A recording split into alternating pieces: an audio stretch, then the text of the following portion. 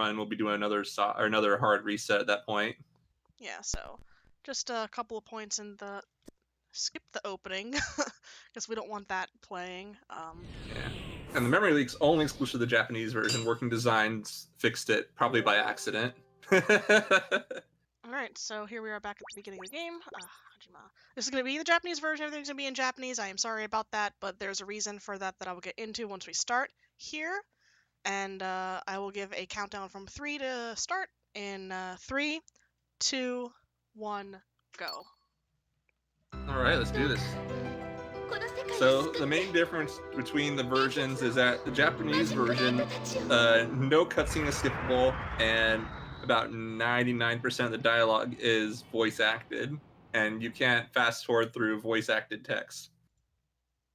Yeah, Working Designs, this is probably the only game, well, one of maybe a few games that they did really, really good on. Like the Japanese versions is kind of a mess, but not in a bad way. Just they made it a lot better in English. Alright, so not only are we running the Japanese version, we are also running the glitchless category. So no glitches this time, we are going to be doing everything. I believe you only need to talk to Fu, Yep. if I recall. So just need to talk to Fu here, we don't need to talk to Umi, who's the other obvious main character. Yeah, because you can tell by how colorful they are. So in the glitched run, there are multiple out-of-bounds skips that we can do to skip the entire intro sequence here, and we can skip a group of 2 later dungeons and then 1 later dungeon after that by doing various out-of-bound skips. We will not be doing any of that in this run. Nope. But yeah, Working Design is notorious for modifying games. This game is probably one of the few games where the modifications are good, because the Japanese version is easy to the point of it gets a little bit tedious. A little on the boring side. The English version can be a little bit rougher. Enemies do anywhere from 2 to 3 times as much when you run into them compared to the original here. And also the English version adds cutscene skip, so that saves 90 minutes of like runtime right there. And also it doesn't have as many lines in the game voiced, even though it could have, I think it could have fit, you know. Oh yeah, it could have fit, because like fit. the entire Japanese dub is on the American disc, just inaccessible in the game.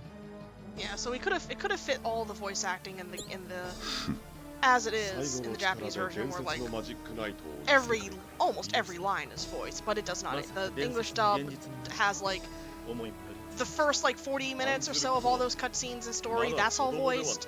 All of the evil people place cutscenes are voiced, and all of the animated cutscenes are voiced. And then there's also like the illustrated diaries part, like you can just like go in through the menu, and those are voiced as well. Yeah, and those actually are not voiced in the Japanese version. Alright, I'm dropping game audio a bit more, guys. Sorry if I'm blowing your ears out, because I think it's when I turn my head and it doesn't catch my mic all the way, so Oh yeah, Isekai has been around for a long time. Yeah. It's just they were. Yeah, I mentioned that earlier. This called Isekai. Yeah, this is one of the earliest Isekai shows. We were having debates like, is Inuyasha an Isekai? It's like, yes, Inuyasha is an Isekai. I don't know, I'm trying to think of what is the earliest Isekai anime. I don't really know much about like 60s, 70s, and 80s shows, so if anybody can fill me in on what the earliest anime considered an isekai is, hit me up. Yeah. So yeah, we get lots of voice acting, and the Japanese version is kind of like weird audio balancing, where the voice acting is kind of quiet, but apparently that's or actually I shouldn't say apparently, that's pretty typical of Japanese games, especially during this time period. But Japanese games in general, they tend to favor having voice acting being quieter than what you'd expect in the West. So like you have to just adjust your TV. Yeah, and since it's an older game, it's not, you know, there's no multiple, what do you call it? Multiple oh man, I forgot that it had animations in the Japanese version. Yeah, some of the what do you call it? Text box characters are animated. Yeah, I totally forgot that. That's what I love about the Japanese version is that the text boxes are animated. Huh? I thought it was Maho Kishi Rayearth. Forgot to start local recording. Oh well, this should be okay. I always have it just automatically local record whenever I stream. I turned it off because I was streaming something that I didn't need to local record for like the past few months every week. And I didn't need to local record that, so I just turned it off and I forgot to turn it back on to do it automatically. Escaflowne. I think Rayearth is older than Escaflowne. Yeah, isn't Escaflowne like late 90s? I'm not sure. I never actually saw the show. Because Escaflowne aired in the US in like 2000, so it's hard for me to remember when it actually aired in Japan. But I swear it's a little later. Oh, Dunbine. Yeah, I figured Google had an answer what it was. Or a Battle or Dunbine. I mean, that's old enough that it could be. Yeah, it's older than because Rayearth is 95. I know that much. Yeah. Digimon. Digimon is an isekai, isn't it? Yeah. I never even thought about that. It is, and that's 1999. I mean, Escaflowne was pretty popular in Japan. It wasn't very popular over here because of the dub was a Fox Kids dub, and they canceled it after 6 episodes because they started dubbing it and didn't realize how heavy the violence got.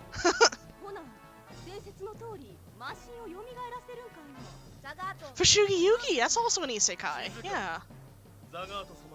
I hate Fushigi Yugi, but I have a nickname for it that I won't say here. But that is also an isekai. Wow. Oh yeah, I'm watching the new Digimon Adventure, and it is chef's kiss. It is very good. We're just gonna be talking about anime the entire time, like while we're waiting through all these cutscenes, because there's just my first split is 51 minutes in, so we have a little while to go. Yeah, it's a lot longer in Japanese because like even if like you do Glitchless US, I think it was only like 35 minutes for the same comparable time. Yeah, 35 minutes for the first, because you can skip all these animated cutscenes here. Yeah, but the rest of it's basically the same, except for like the part where there's no voice acting when you fight or when you do the cutscene with Alcyone later. Yeah. Alice in Wonderland, but that's not Japanese. I mean, if you want to go that route, I'm sure there's even older than Alice in Wonderland.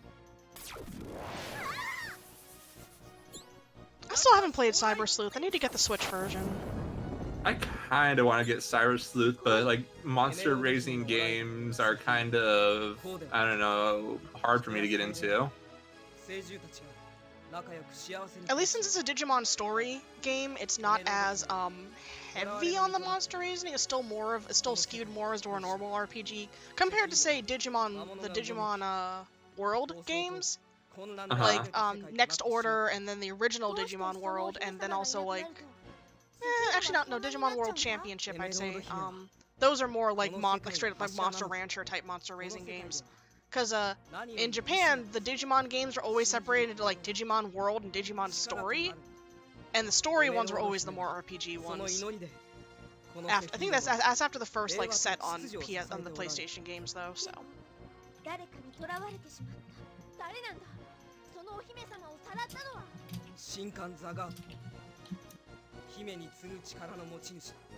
Anyway, so about this game, since I know probably most of you can't understand what's going on right now, we got isekai'd into the world of Sephiroth, and Clef's explaining to us like what this other world is about and why we got sent here, because we were summoned here as the Magic Knights to save the world because the priest they got captured the princess and she needs us to save her.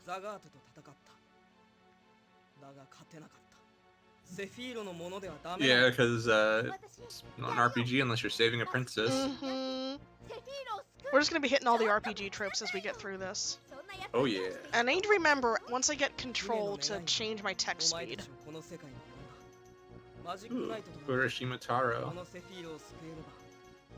And speaking of old anime, there was one I saw on YouTube. It was recommended to me about 3 or 4 years ago that was very strange. Like this kid, gets like a magic wand or something, and he starts like pranking people with it, and then a monkey steals it and starts like pranking him with it, and I could never find it again, but it was like something from like the early 40s, late 30s. Divine comedy. No, that's a historical account.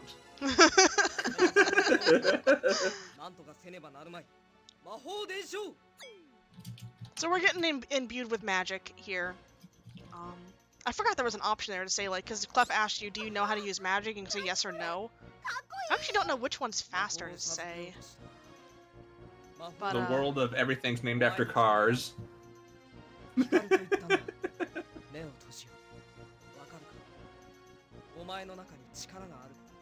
Yeah, Clamp loves their naming schemes.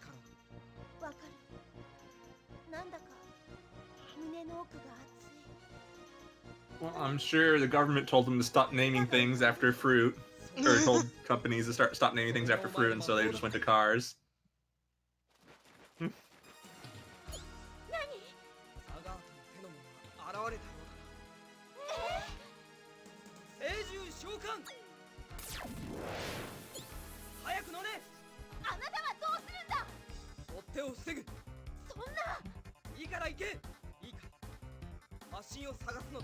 Alright, 11 minutes in and I wish I had a turbo controller. This is why I have a turbo controller. I should link you one to get. You did. That bomber, was it that Bomberman style one? Yeah, but I mean, Yeah. link you one that you can actually purchase. Yeah. Turbo is for the record, viewers. Turbo is allowed in this game. All speedrun categories allow turbo, so you can save your risks. Great. Magic Knight Celica.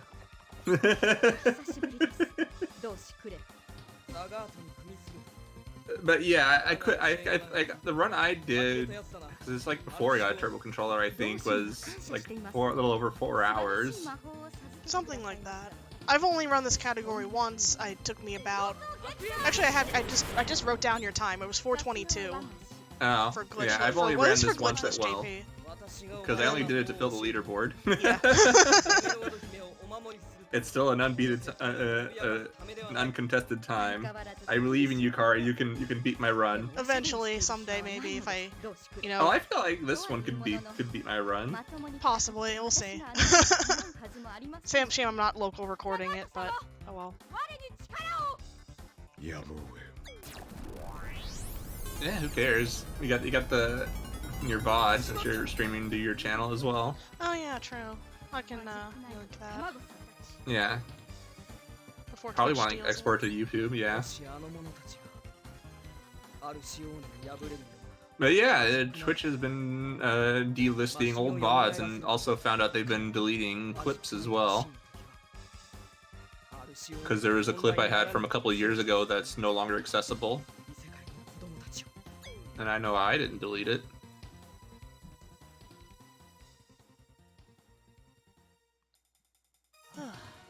So yeah, we're making progress in the plot. We're about 12 minutes of 51 minutes. We're almost there. Yeah, we're almost through the first section here, totally. 1/5 of the way through. We're gonna get control in about 10 more minutes, I think. I think it's about 10 more minutes, and then we can get control for a little bit. No, that's why I said they were delisted. Yeah, that's buggy. So here, Clef summoned a Griffin for us to escape on, because even though we're Magic Knights, we're not super strong yet. And this is one of Zagot's minions. Her name is Alcyone, or Alcyone, depending on which version you watch. The English anime and obviously Japanese pronunciations are a little bit different than what the English game went for. And I'm happy with what the game went for. I like working designs. I think they did a good job on choosing how to pronounce the names. Even if it's not like 1-to-1 to Japanese. Yeah, or not 1-to-1 to the official English translation, which I honestly have not seen the English version of this anime in like 17, 16 years or so, like that. So well, I totally we could watch it. I don't want to watch the English version of the anime. I don't like this dub. It's like a 5 out of 10 if you want to use a full 10 point scale. It's like a 4 or 5 out of 10 for me. Well, how about we just contact all the Working Designs voice actors and have them redub the show? Sure, that'll work. I'm sure some of them can still voice act. Fun fact also, the English version of the game and the English version of the anime have 2 different openings. Like, it's both an English version of the Japanese opening song, but they're different lyrics, different singer, different kind of beat to the lyrics as well. While the Japanese version of the game just obviously uses the same Yuzure Negai song by original singer. So yeah, I actually heard the Japanese opening on the radio once. That was a trip. I've seen the singer live. I saw her at nice. Otakon in 2009, and she did both. She did Have her both. sign your copy.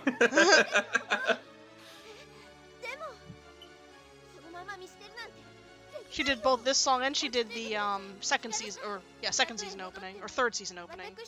It's weird. There's like another opening theme in like the very beginning of the second season of the anime, I think. So technically there's like 3 openings to the anime. So she did the first and the third. Something like that. I don't know. Okay. She did the 2 good songs and it was a lot of fun. The 2 good songs. They are really good songs. It was worth waiting 2 hours in line and sitting through the first act of the concert to see her. So they're talking here where they were told by Clef to meet up with Precia in the Forest of Silence here, and I'm now going to change my Precia. I know you never hear her name in the English run anymore. Nope. Oh, you do, because it's Precia and Clef's Mysterio Sephiroth lecture. Oh right, yeah. So you do hear. My brain is half in Japanese. Come on, like half of my brain thinks I'm in the Japanese time zone, and I forget what day it is, especially especially with like Twitter and stuff. It's currently 9:30 a.m. on the 19th. Yep, it is. So here we walk up to Precia's house, and the door just straight up opens for us for whatever reason. Isekai reasons. Magic reason. It's got the word magic in the title, so yep, no problem. We can just walk in. Machine.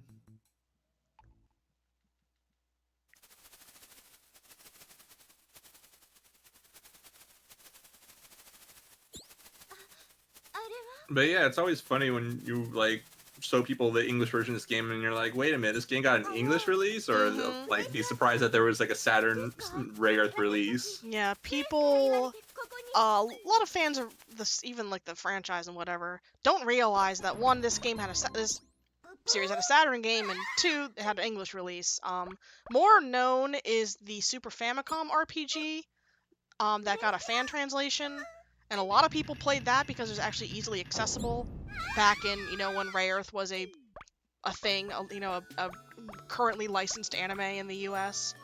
And the translation's that old? It was around when I was in middle school looking up this version of this game. I played it back in the early 2000s, I think. Oh wow, yeah, that's a long time ago. I'm pretty sure at least one of the fan translations for the SFC game is decently old. I played it a long time ago, at least. And then there's... You know better than me. How many Game Gear games are there? 2. There's an actual RPG, which had a translation last year. And then there's a Princess Maker clone, which has a partial translation. Yeah, so... Oh yes, see for, just close your eyes and hit buy now. Money can be re-earned. Yeah, the US version of this game goes for about $500. It had a print. $500 now? What the heck? It might be 400. It's between 400 and 500. I haven't looked it up recently. Go on price charting and look. You're not the one pressing buttons right now. No, but I'm fiddling with my headphone cable. But yeah, it was the last Saturn game released in the US. So that kind of adds a little bit of value because it was a limited print. And then there's the Working Designs tax. And then just the fact it's a US Saturn game adds tax onto that. Yeah. Meanwhile, this version, I got my copy of this for $5. Yeah. I paid 10 for mine, but it came with like a little booklet that hers doesn't have. Yeah, I just have the game. I think I have the little obi that goes around that would go around it in the packaging as well. But I found it in a $5 bin at a convention. Nice. I only paid 170 for mine. My friend tried to talk me out of it, and I'm glad that I didn't listen to him. I'd been hunting this game since about 2003, 2004, ever since I learned about Rayearth and like read through the manga and everything. And back then it was like $200, so I just kept an eye on it for almost 10 years, and as soon as it dropped under 100 and I saw a copy under 100, I snatched it up for $99. I didn't even have a Saturn at the time. Like the next day, I didn't have a car at the time. Next day I told my mom, hey, we're going to Play and Trade up like 2 hours away and just seeing if they have a Saturn, because I couldn't find their phone number to call to see if they had one in stock. So I just, we drove up like 2 hours to the closest like Play and Trade, which was like the only used game store that had retro stuff near us, and they just so happened to have a Saturn, and that is the same Saturn I'm using now. My Saturn was the first console I ever bought with my own money, and I paid $30 for it at the local game store back in like 97 or 98. And it came with a regular controller. I guess it'd be 98 because it came with a 3D pad, and that's about what Knights came out. It came with a demo of Knights, both Panzer Dragoon 1 and 2, and Battle Arena Toshinden Ultimate Revenge Attack. Nice. It's a lot of good stuff. Although it was in the case of the Battle Arena Toshinden remix, which is like the patched version of the game, even though it was the original game in the case. Wow, $1,800 for... That better be like mint wrapped, signed by Vic Ireland for me to pay that I bet you the $1,800 one is one of those scam VGA graded ones. Graded, yeah. I actually... Was it this game? I have seen, like... I think I saw a copy of this game where, like, either the case or the manual was signed by Vic Ireland on eBay. I think he was selling it, actually. Yeah, it sounds like something he would sell. When he started, like... Him signing it would devalue it. When he started selling off some of his stuff from his collection, like some of the, like, the Galleon punching puppets and the Null plushies in some games, people were so mad, because they're like, you were hoarding these and you could have, like, released them instead of the games becoming rare. Well, it's just the stores didn't buy them. Yeah. During the original Brit runs. Probably, yeah.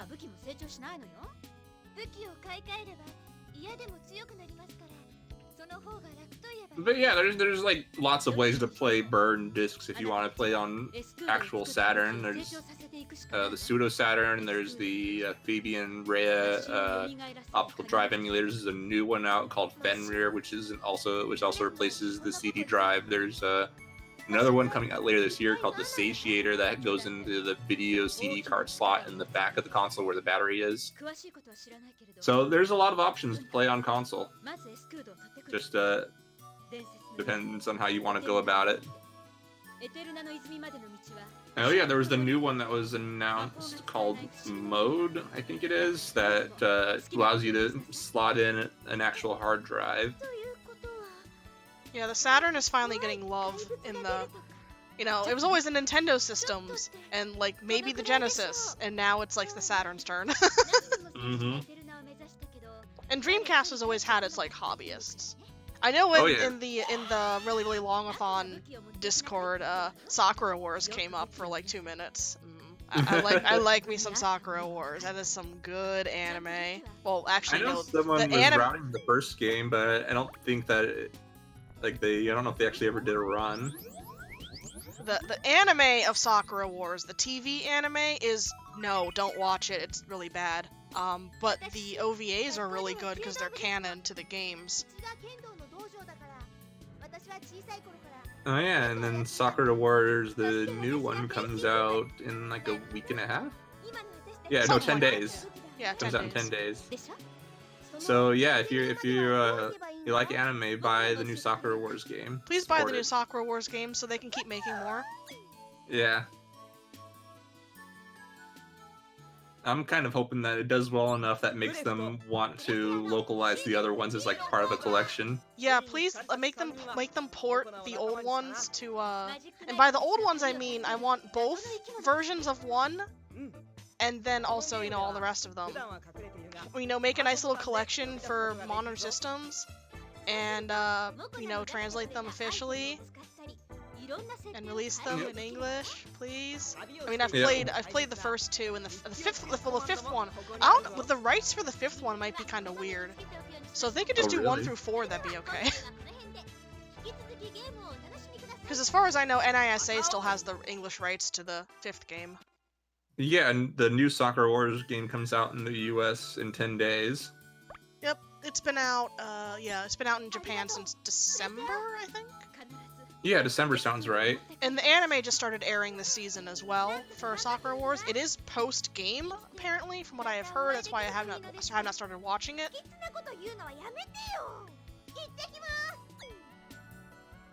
I'm interested in watching it once I beat the game, though, because the same animation company that did the cutscenes for the game is doing the anime. That's pretty dope. And it's a CG anime. Right.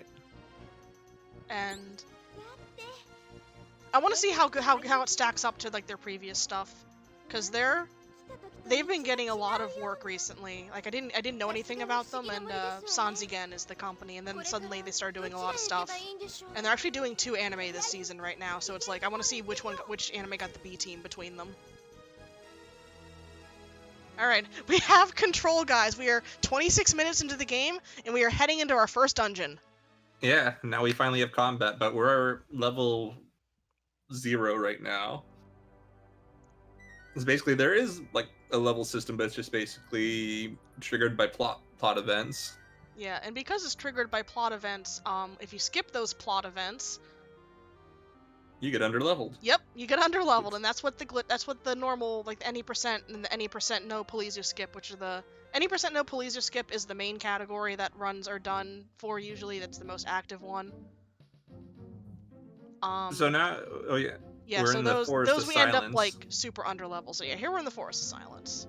Which is just, I think in the Japanese version, it's just Forest of Confusion, which is just like a generic name. A generic name that they do and everything. Don't worry, there's more anime coming, Tigerian. Like right here, we got anime. And then there'll be a little bit more. There's a lot of anime. Who put gameplay in my video game? Sega. See, there's some anime. I haven't seen this cutscene in forever also. I always have to remember that you meet Fario here first, because when he appears in the ice town, it's like, oh yeah, you're supposed to know him already.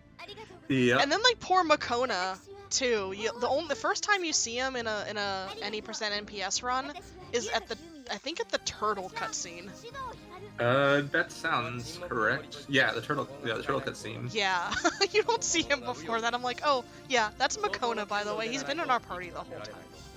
So here's Fario. He was in this forest trying to get through it or whatever, and he's stronger than we are, which is why he could beat the monster that was in the way.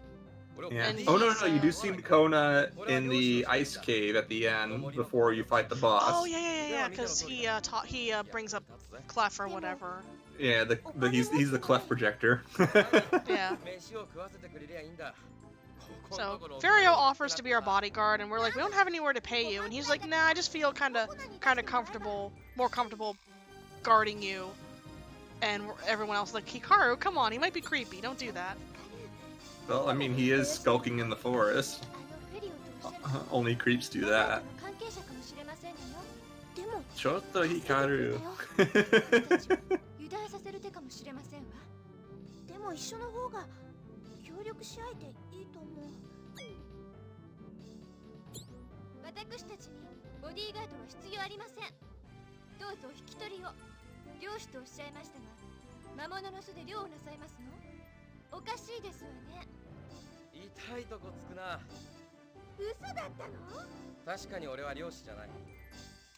But yeah, like in the Japanese version, like all the portraits have like little mouth movements, and sometimes they have like actual animations. In the US version, the actual animations have been removed, but I believe the mouth movement's still there, but only during the voice acted parts.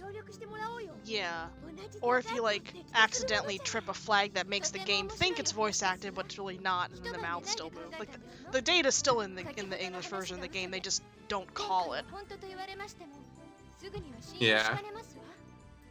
Like work design's made a lot of strange choices in terms of just like those parts, but like as far as like bumping up the difficulty, that was like a smart move in this instance, because it needed a difficulty curve because the game has none otherwise. Because everything in the Japanese version hits you for like 1 or 2 points of damage throughout the entirety of the game, even like bosses. Yeah, I'll probably just once we get to the final boss, I'll just make fun of it, because it's very, and when when I did my this way first, when I did my only run of this full run of the game recently, I got to the final boss and I was like, oh, that's it. So yes, because this is a forced confusion, you have to follow a specific path, otherwise you just get looped around. But now we're out of the confusion part of the forest. Now we're just in the silence part of the forest. Where everybody's talking and eating. Even though we know magic, we can't use it in this forest. I think that's how it is. I don't want to press the magic button to test it out. No, it doesn't work. It doesn't work. Yeah. Like, even if you come here later in the game, you still can't cast magic.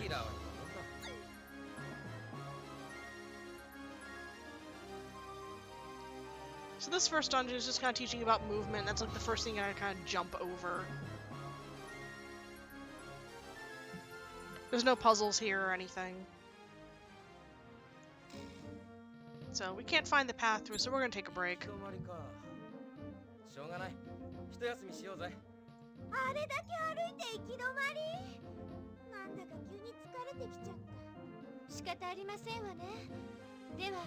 Yeah, take a break, eat some food that's as big as them. Delicious food. Mm-hmm. Yep, this is the Forest of Silence, where magic cannot be used.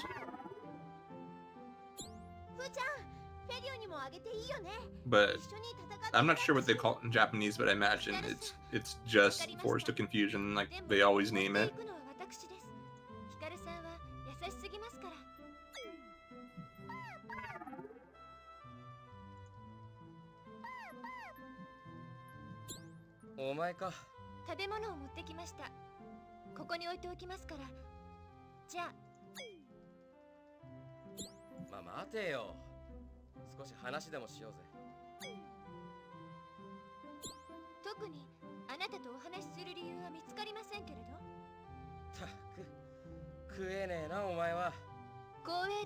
I wonder if that's like cheese or like a quesadilla. It's pie. Pie? Really? I think it's pie. I don't know, it kind of looks like a quesadilla. You got, I think it's pie, there's a leg of chicken, a whole loaf of bread. Food's blocking the rest of it. I think there's like a fruit in there. My head was turned when Makona spit the food out, so I didn't see it.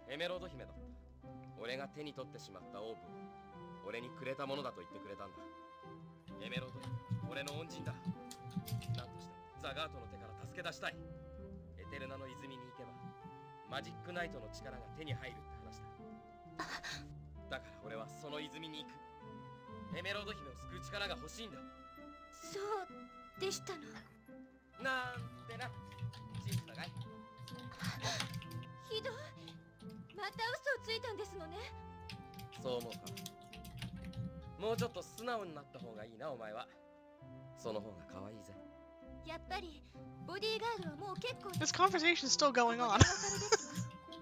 It's never ending. This is the rest of the game, guys. It's just gonna be these two talking.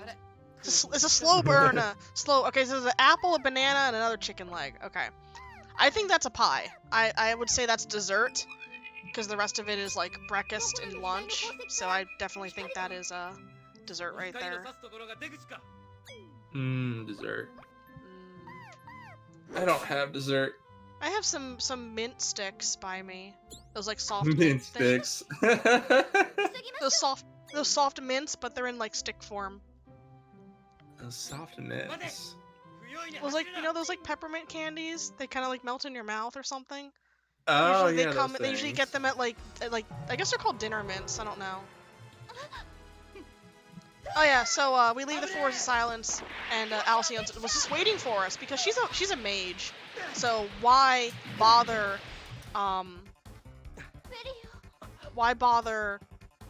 chasing us through somewhere where she can't really effectively attack us? Why not just wait until the end? So even though Ferio didn't get hit, because he like glomped us, he fainted afterwards. I don't know what he didn't. He totally doesn't get hit by Alcyone's attack, but he's still like super injured for whatever reason.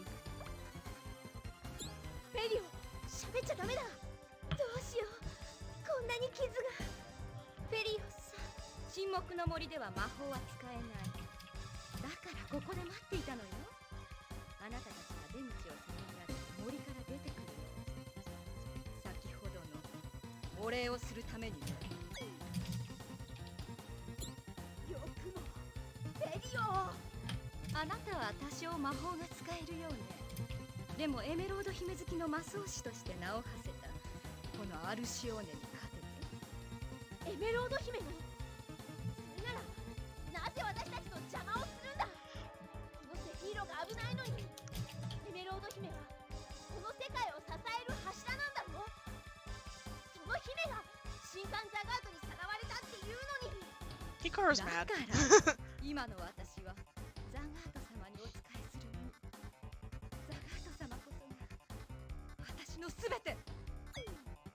Hikaru's always mad. It's the red hair, I tell ya. And she's a fire type too, so. Fire type. Well, she's doing her fire arrows here. And then she gets smacked.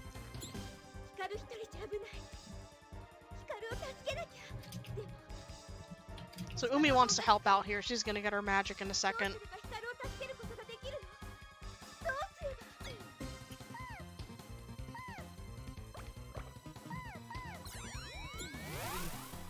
Yeah, it's very convenient that they all just get their magic. Well, they just had to wish hard enough. And it's really convenient that Alcyone's just standing there waiting.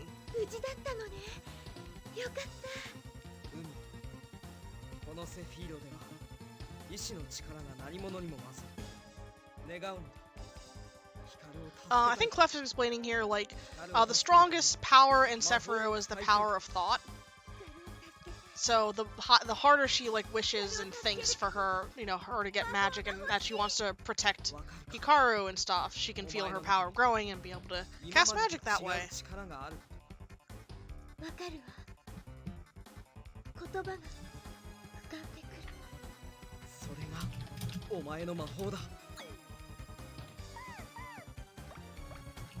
I mean, if I were Alcyone, I'd just like smack Makona across the field or something.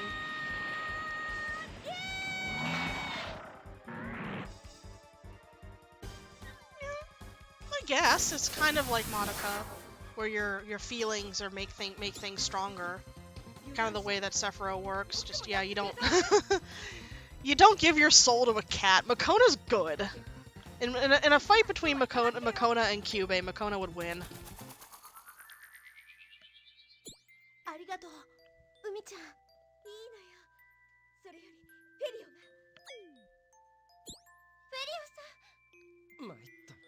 Yeah, even though Ferio didn't get hit, he's like so dying right now.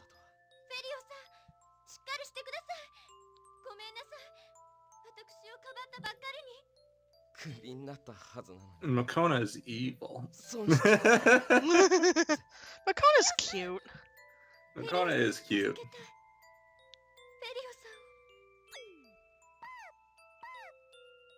And once again, Makona's gonna be the Clef Beam and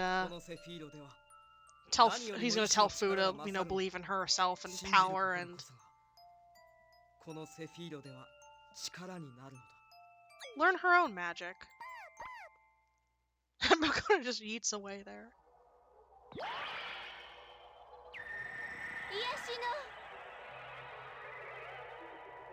And with the power of mixed feelings for Fario, Fu heals him.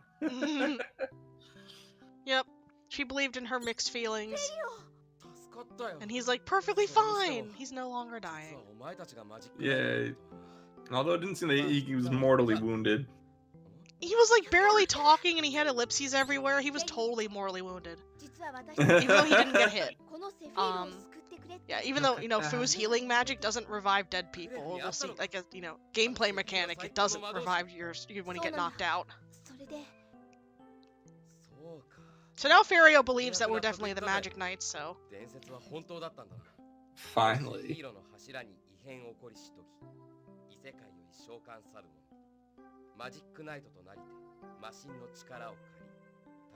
And he knows, since he used to, like, work in the castle or whatever, he knows about, like, the legend of the Magic Knights and that they have to revive the machines and everything like that. So he was just talking about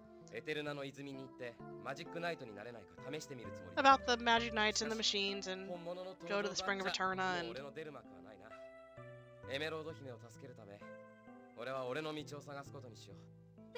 He's gonna go do his own thing right now. Yeah, he's just gonna eat away. Not without a kiss first! Reverse plot armor. He's like, until we meet again. Bye, Fario.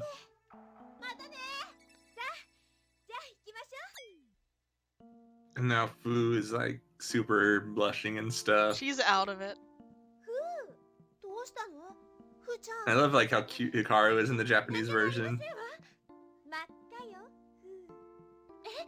Umi's like a tease. She's like really a tease too. She's just like teasing Fu here, and Hikaru's just like oblivious. Because Hikaru's whole thing is like, she just wants everyone to get along and be friends. It's actually a plot point in season 2. That she loves everyone.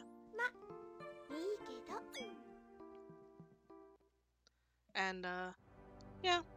That's why they thought, also she's really short, so they thought that she was an elementary school student even though they're all the same age. Umi's just really tall. Hikaru is just really short. I actually don't even know if they ever had, like... I've never looked up, like, character data beyond, like, I know how old they are.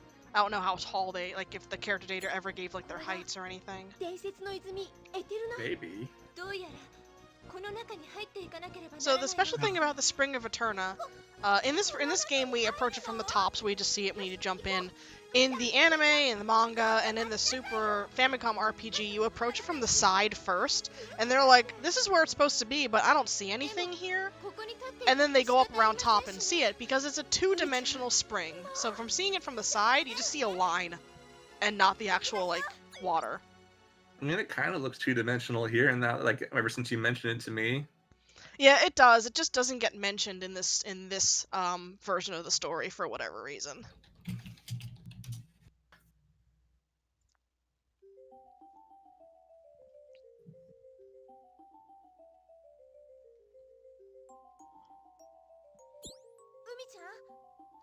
So here, after we jump in the spring, we're all separated, and things that are near and dear to the characters' hearts are gonna appear before them.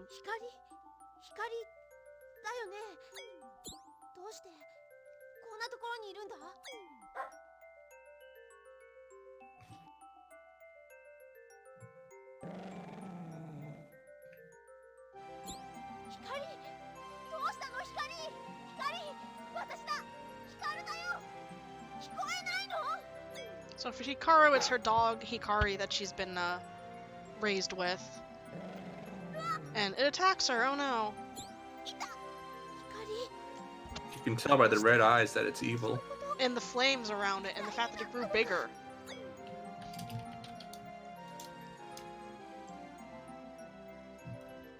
And in Umi's area, she sees her parents. Which are the the thing that she treasures most. And they attack her with you know, water. A giant water beam. Oh no.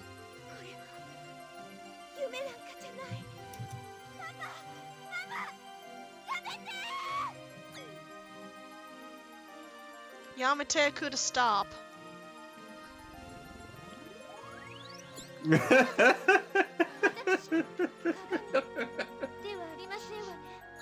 And for Fu, it's like herself. And when she hits it, she also gets hurt.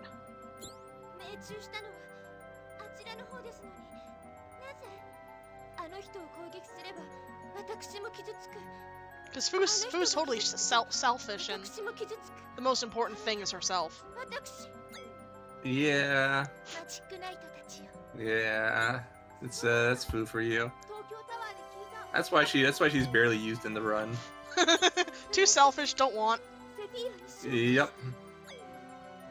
I have to like clean my glasses off because they got cat hair on them. But I'm too busy mashing text. There we go. Oh, you'll have a cutscene coming up soon. I got it. I couldn't. There's a giant line down my glasses, and I couldn't hate see. that. The only downside of owning a cat, random cat hair. That and she was bothering. Didn't bother me for my whole last run, but now she was like all over my, trying to get up on my lap and stuff. Now she's on her towel. She's loafed. Mm-hmm. You loafed? Yeah. Where's the cat cam? I should Doesn't have this put up the marathon doesn't this marathon support cat cams?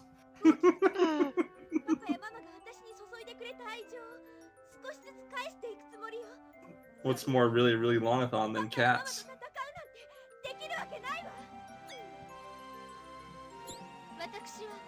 They basically spend a really long time sleeping every day. Oh yeah. Really, really long-a-thon cat sleep %. So here they're just talking, like, they heard the voice of Princess Emerald in their mind, just saying, like, you know, these are illusions, you must fight through them.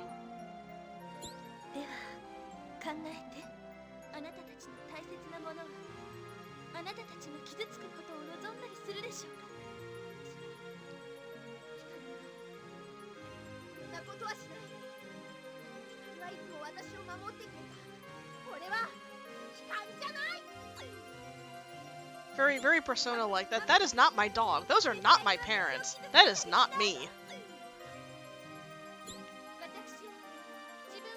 Well, I mean, I'd hope she'd know it's not her. You're not me! I am a shadow of true self. Exactly. Alright, come here. One more hit on him. Go ahead. So yeah, basically in this fight, you can only use magic to damage them, but you have to attack them physically to get mana drops to use your magic. And for whatever reason, you start out with 2 health instead of 3. Because you get hit in the cutscene. I know, but that shouldn't count.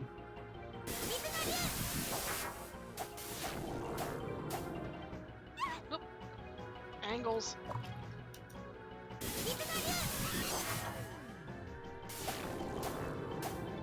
No, it didn't hit? Jeez. Come on. High school girls on stripper poles? What? Let's not. Oh, darn, I died there. Let's just restart. It just restarts the fight, though.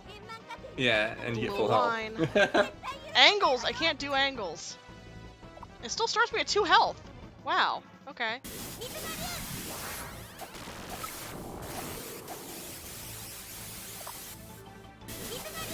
Oop, missed.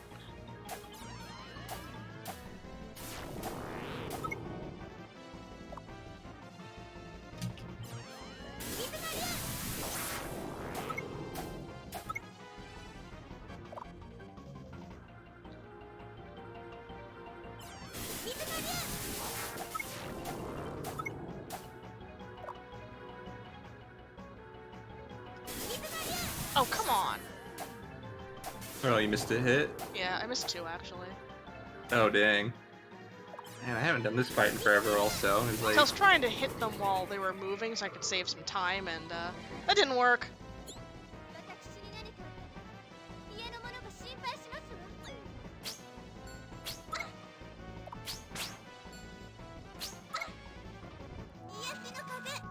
A mascot character can turn into a really hot guy.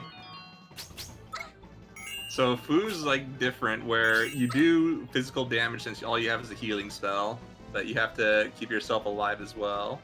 You can do 2 hits before it like triggers you taking damage. That's what I did at the start there, is I took 2 hits. I did 2 hits to her and only took 1 damage, so I saved like a little bit there.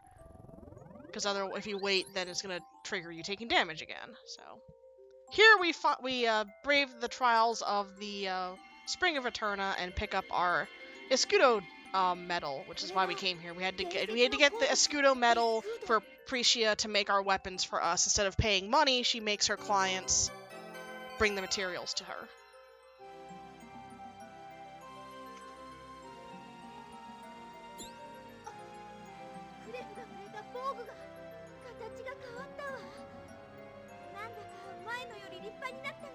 Oh, I get it. You're making a Persona 4 reference. It took me a second of actually reading chat to realize what you're doing. I have not bought Persona 5 Royal, the Royale, or whatever it's called. I probably won't for a while. Yeah, there are too many other games coming out, like Sakura Wars, and Trials of Mana, and the Xenoblade. I have 250 other games to play. Exactly. One of which is Persona 5. I got the original version, like, right before they announced the remake was coming out. I sold my original version. Got like 150 for it, I think. I got more than that because it was like the Take Your Heart edition. Oh, nice. Yeah, I got it way after it came out. Like, I think I got it like last Christmas even. I don't remember.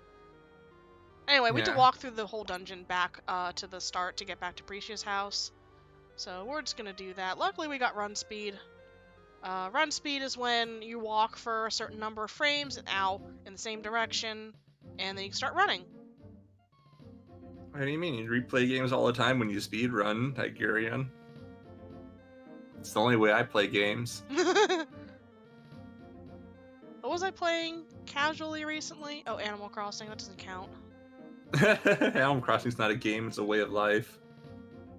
So basically, you have to go back the way you came, otherwise you'll just get looped around again, because it's the Forest of Confusion.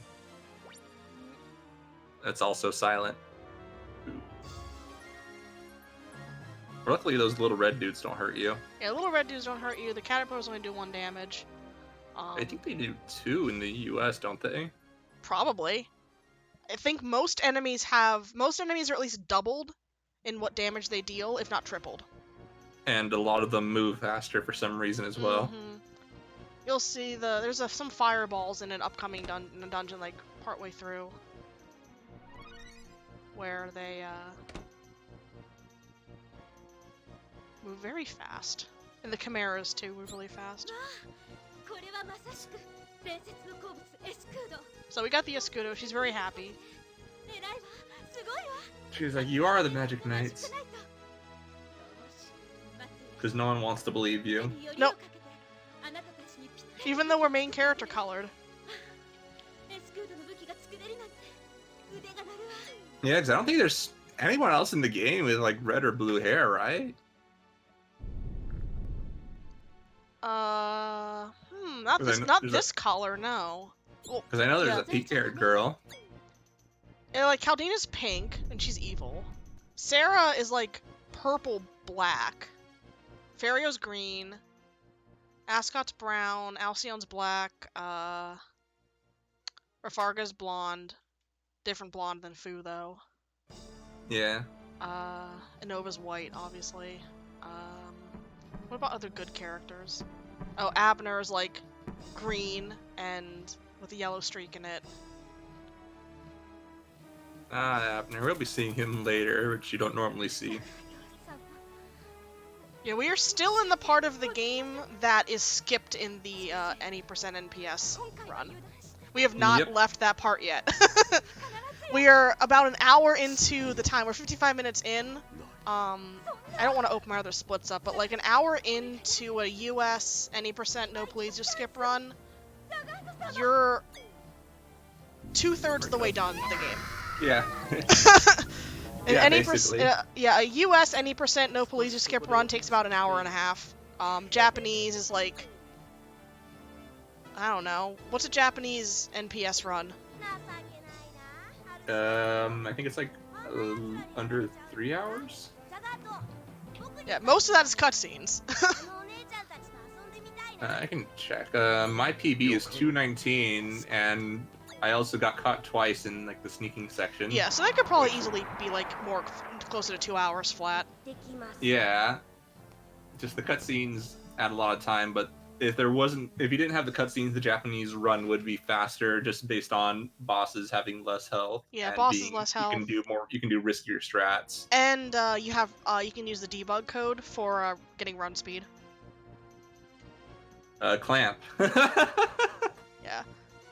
This is particularly a clamp style. Yeah, this style. I mean, most early 90s, like 90s anime had the big eyes, the really big eyes kind of phase here, and the really thin faces.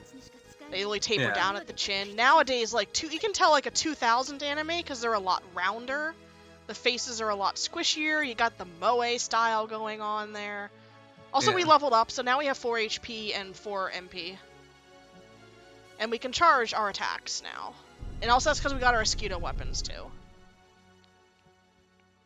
But yeah, it's just this 90s anime style, like this, like Slayers, Saber Marionette J, I used to really want to see Saber Marionette J, and then I just kind of forgot about it. I watched like I watched like the first episode, a later episode, and like I was like, I actually don't like this show. I like the opening themes, but that's the only reason I know about it, is because of the opening themes. Yeah, that Megumi Hayashibara song. I yeah, don't that's the only remember the reason I know song these about it. days. I just know it was because of her. Yeah, it's just how 90s anime kind of was. Like, the eyes got really big. And the necks got really thin. Yeah, and the legs got long. Yeah. Like 80s and 70s shows were a little bit more realistic. 60s, 50s anime looked more like Disney. Wait, why would this game make you almost buy a Dreamcast? Yep, this is a Saturn game, so I hope if you had almost bought a Dreamcast, you would have been kind of disappointed. I mean, it's a Dreamcast, so they're awesome, but you would have been kind of disappointed. Cardcaptor Sakura is also Clamp, isn't it? Yep. Cardcaptor Sakura, Chobits, Angelic Layer, Imaginite Rayearth, Holic, X 1999, Tsubasa Reservoir Chronicle,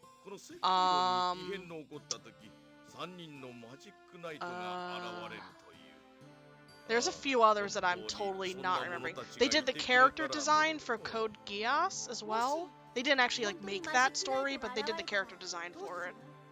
Huh. You can tell because it's legs for days.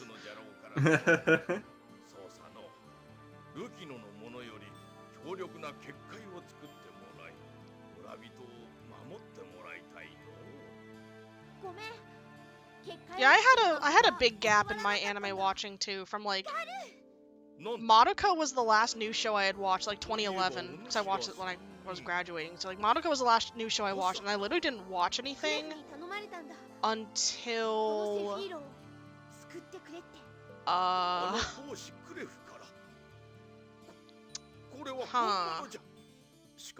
I don't think I actually watched anything until started watching a bit of Love Live, and that was way after it aired anyway.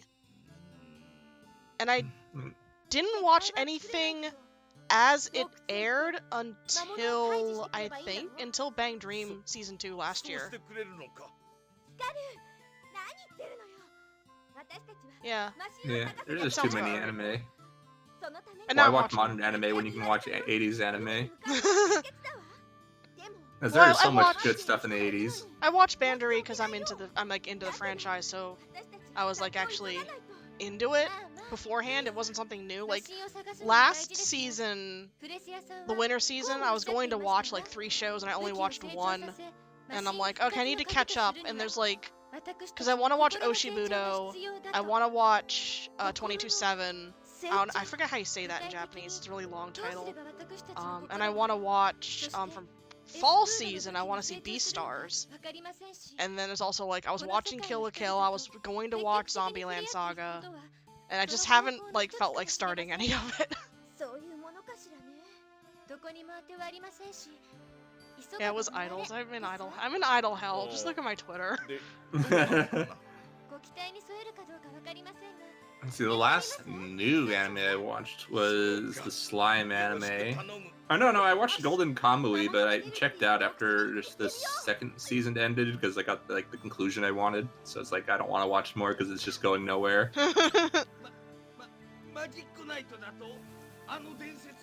But and before that was Inuyashiki, which is really good. I like short animes, and so that one was really nice. It was it's like mean, but I really liked it. It's like also why like I don't know. Even though all the shows I listed are all one season, one core shows, I'm like, I know Beastars is getting more because the manga's way farther than where the anime went. So I'm like, I don't know if I want to watch that because it has like, wait, please move out of the way, thank you.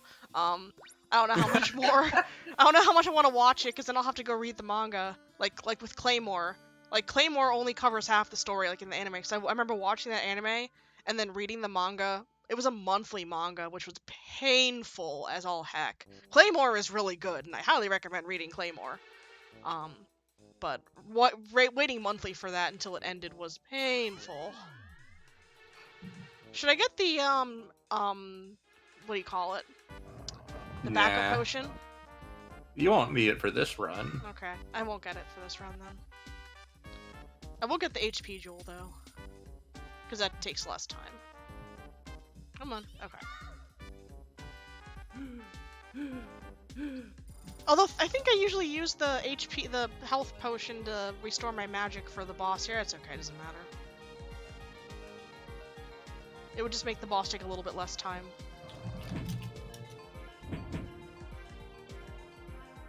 But yeah, so now we're just gonna be pushing blocks and hitting switches. We're back in the dungeon, guys. We're actually playing the game again. Oh yeah, that's a good point. We are playing the game. Yeah, we are playing. I forgot how long that conversation with the mayor is in town. I'm like, wow, this is going on forever. Those voice text boxes do that. They last like 3 times as long. Yeah, this is the first puzzle dungeon, so we need to actually start pushing blocks and hitting switches and whatnot. Most of the dungeons in this game are puzzle dungeons like this. Oh.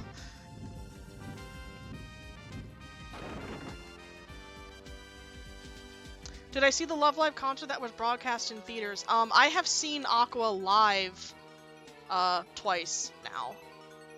When I went to Anime Expo. And yes, I've seen it. I've seen all of the delayed viewings. All 6? I think there's been 6 Love Live delayed viewings. Yeah. I've been to all 6 Love Live delayed viewings. I've been to all 3. 3? No. 1, 2, 3, 4. Yes, all 6 of the Bang Dream delayed viewings as well. I've been to Kara Expo twice. I went to Japan last year for a live. I'm deep. I'm in Idol and look at my location on Twitter. It says Idol and Band Heck. The seventh ring of Idol Hell. Hitting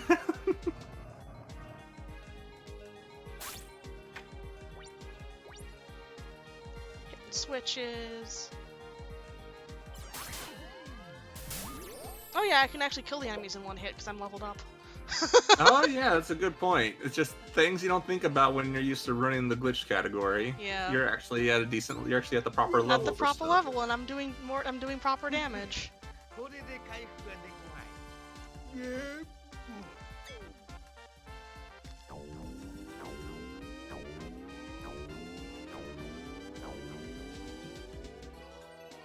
Boingy boingy.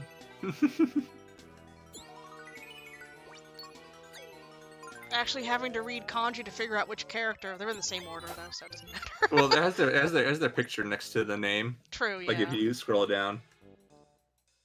But that's not fast. It's great that the non-controlled characters are just there for show. Yeah, they don't.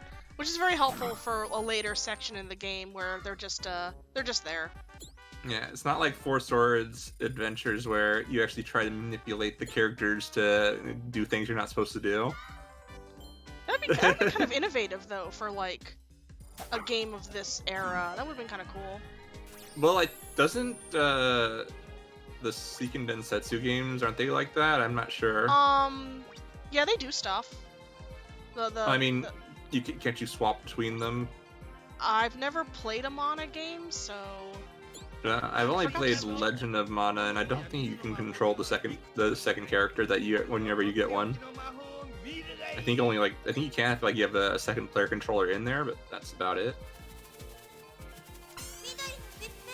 I forgot to change the food before leaving that room, but you have to use Fu's magic there to do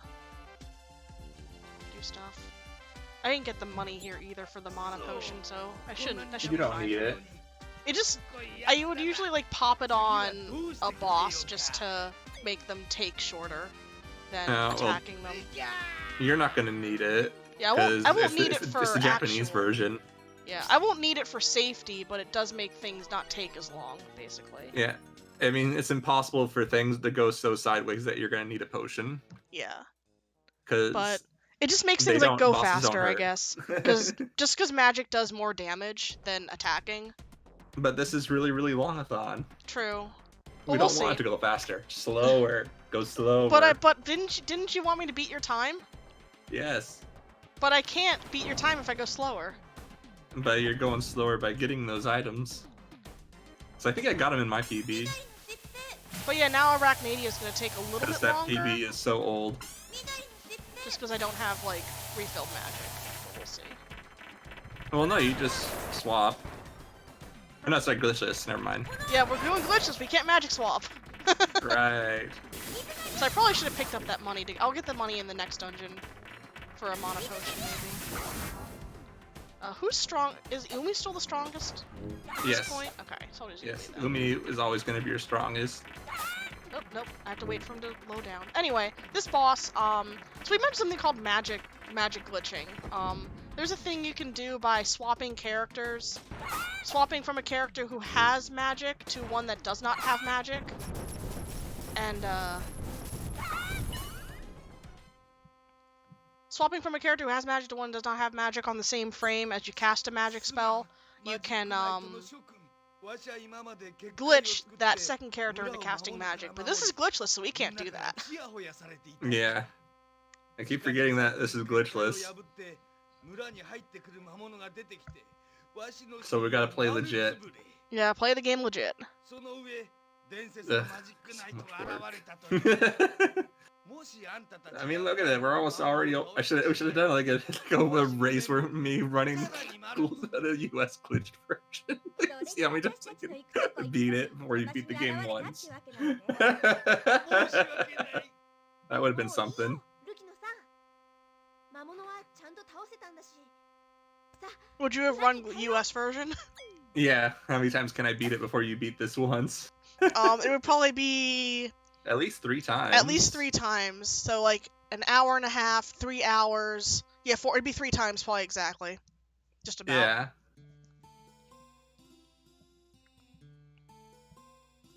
Maybe next year.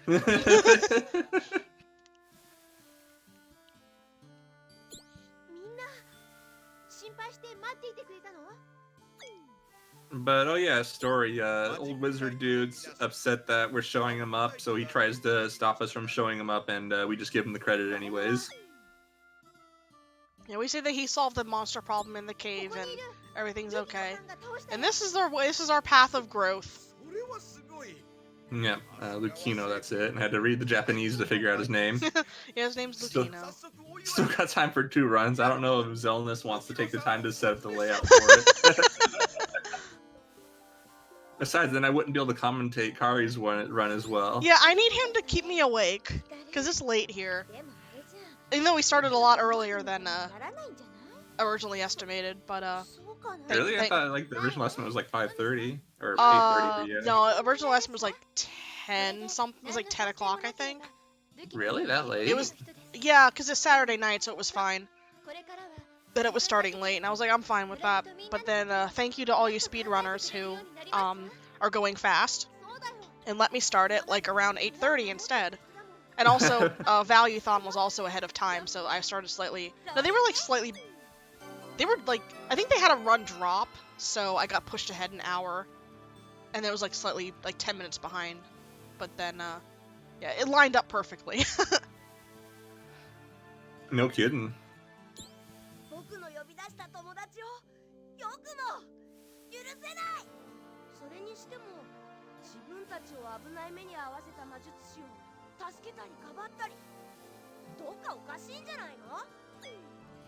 But oh yeah, and then we have Ascot here scheming. He's pretty upset that we killed his evil spider crab thing. Yeah, his whole thing is that he controls monsters. He calls them his pets. That's some lag. That's not there in the US version. Yeah, this is like, it's weird. A lot of the other areas are about the same in the lag, despite them saying that they like they recrunched reduced the lag, or but whatever. this is the only part where they reduced lag. Yeah, my brain's in Japan time. My body isn't. Yeah, There's a difference. That's basically how it is for me too. Like my brain can be awake, but my eyes can just be like, oh, I want to sleep. When I went to Japan, like, you know, when I went to Japan, I had spent like 5 days in Los Angeles beforehand, so I was already like sort of shifting myself to getting used to a different time zone. But I didn't sleep on the flight over because I can't sleep on planes. And then I got to where I was going and just kind of like, it didn't take me too long to be unjet lagged, which was really nice. Or not, my jet lag wasn't bad, although I did nap like a couple days from like 3 p.m. to 6 p.m. or something. I'm still super jealous you got to go to Japan. I'm glad I did too. We're not gonna talk about things here. This is a happy place and we're playing anime games. But no, we're talking about an anime country. I can just travel from the map here. I just want to say that when you go again, I need to make sure I have money so I can go too.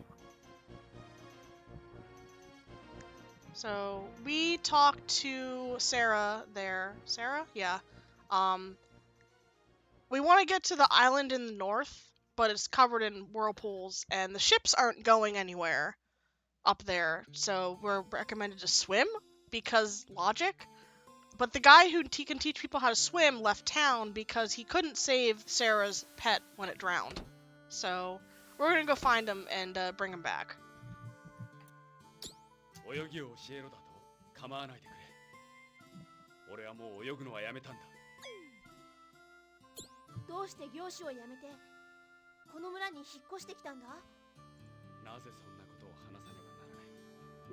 Yeah, I've only traveled internationally once and I did okay with jet lag. Like, the trick is just staying awake for the first day, so you'll fall asleep at what we consider a normal time.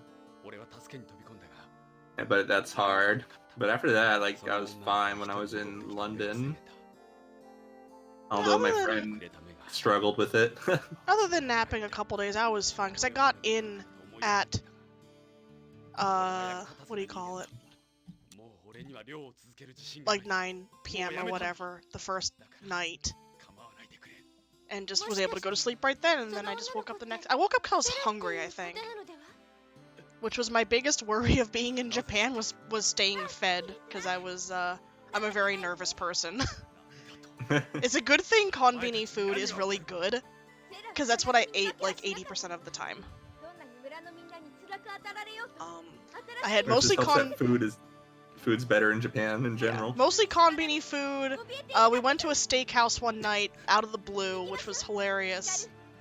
Because it was like a Kobe beef steakhouse. I didn't get the Kobe beef, I didn't have the money. We went to Caesarea once for lunch, it's such a weird place. And we went to a family restaurant after the concert one night, and then the other night we went and got a all-you-can-eat, all-you-can-drink at a yakiniku place. Yakiniku. It was so much meat.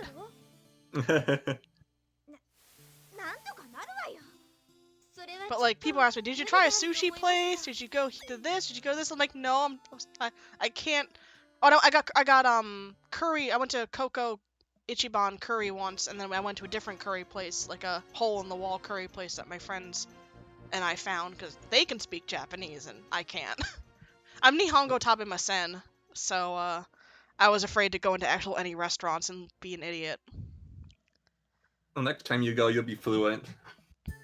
I haven't been studying.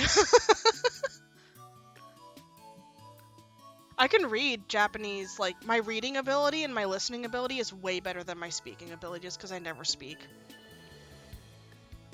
You just gotta start streaming on Nico Nico.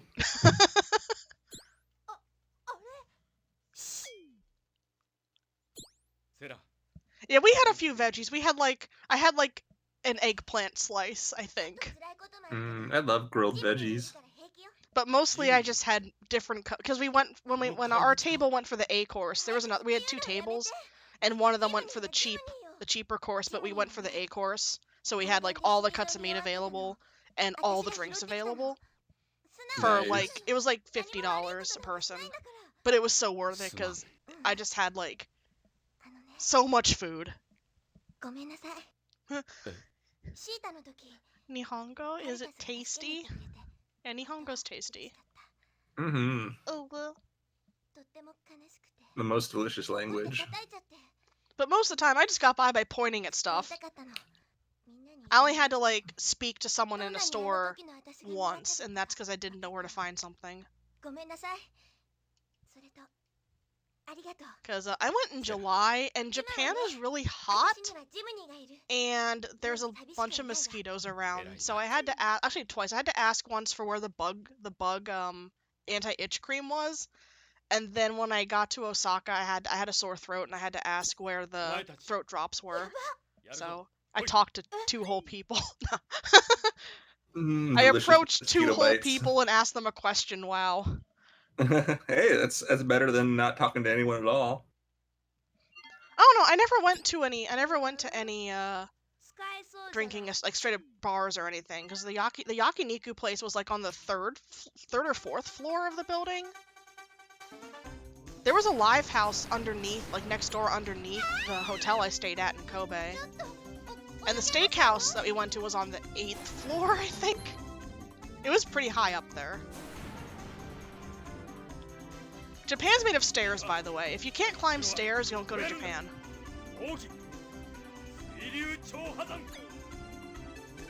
Oh yeah, it rained, like, both days of the live. That was fun, waiting in merch line while it was raining, and leaving when it was raining, and walking to the train station when it was raining, along with 30,000 other people. That sounds amazing. It was great. Well, the rain does. Yeah, you live in a desert. Well, yes.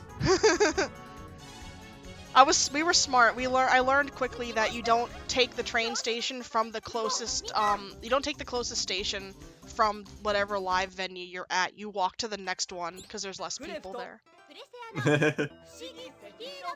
Okay, here's another Mysterio Sephora lecture. We just learned how to swim!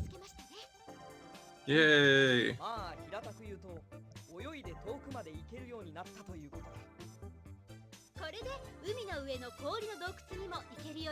It actually blows my mind that it's pretty typical to not know how to swim in Japan.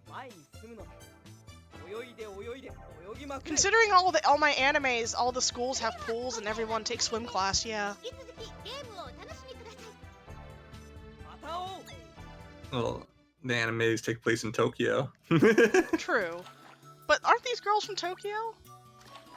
I don't know. I know they were visiting Tokyo Tower, but they could have been coming from out of town. Yeah, also Tokyo's big. We don't know where their schools like actually are either.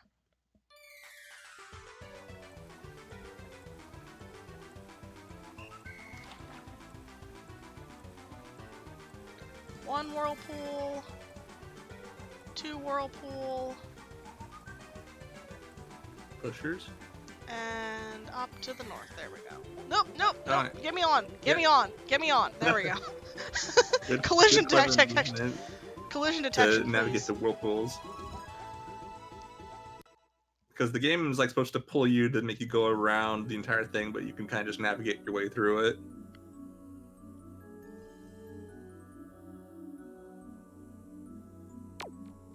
It's super handy. All right, so here's our next dungeon. It's the water/ice dungeon.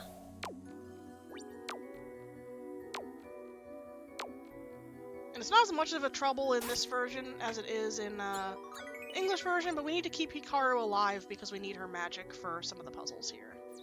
I've noticed that the ogres are more likely to chase you down in the Japanese version, though. Or whatever those guys are. Oh, I need to stand on the last one, thank you. Really? I'll have to see if they do.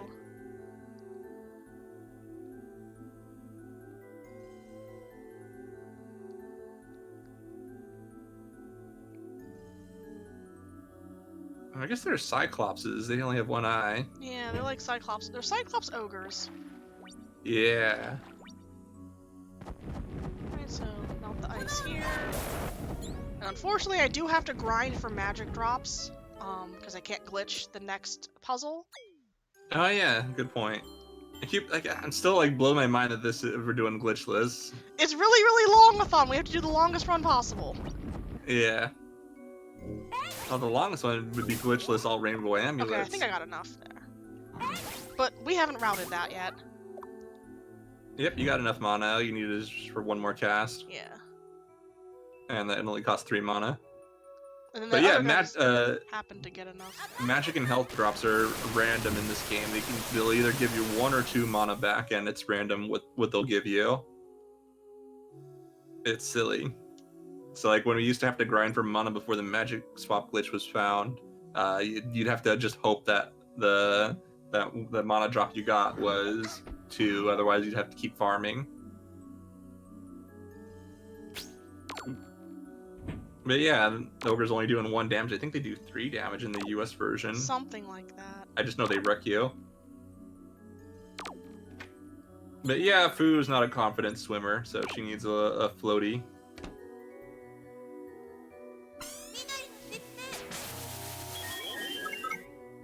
And then in this room, you gotta clear out all the enemies to open the door. Fu's just the best for that because she's the only one that has an area effect tech and also has mana to cast it. Yeah, because at this point Hikaru is out of mana, and Umi does not have her full screen spell yet. No, not until the next dungeon. Yeah, next dungeon.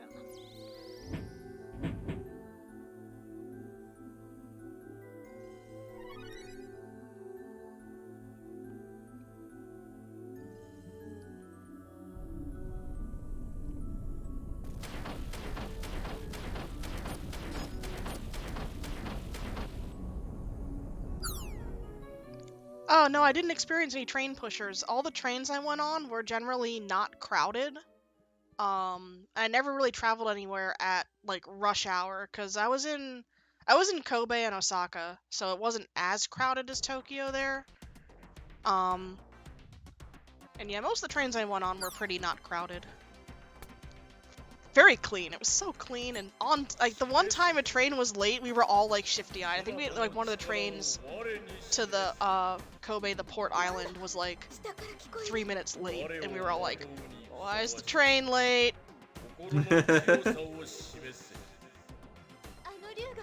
This game is adorable. It's the sprite work is very good and very cute. Mm-hmm. Yeah, we do see Makoni here. Yep.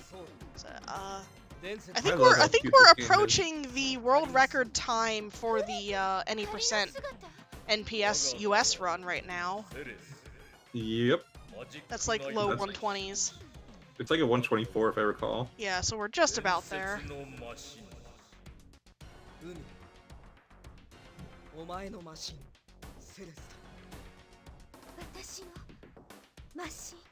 So yeah, we're meeting Umi's machine here. The machines are, you know, the thing, one of the things we're looking for to be able to storm the castle and beat the bad guys.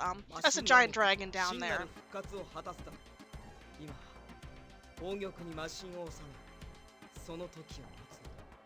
And it's gonna want Umi specifically to show her, like, spirit, heart, power thing and, you know, prove that she is worthy of wielding the machine.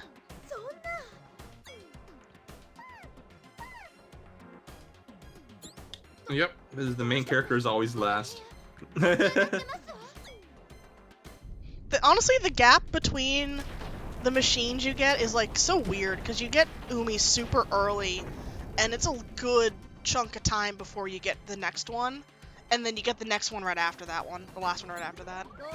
I wonder if they had more content planned but had to cut development short. I don't know, because once you get to because that whole middle section where there's no anime cutscenes was like, you know, all the game original stuff, and then it kind of all rushes back to the anime, so I wonder if they maybe had more after, say, like, Heaven's Labyrinth and all that. I don't know, who knows?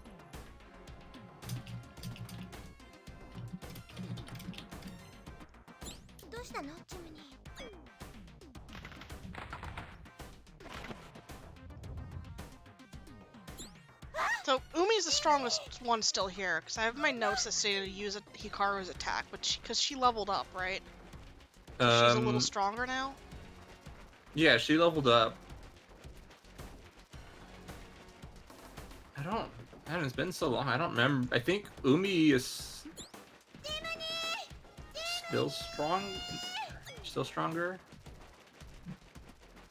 I don't remember, it's been so long. I know, it's been so long since we used physical attacks. I just have in my notes written down, which is like which I used an old version of the normal route that Hikaru was stronger at this point, so. And that's because she has an extra level on everyone else. So I assume that she's stronger.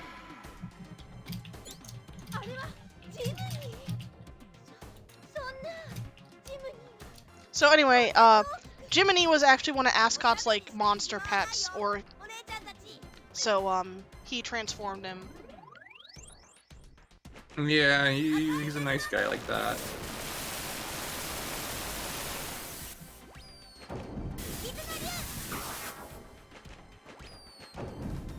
Don't worry, it's just a house.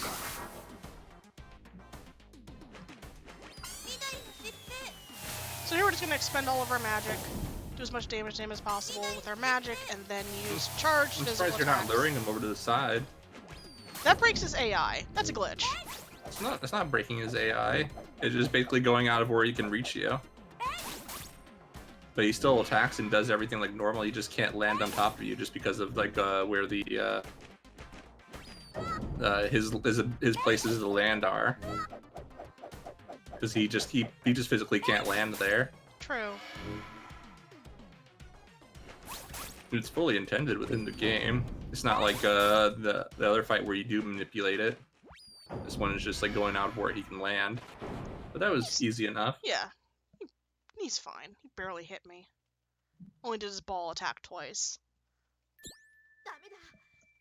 So you can bring him over to the right side and he won't attack as much because he can't squish you there, but show off a little bit more. He'll still do his normal attacks and stuff, it just won't hurt you. So Ascot's still trying to push his monster to fight, because, you know, that's what pets do, right? They fight. That's what he thinks, you know, even though he calls them his pets, his friends, he makes them fight.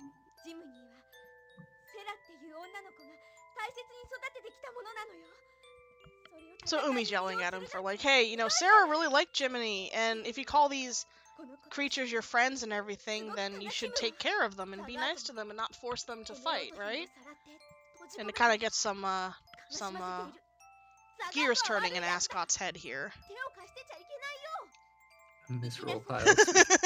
Yeah, what exactly is a glitch? Actually, I did have that discussion about the bird boss later. Like, is the spinning bird thing a glitch? And we're like, yeah, because his AI breaks. So.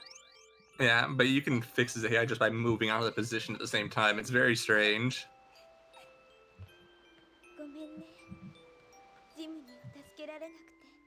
But yeah, I don't think moving to the side here is a glitch because you're not manipulating the AI. You're not doing anything to affect how the boss functions. You're just moving out of its attack range.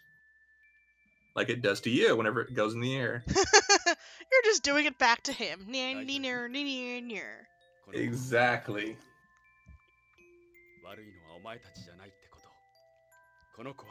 But yeah, this isn't like Pokemon or Sonic where glitches become a gray area.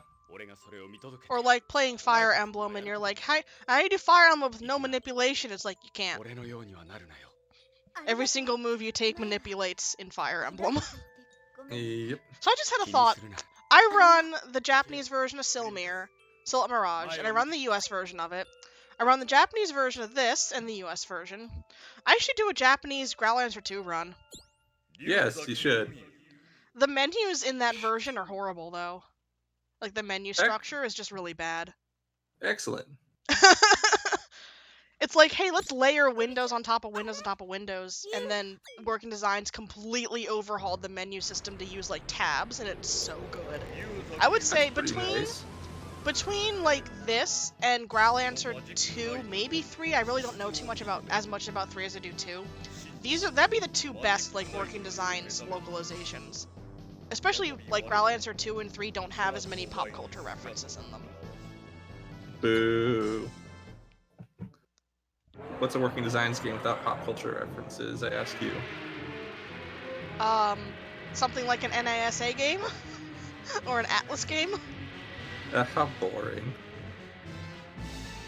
So, turns out the machines are giant robots. They're not just like monsters. They have two forms. They have like a beast form and a robot form.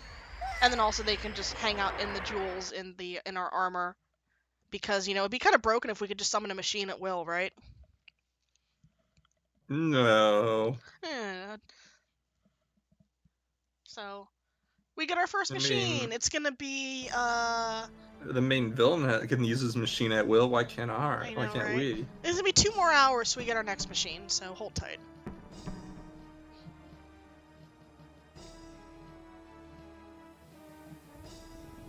This is magic armor. It just kind of sits on top and stays still.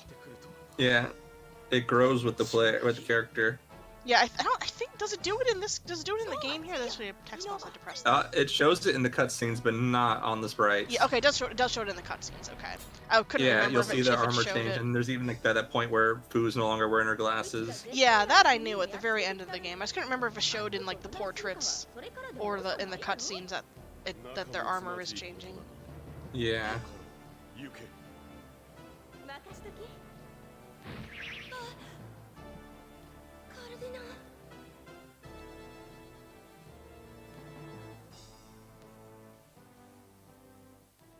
My cat really wants attention right now. Nothing wrong with the cat wanting attention. No, other than her scratching my chair. Don't do that. Alright, I'm gonna go buy that magic potion, and then we're gonna move on. Alright, sounds good. That's just more to possibly speed up, nope, I don't want that, I want...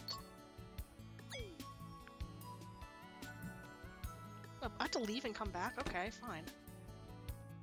The text moves faster in this version for the, There's less text, I think. There's less text here than, the English one. I thought I was expecting another text box. Oh yeah, because you can fit so much more. Yeah. I was expecting another text box, which is why I accidentally pressed the health potion, and then you say no, and it's like, oh, okay. Okay, moving on. That's just to speed up a boss later. I think I'll use it on the fire boss.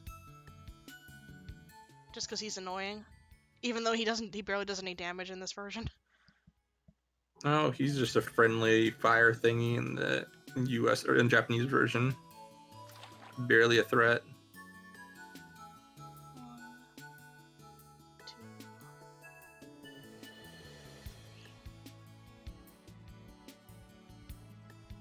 I think I'm too high up. You. Nope. There we go. No, you're. I was right. I just saw the island there, and I was like, I'm too high up. No, wait, I was right. And then I screwed it up. Oh well, we're fine. We got to the next area. We're gonna head into the ice village of Rosen now. Oh, I guess I could use the potion for Caldina and make her faster too. What do you think? Yeah, it would definitely make her faster. Because Caldina's annoying, and the fire boss is less annoying because you can actually hit him with Umi, compared to having to work with Fu here. There's no... Oh, there's lag. Okay, there was lag that time. I've gotten no lag there before. So we meet Fario here again. He's a little surprised to see us for some reason. And Fu is not happy because he's charming all the women in town here with his flute playing, and she's jelly. She mad jelly. I mean, with flute skills like that. I don't know, yeah, why would Fu do that? Why would Fu, like, smack the heck out of him, too? He deserved it. I love how smug Umi is there. Because Hikaru's like, Fu, what are you doing? And she's like, and Umi's just like, oh.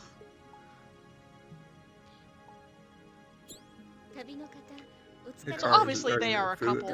Umi's a treasure in this game.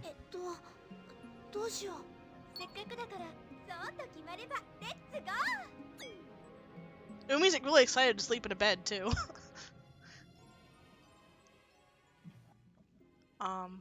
Because this is a clamp series, everybody gets paired off at the end. Not in the game, but in the manga and anime, everybody gets paired off. Obviously, Fu does end up with Fario in both versions.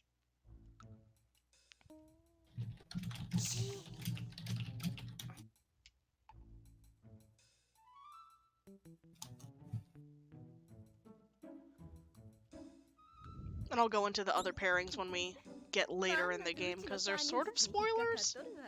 Because in every single version, who dies and who lives is different.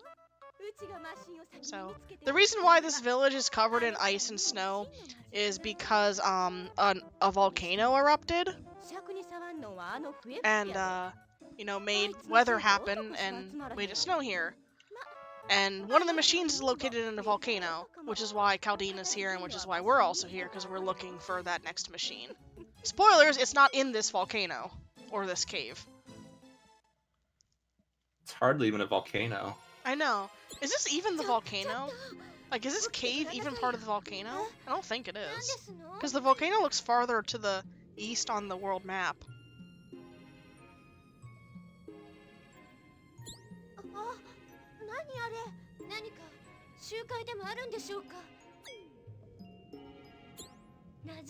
Yeah, this is just kind of like the mine under the volcano, but it's not the volcano. 私は遅くまで帳簿をつけるため起きているので気づいたのですが、恐ろしくて。じゃあ、私たちが様子を見てきてあげるよ。ちょっと光る。困っている人がいるのに放っておけないよ。ですわよね。ふーちゃん。もうしょうがないな。So you can. This is an example of Working Designs punching the localization up a bit. Umi's line there in the English version, because she's complaining about not getting sleep. She's like, I'll look 40 before I'm 20 at this rate. And in this version, she says, it can't be helped. Practically the same thing. Yeah, basically the same thing. Doom!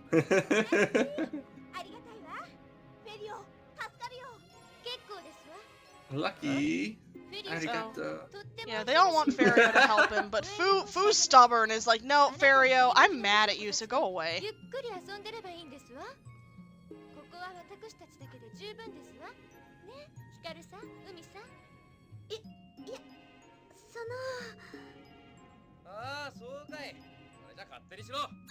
And Fario's like, fine, I'll just go in myself.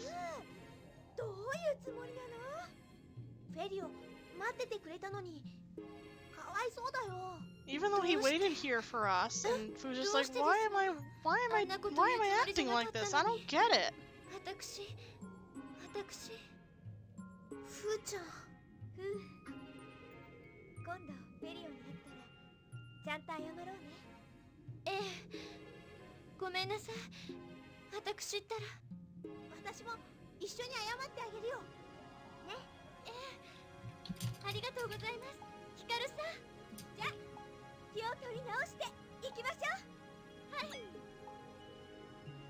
Alright, Bewildering Cave. This dungeon is pretty big. It's all in one screen except for like the boss area. We're not going to see most of it.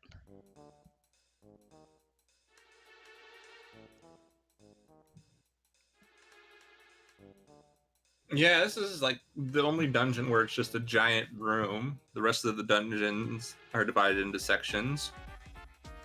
This one's just like one super big room with different layers to it, and little rooms inside the big room.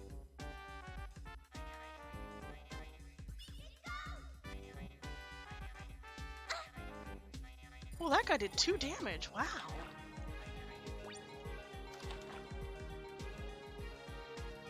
I'm surprised. Those guys are annoying. They split up if we hit them. So this mirror here, there's a recently-ish discovered glitch. Of course, we're not doing it here. Where, let's see if I explain this right, because it's a weird explanation. You attack towards the mirror to store momentum so that when you talk to the mirror, 12 frames after talking to it, and you just kind of barely gain control, you can jump. And you jump towards the mirror and go behind it, and you can just walk to the boss room after the little cutscene of talking and getting your magic there. I didn't think you had to attack. I thought it was just like pressing jump 12 frames after. I remember what Mijitsu found this glitch, and what he said in the glitch, like the post he made, was you attack the mirror, you attack it, and store momentum or something.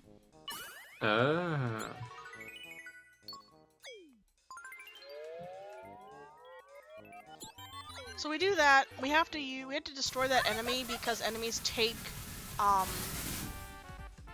precedence in targeting, and it's just faster to use magic on him and then grab the MP jewel that's right there and restore your MP and then just use it to clear the puzzle.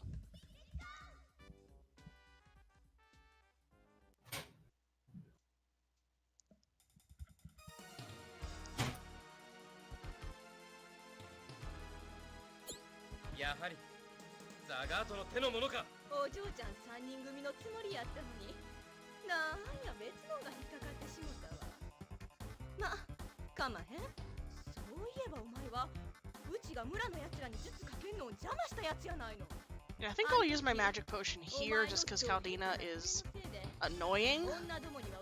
She's not hard. No bosses are hard in this version. But the fact that she is going to be all the way on the right-hand side and we cannot walk over to her, and to really do like our most damage with Hikaru or Umi, we'd have to use Fu's weaker physical attack.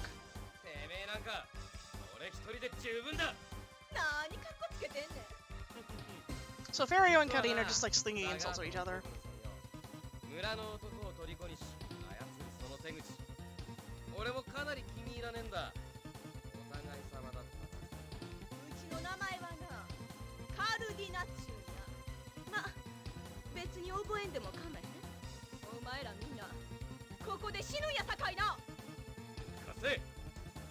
And Fario doesn't really do anything, he just isn't, he's just there. Oh,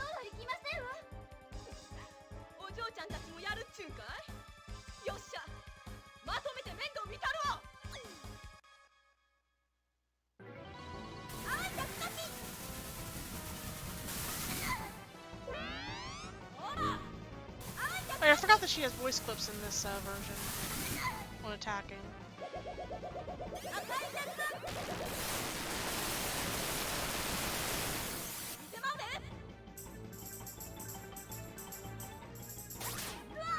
Nope, missed that.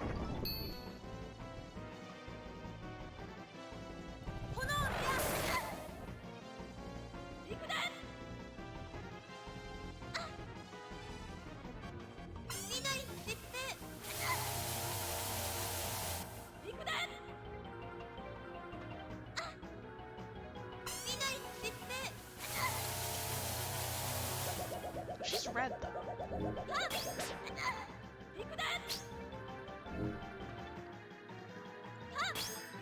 Doesn't have too many hits left, so I think I might just physical him.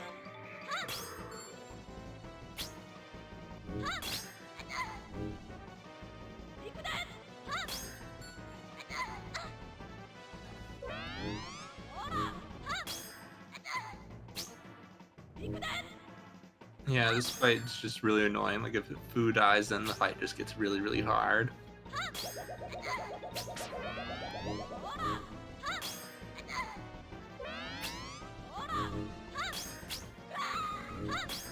Okay, I probably should have used my potion there, but that's fine. So you Yeah. got to see what it's like physically, and I can use the potion on the fire boss. So you can see how little damage Fu does, basically. Yeah, she's your support type, so she's not meant to do damage. I lost like 3 minutes there somehow. 2 minutes maybe. Interesting. I did it to stop and get that potion, so maybe that's why. Yeah, I guess it's the potion. It's the potion. Compared to getting the potion beforehand. We'll catch back up. We can do it.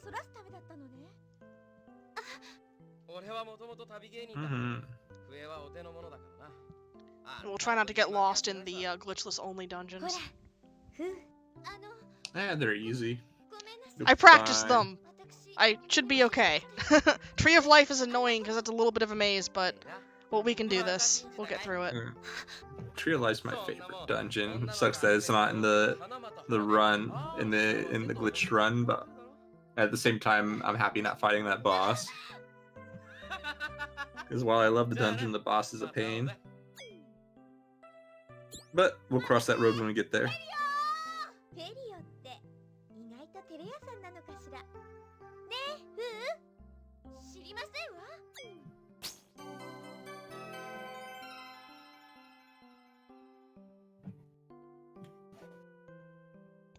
I was mashing too fast and fired an arrow before I got the level up cutscene. Yeah, that's a thing in this game where you could just mash too fast and cast magic or attack. Alright, there's an evil people cutscene here. Ugh.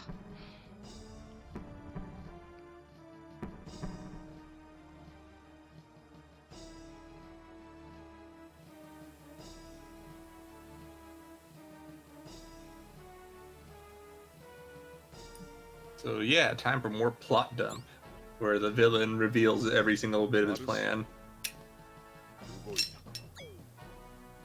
Although actually, they don't exactly reveal their plans. I guess they just use it as a catalyst to introduce the next villain.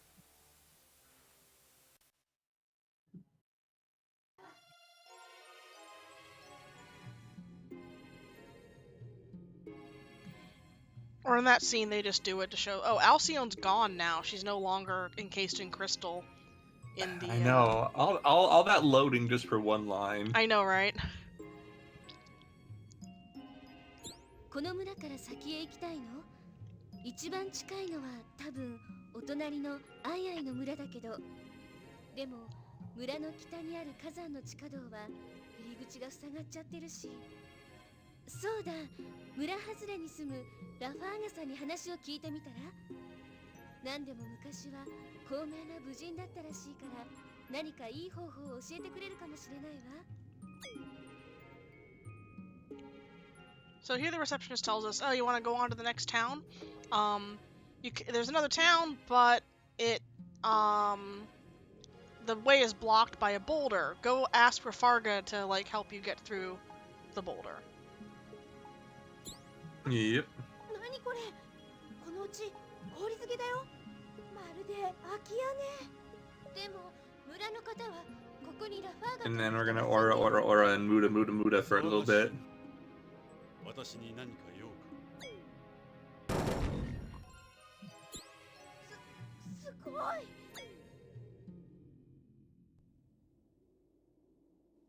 なんだお前たちは。私の名はラファーガ。何か用か。 I always wonder if this cutscene was made for the game, because it seems weirdly clean compared to the rest of the cutscenes. ああ、これか。 But I haven't seen the anime, so I don't know. Yeah, I'd have to look. I haven't watched the anime. Because like that, like I said, that cutscene seems weirdly clean compared to the rest of them. すごいな。よっぽど体を鍛えてるんだね。ん？いや、まあな。それには何かコツとかあるのでしょうか。何が言いたい？ I don't know, is there Farga in the ice town in the anime? I don't even know if there's an ice town in the anime. No. And what's an anime without an ice town? それはダメだ。どうして？ I looked 俺は up もうここで静かに暮らしている。 recently-ish the 余計な like ことに plot summaries for all the episodes. ラファーガさん、私たちには And I don't remember seeing this one, but I also don't feel like looking it up right now. 私たち 'Cause I could. エメロード姫を助けに行くん I だ just don't want to click on anything by accident that I'm like 真の using, マジックナイトと so な I るため won't. に Also, I forget how to open up a private window in Firefox. Control Shift P. P. Yeah, it's weird. It's like P, not T. 姫を Yeah, so I could Well- look up the episode synopses, but I also don't feel like going through them. Yeah.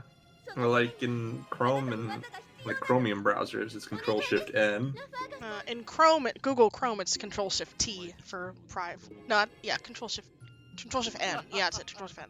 Oh, what's Yeah. Control Shift T? That's I open don't last know. tab, I think. I know how to Oh. use a computer, I swear. I mean, I don't really use hotkeys aside from like tabbing. I'm a lazy computer guy. よしやってみろ。はい。やりが足りん。気合を一点に集中させろ。 I don't know if I could spell episode correctly.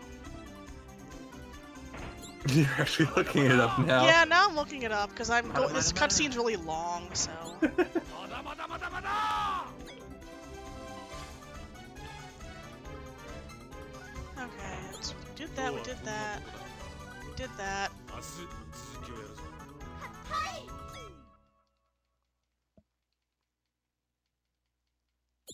今夜はうちに泊まっていくがいい。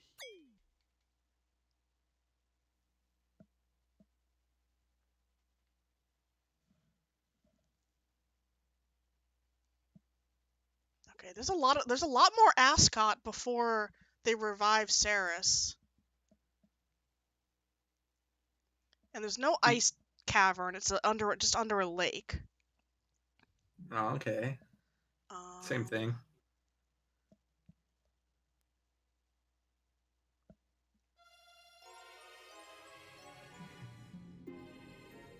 Wait, Rafarga is Caldina's boyfriend? ラファーガどうしたんだ Okay, and then they get Caldina. 光るか。 Rune God's up in the flying mountains. なんでもない。今日はごめん一生懸命やったけどできなかったよ Now Caldina's doing her illusions and もっと頑 stuff. 張るからさ綺麗な目をしている。え失敗を恐れない。純粋な目だ。前しか見ない。まっすぐな瞳だ。私にもそんな。 Nope. This whole section there is no ice town. エメロード姫好きの親衛隊長だった。ザガートが襲ってきたとき。 Huh. So that explains that why that cutscene seems so out of place. Yeah, they probably because I'm like just looking. I don't even see Rafarga mentioned yet here. For the flying bird, Rafarga, through sword, heavy light feather. Hikaru and Rafarga fight. もう生きていく目的もない。だからこの村でおと Yeah. なしく余生を Yeah, 過ごそうと。 there's no fire. There's no ice town or anything. ありがとう光。 Ugh, the anime is missing エ parts. メロード姫と戦ってみたくなったよ。ラファーガこんな村でくすぶってるのはもうやめだ。私も戦う。そして There's only 20 episodes in the first season, actually. That was 26. Oh, I mean, I figured it was 26. That was pretty typical for anime at the time. Yeah. なんだ There's 49 episodes total, Mm-hmm. but season 2 doesn't exist, so. どうしたの虫や虫が What is this game? It is Magic Knight Rayearth for the Sega Saturn. Oh, huh. Innova is not in the manga. なんだそんなこと Really? He seems Yeah. like such an important character. Yeah, he is not in the I flipped open the fandom wiki. I just flipped over there. I'm like, oh, Innova is not there. And then in the second season of the anime, there's 2 new characters. 不思議セフィーロ講座光たちはなんとか重症粉砕弾を習得できたようですね I knew there was Nova. I hate Nova. I don't like her. I don't like Nova. But I didn't realize there was another character too. ひびの入った壁や柔らかい障害物などは一 And then there's the OVA, which is like super weird. うまく助走してスピードをつけることが大切。 Really? In what way? Oh, it's a lot darker. それでは今回 Oh. はこの辺で。 There's a lot of differences in the OVA, which I also have not seen.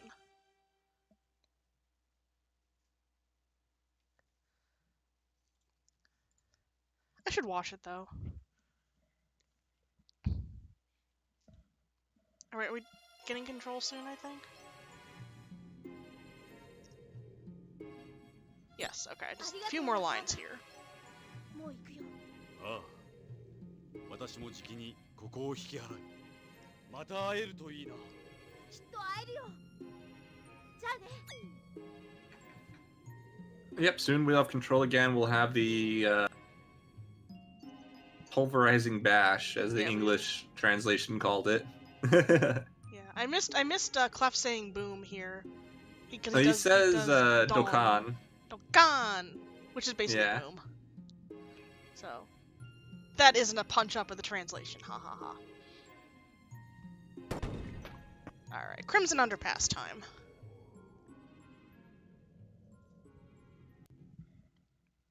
The black screen happy word. Yeah, it's what do you call it? Saturn loading times. No, Lena. No, to go away. I don't need you. I don't need your help. Go sleep. Cat is wondering why I'm not in bed. Because the night is young. It's only 11 a.m. in Japan.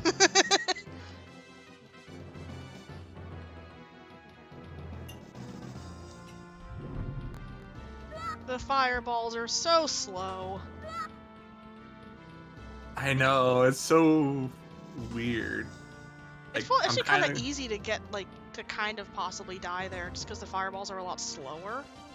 No, you just move the same. Yeah. Doesn't matter. It just, like, feels like it's more possible to die.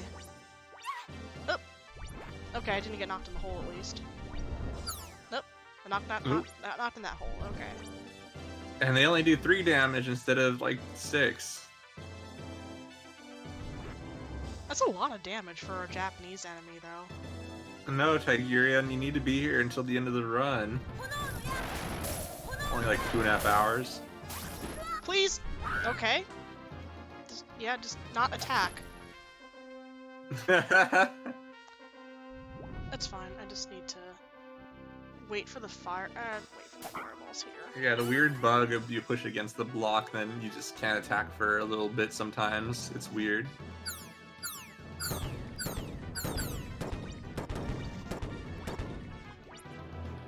Alright.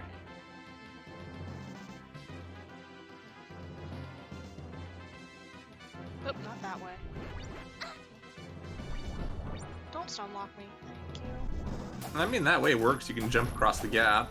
Oh yeah, true. There's a little gap there. I was getting mixed up with the next room here, oddly enough. It's like I just went through here. I should know how this works.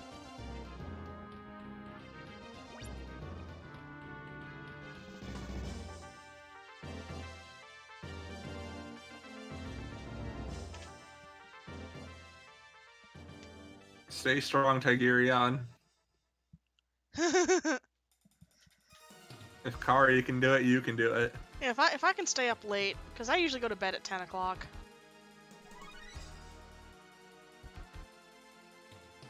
Alright, time for my least favorite dungeon. It's not as bad as it is in the English version, just because, again, enemies are doing less damage and they move slower. Yeah, the slow rats is really nice. I just So still yeah, tend to there's get rats lost. that are on fire. This is fine. Everything's on fire, but this is fine. Yep.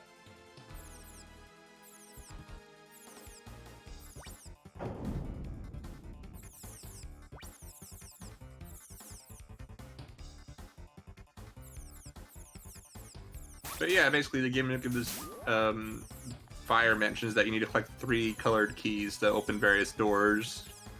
And there's 3 keys and you get them all to open the way to the boss.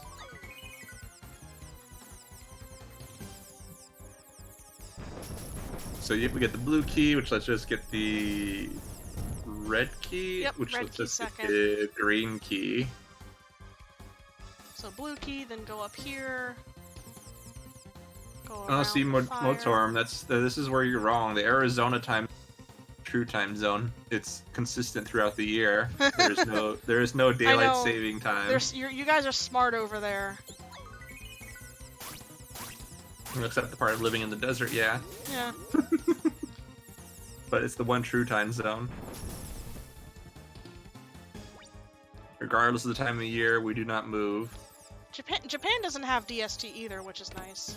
Most of the world does not have DST.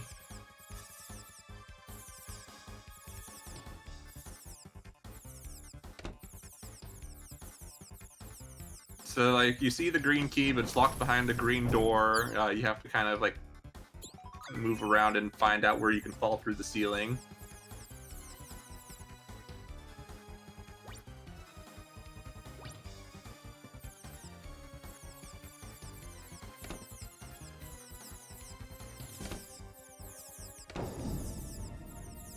No, Arizona's nice. Just, move up north where the seasons are normal. If you live in the valley, it's summer most of the year.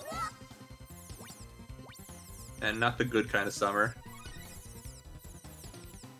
But if you go up north where it's mountainous, you have the regular 4 seasons, and the winters are generally mild unless you're like really far north, like in Flagstaff.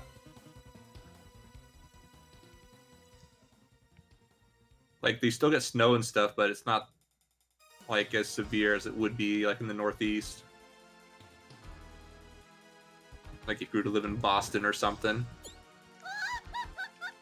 I would say winter is bad here where I live, but we didn't have winter this year. I think it snowed twice, and both times it was like an inch or 2. Whoops. Dang. Yeah, it was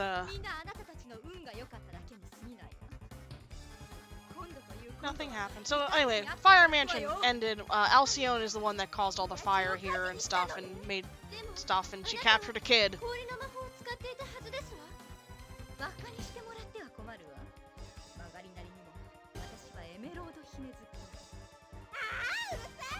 Yep, Umi's and gonna the give fire her is the magic. Umi's gonna give her the worst insult of all.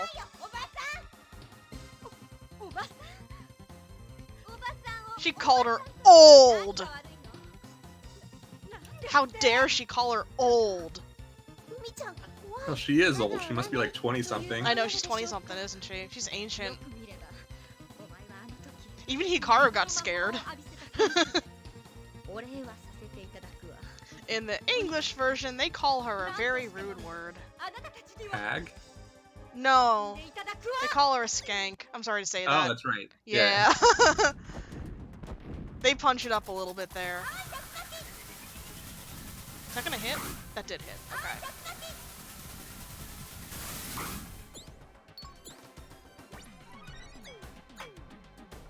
So yeah, this boss has 2 phases. First phase is like 3 tiny fire skulls. Umi's attacks, her magic attack does the most damage, her physical attack does the most damage as well. While like the element of your attack doesn't generally matter, there's only a boss fight where it does.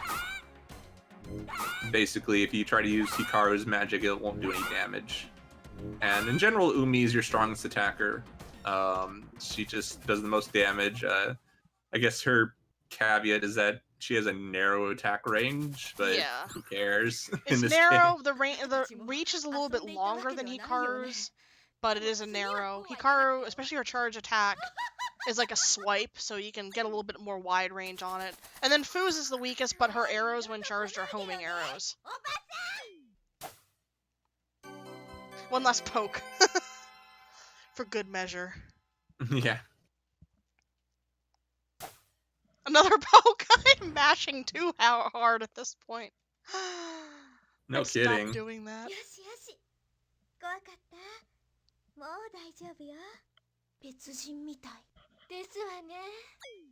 And what's scarier, Umi being super mad and screaming at Alcyone, and then like being really like nice to the kid. I don't know, it's just anime things. Anime things. There's an evil people cutscene. Yes, there is.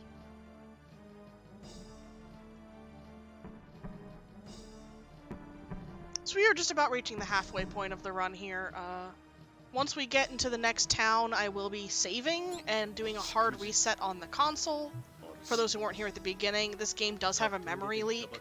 The longer you play, the slower things are going to get, so we do a hard reset about halfway through the run just to stop that from happening.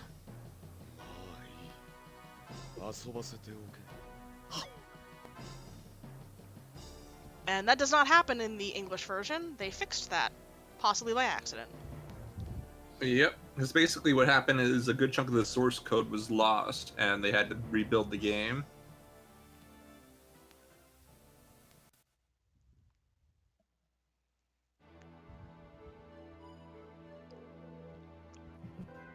So they accidentally fixed that bug. But surprisingly, for like how much source code was lost, they were pretty faithful to rebuilding it. Yeah, so there's only, I think... Who knows exactly what was lost? Yeah, they never really specified how much or what. But it seems to be a Sega thing in the 90s to lose source code. Because a lot of their bigger titles from that time period, the source code is long gone.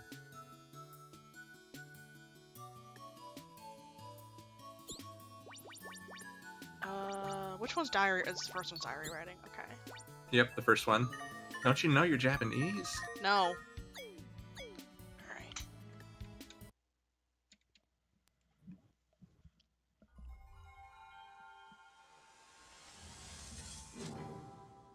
So here you can see Kari's cheat device. I don't have a Japanese Saturn. It's only to load the disc. I know.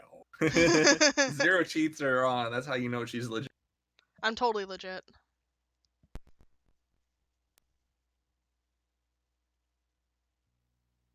But yeah, technically you can finish a run without doing the reset, but you just open yourself up to the game crashing. Have you seen the game crash? I forget if you have. Yes. You have? When did it happen for you? It happened when I was trying to do the waterfall skip, and it just kept lagging harder and harder and harder until eventually it just refused to let me do anything and just crashed. Was that just like loading practice up or whatever you were been doing for a while? No, I was doing a run. Oh wow. I guess, that, combined with, trying to do a glitch like that probably aggravated it too. Well, no, because I've had it happen before, like when doing a glitchless run, but it was just like things like random things would start showing up. Like garbage sprites? Yeah, garbage sprites and graphical, and there's like background garbage as well. And then eventually it would just like start lagging really hard.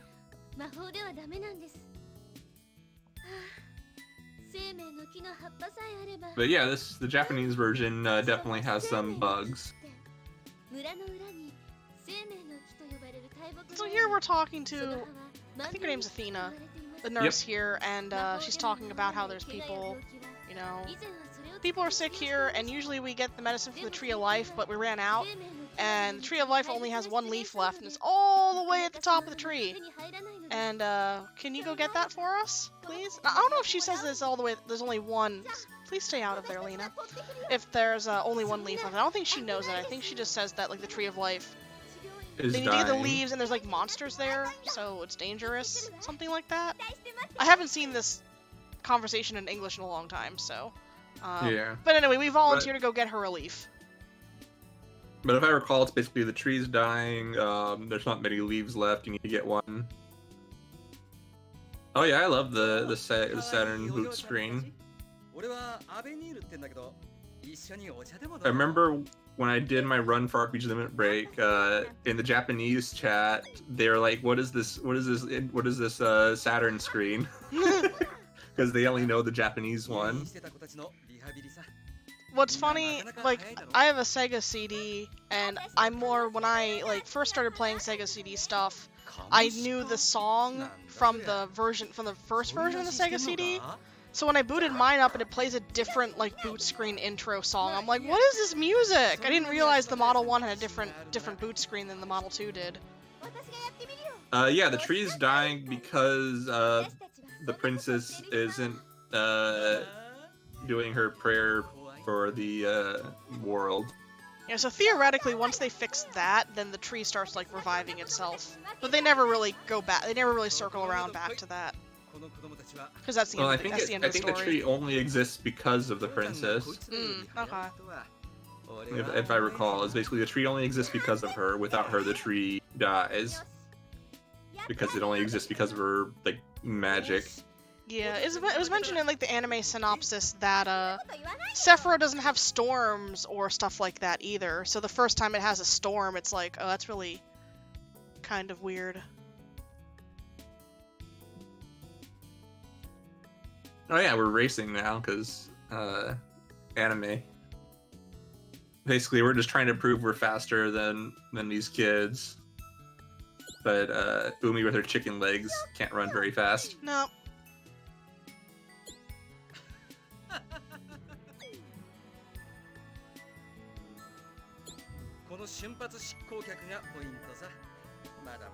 Well, yeah, well basically, like, I don't know if it's like normal, but some people live for like hundreds of years, I guess. Like thousands of years maybe. Yeah. Clef's So the like princess has been doing her job for a very long time. I think Clef said he's 700 years old or something. Yeah. So yeah, Sephiroth is just it's magic like that. People live. The whole fact that there's people getting sick, that there's storms happening, that there's monsters invading, it's all not normal for this world because the princess, who is the, they explain this later, but she's the pillar of the world, and her thoughts and prayers like keep the world running and keep it safe. And it's like, you know, almost a utopia, I guess. Anyway, Yep. we're here at the Tree of Life, and we're gonna not get run speed for some reason. Because I jumped, I think, so we're gonna not do that. No, jumping should be fine. There we go. Goodness. Run speed just wasn't happening for me there. We need to get run speed to bash through that.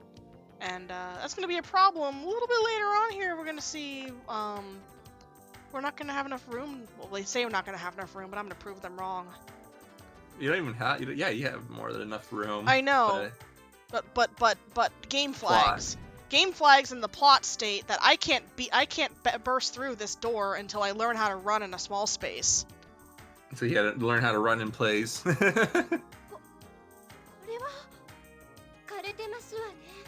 最後の一花残ってるわ。あれを取るのよ。あそこ。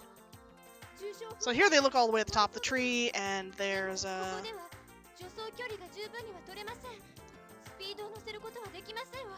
we can't get enough speed here, and we can't break it because I totally didn't have enough speed and was running at this point. And the fact is that you need enough speed to get back to where you were, because you have to go back the way you came. There's no other way back. Trust me, I've tried. I hate these enemies. The load-bearing princess was kidnapped. Load-bearing princess, I like that. Go away, dude. Okay. Yes, Jan, this is the Saturn version. This is the only version of the game that's an action RPG. Game Gear is a regular RPG, and the Super Famicom's also a regular RPG. And the one on the Sega Pico is a learning game. Oh yeah, there's the Pico game too. I forgot about that one. Yeah. Okay. When you're running that.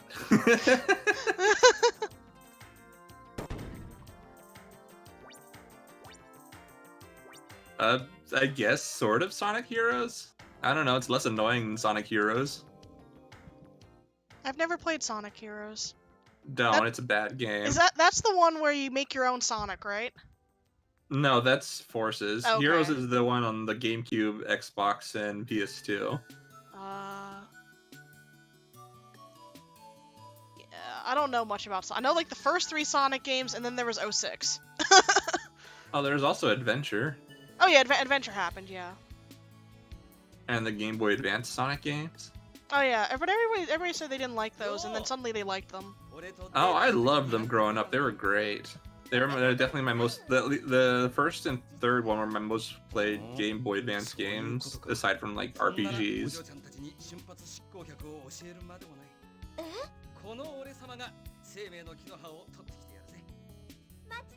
So we had to talk But to yeah, this this is like this the smug better guy Sonic again. Heroes. We had to talk to this smug guy again so he can teach us how to run. Good old Abner. No, he doesn't teach us how to run. He just runs off. No, We have to we're learn trying to from beg one to of the teach him how to students. run. We're trying to get him to teach us how to run, but when one of his little buddies teaches us how instead, I can do it. Yeah. あのお兄ちゃんから瞬発執行脚を教わった子だね。阿部にいるわね。足だけは速いけど。 But yes, this game was made by Sega, so clearly that they use this as their blueprint for all of their future Sonic games. This is a Sonic game in disguise. If they didn't get the license for Rayearth, they would have just made this into a Sonic game. This would have been the first Sonic RPG before the BioWare game. Although honestly, it was really big in the 32-bit era to license everything. Oh yeah, there's so many anime games.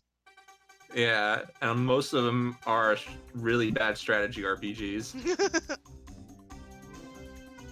which is the shame because there's like a lot of cool like anime licenses, and then you see the game, it's just like, oh, it's just a really bad strategy RPG. Or like a Mahjong game or something. Or just a visual novel. I don't mind visual novels. Yeah, Just but when they're they just can't hard to read play if them. you don't know Japanese. Yeah, not being able to read really hurts them. Yeah. 助走なしに最高速で走り出せる便利な技だな。 There's like the Slayer's Royal games. They're almost like point and click. They have point and click sections, and I think there's like actual RPG sections, but I've never gotten far enough in them to actually like play the game part of them. I own them though. Are you talking about the Saturn Slayers games or a different Yeah, the one? Saturn ones. Oh no, they're just tactics RPGs. Oh, there are tactics RPGs. Yeah. There we go. There we go. Tactics RPG. Yeah, I got far enough to do a few battles, and I don't really like the game. It's not very fun. I haven't gotten around to playing them. So anyway, now we can run. So I just press the now X button. we can run on command, which is something that you only see in the glitchless run, because in the glitch run we skip all this stuff, so you never learn how to run on command. You can still run, but you have to build up momentum for it. I guess you'd see it in the Japanese glitched run, because you just use the debug code. Yeah, that's a good point. What is it, like left and X on the menu or something like that? Something like that, and I'd have to play it again. We're obviously not doing that. Yeah. But I think And my even Saturn's like to the left of me, and I don't want to turn to the left. boring. And like, I think you still have to hit this flag, right? Where you learn to run. No, you don't have to. Oh, you don't have to hit this flag. Okay, it's only the pulverizing bash flag you have to hit. Yep. Because like you just skip this whole section.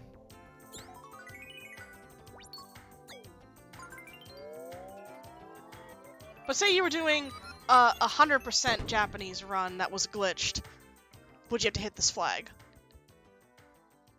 100%? Well, yeah. 'Cause you had to get 'Cause the you have to go into this dungeon. yeah. So I was saying that you even with the debug code, you can't get into this dungeon without hitting the "you learned how to run" flag. Right. Okay. That's what I was Uh-oh. wondering. Now let's see me not mess up this dungeon. You'll do fine. So like the catch of this dungeon, it's like a giant maze, and a good chunk of the rainbow amulets are in here if you go and collect them for 100%. But I really love this dungeon. There's like so much good movement, and it's just really fun to go through, but the boss is not fun at all. Like, it's a cool boss, but it's just such a painful boss.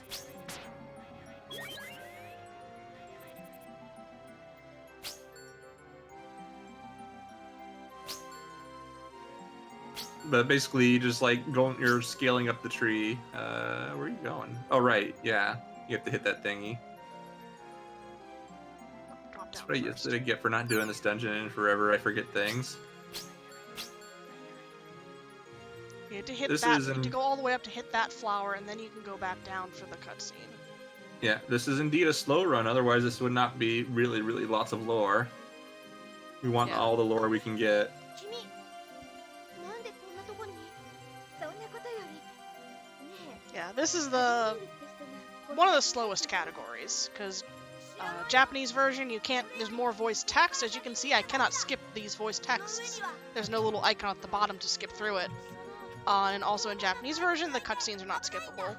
So, 私たち thank you for letting me run the actual long version and not me having to do like a glitchless US no cutscene skipped run or something and not have it be leaderboard legal.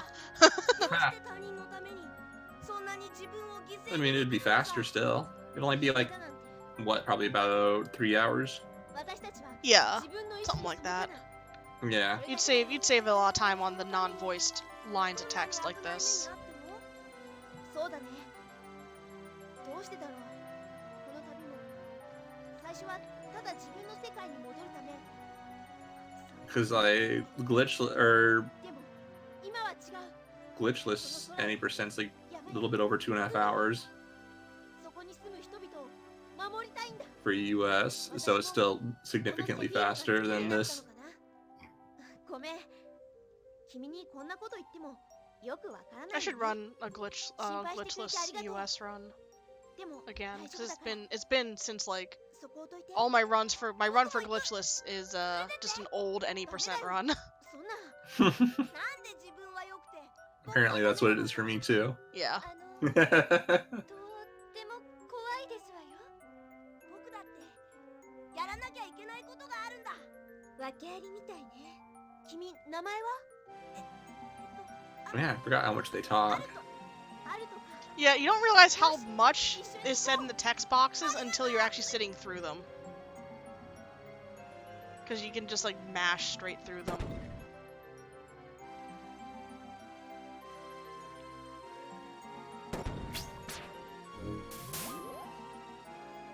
Nope, let me through. Thank you. Usually I'd cast a spell there. Like food spell just to deal with that.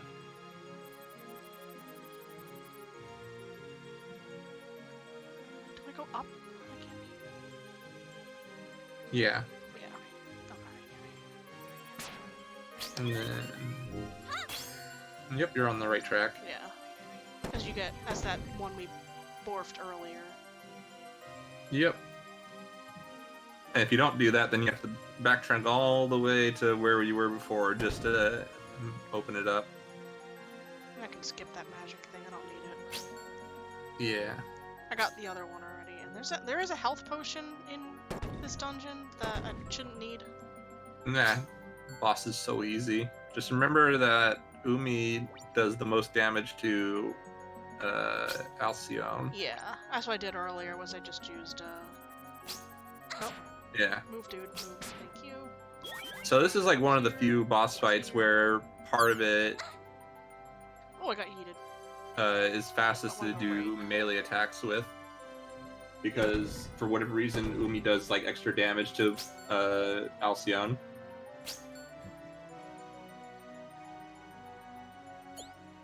So the little knockback you saw when I got hit by that enemy, that's a thing that happened. Just sometimes a knockback messes up a little and you get yeeted really far.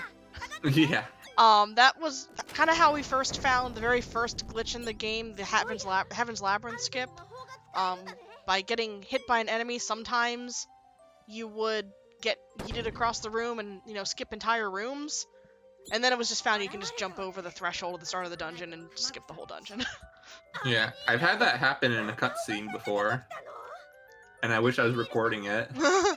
I wish Is what it- I was trying to do at one point when we were like really glitch hunting after we found the Heaven's Labyrinth skip is trying to find a way to yeet myself across Layer of Truth so I wouldn't have to do the platforming. But Yeah. we never found a way to do that on regularly on command. Yeah. But if we ever do find it, we're still calling it the yeet glitch.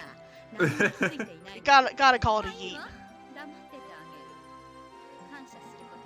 So anyway, we get to the top of the tree, and Abner got captured by Alcyone. 今だチッハベニール and she gets beat up by a little kid because Alto's like 8 or something, I don't know. And he talks about there's a giant bug at the top of the tree, be careful. And you just chill here, we'll take care of it. Yep, and it turns out Alcyon actually has 2 giant bugs. 2 giant bugs, not just 1 giant bug. Let me heal, thank you.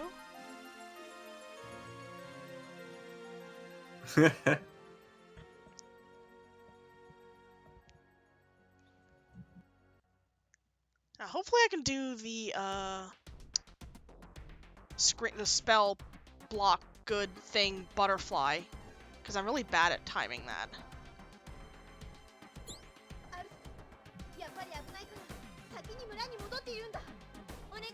Yeah, it's just like the way this boss works is that you have to wait for their invulnerability frames, and they have a lot of invulnerability frames.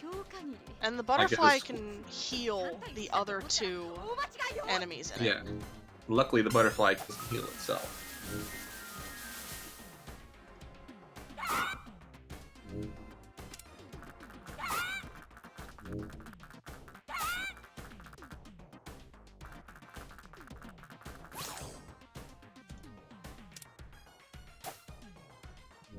Like that, the butterfly switch, and I didn't actually notice it was the butterfly.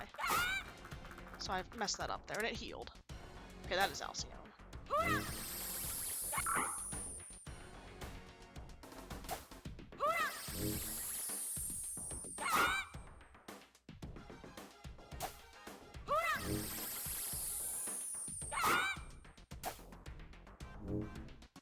Oh, she's staying Alcyon for a long time here, which is nice. Usually she does. If you like chain your attacks, she won't change. So yeah, if you're quick enough on the magic cast, the butterfly won't be able to heal, but you have to do it. It's really, really tight because you basically have to do it before they even hear the sound effect. But yeah, like for whatever reason, Umi's physical attack just wrecks Alcyon, but magic does like no damage. But for the other 2, magic's like your main source of damage.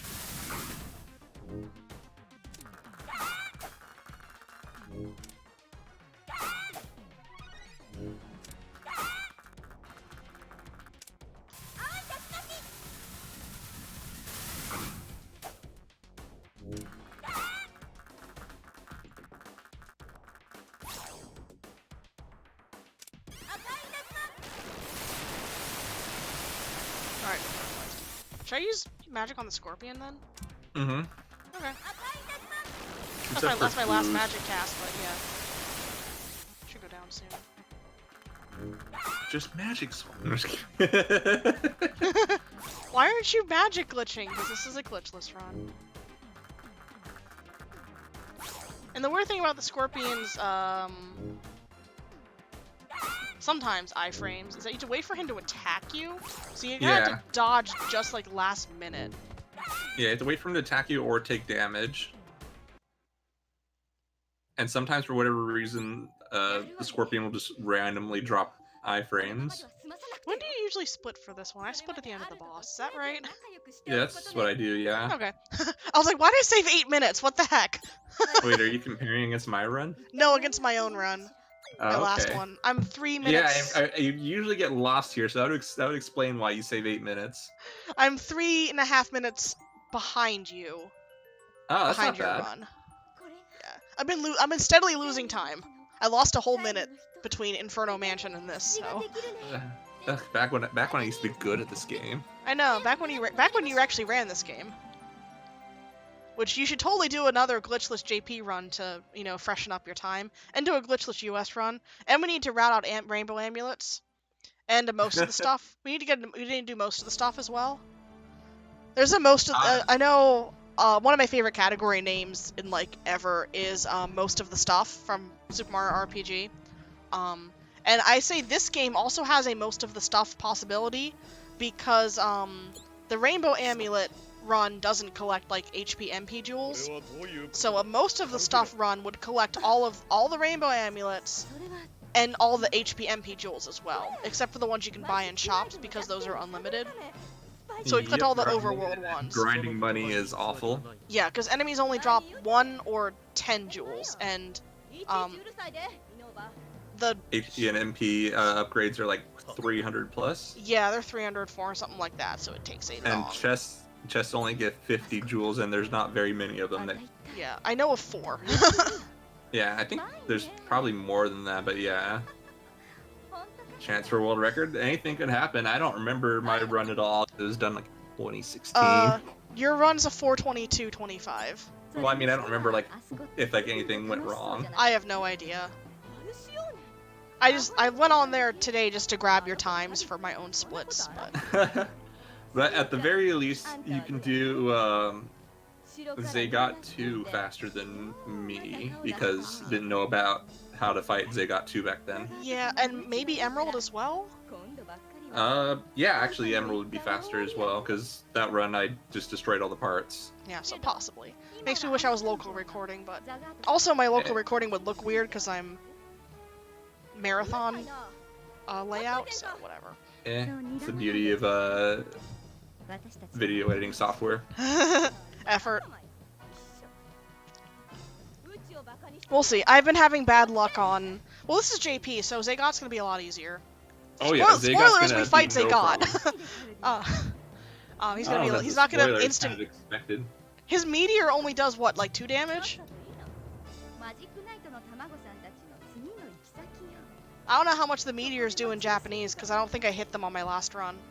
I think 2 damage sounds right. I just remember they barely hurt. Because they do 8 in the US version?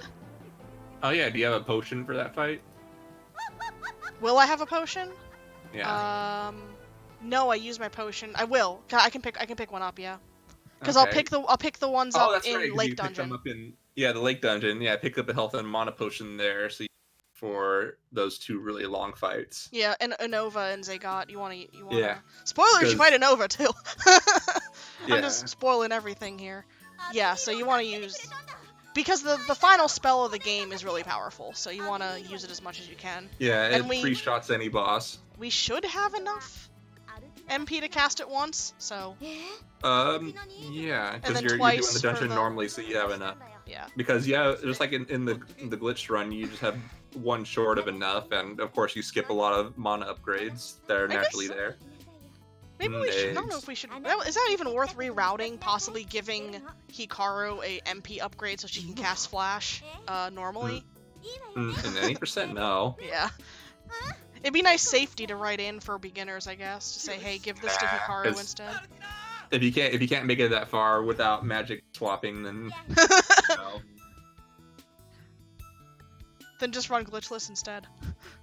Run Glitchless instead.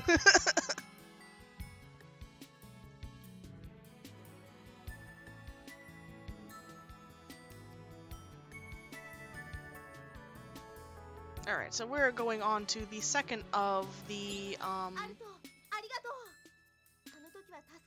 skip dungeon. So this whole section here in the any percent no please you skip run, we'll say glitched run, is skipped.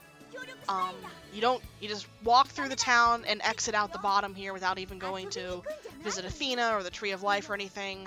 And we do a what's called map glitch, where we hit the world map button on a specific frame to shrink our, kind of almost trick the game into making our sprites the map size while staying on the same screen. It changes our hitboxes, makes them small, and we just walk around a boulder that's blocking our path. Because Yeah, otherwise you walk need around to the plot pick up Alto here by finishing that dungeon, because he blasts it for you. Yeah, it's a load-bearing boulder.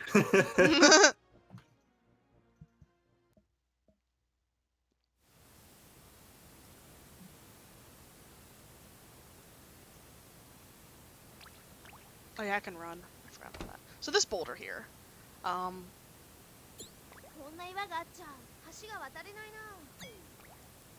so normally that cutscene would play and then you just kind of walk away, but since Alto's here, he's gonna blast it open for us. And by just walking around this, we can just leave the map without even hitting the dungeon, because as you'll see, the dungeon's entrance is below us. So the funny thing is you can actually like just walk back into the dungeon. We usually do that as like a donation incentive for some runs. For marathons for the glitched run, where we'll say, hey, we'll fight Caldina an extra time if you donate money. Yep.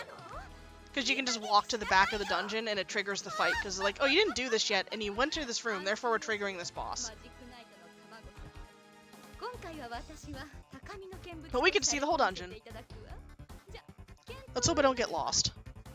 Yeah, it'd be fine. The dungeon's pretty linear. It is. There's that one part with the, what do you call it? Every room in this next dungeon has a different puzzle, basically, and I lose track of which puzzle I'm on. Just remember to push rocks. It's the ones with the enemies I forget, like which one you need Fu for and which one you need Umi for. Oh.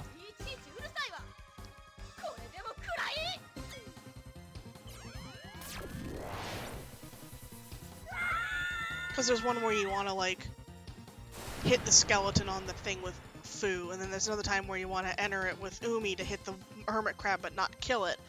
And then you want to enter one room with Umi after you get her 3rd level spell to kill the skeletons, and this is like, blah.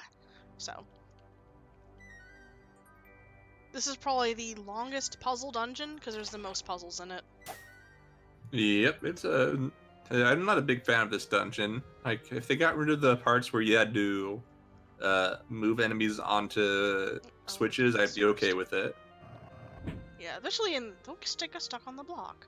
Especially when they move slower in this version. Don't forget you have instant run now. Yes, I do.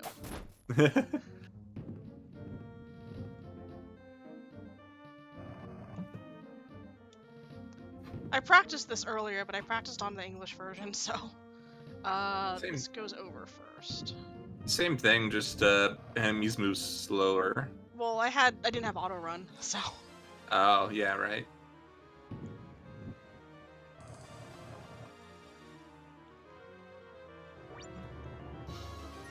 Alright, so this one first. So the difference between balls and blocks, if you didn't notice, is that the balls keep rolling, so you have to do them in a specific order.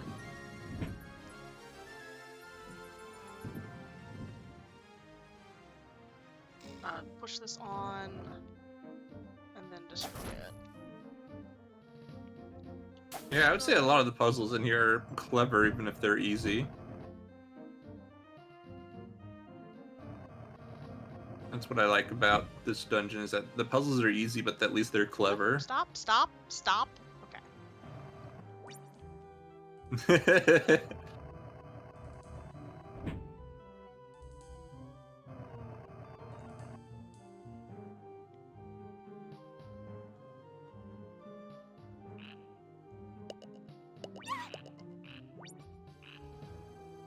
Thanks, dude. Oh, those guys do 2 damage. Okay, this is the room where I want to go, like, that. Okay. Really, I want Fu there, but it's fine. It doesn't matter. The thing moves so dang slow. Like in the US version, you just have to spell the moment you enter the room. They move so fast. Come on, come here. Get over. You can just attack them and push them into place.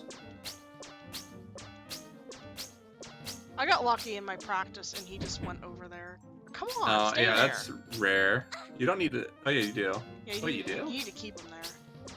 Huh. Here they can hit you through the wall. You can just go to the right. Okay, that's the one where I want to hit it as another character. I want to hit it as Umi, because Umi has reach. Well, Fu has reach too, but Fu will kill it. Yeah. Nope, stay! Thank you. Okay, I'm on this part now. Okay, come here. These guys don't have to stay on it. Alright, come Just here. to block your escape There path, we go. yeah. Alright, now you, come here.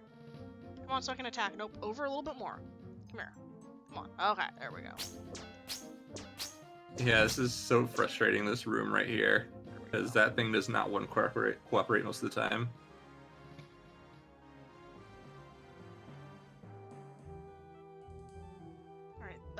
push me out. And then in that room, the enemy's invisible, which is just like kind of silly. And he bumped me out, which was funny. Yeah, that's pretty normal.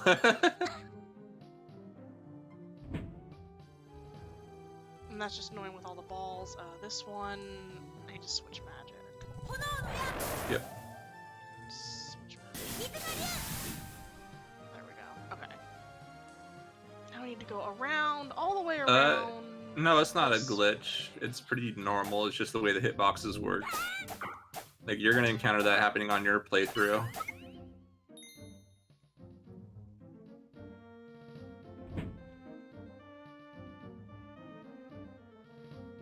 Not there. Up here. So here we're gonna get Umi's third spell. We normally don't see this in a glitched run. Yep. It's the same exact as her second spell, except it has less lag. That's about it. That's the only difference. And it not exactly plot-wise, the game reason is that it can destroy invincible enemies. Like the dragon, that dragon skeleton is considered an invincible enemy.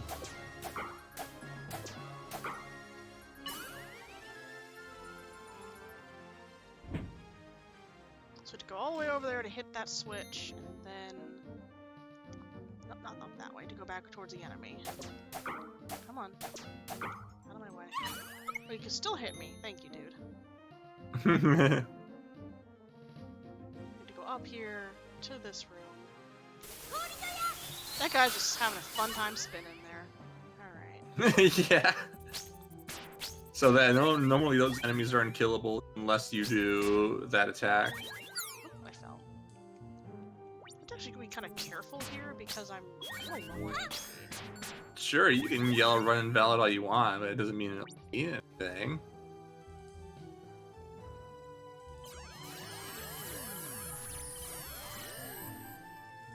Ah, yes, the laser things. Oh, Totally there's a lot of original to this potions. game.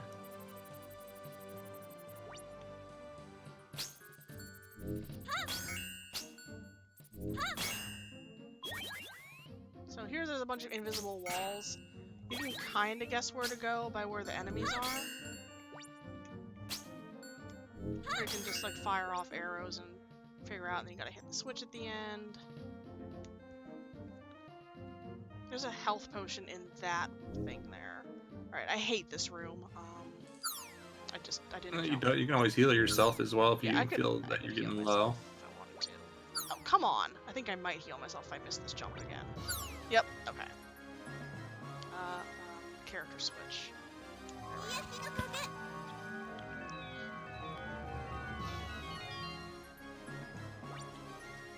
And then we gotta go down this way, and this way. Paralyze that guy so we can hit that switch and go back up to here. Oh no, you can go up that way. There we go.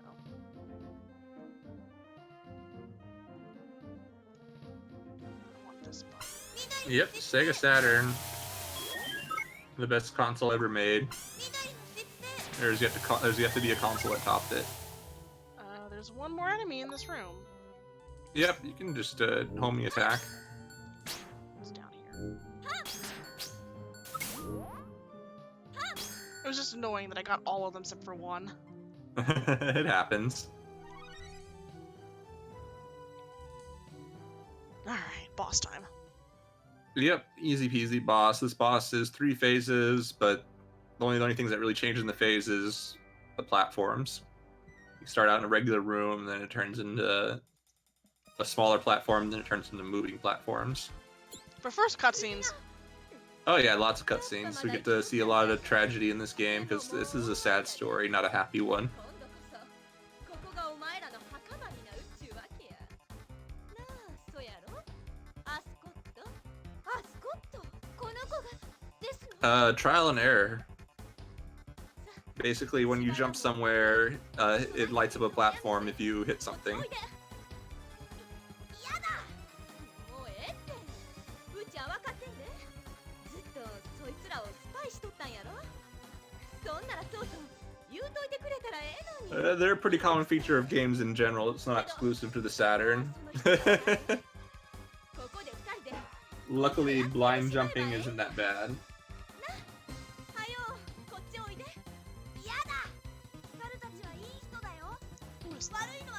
Oh, apparently, in unrelated news, Sonic Boom got canceled. The TV show? Yeah. Huh, I didn't know that was still airing, actually. I've never seen it, but people say it's good. Yeah, the humor was apparently really good in it.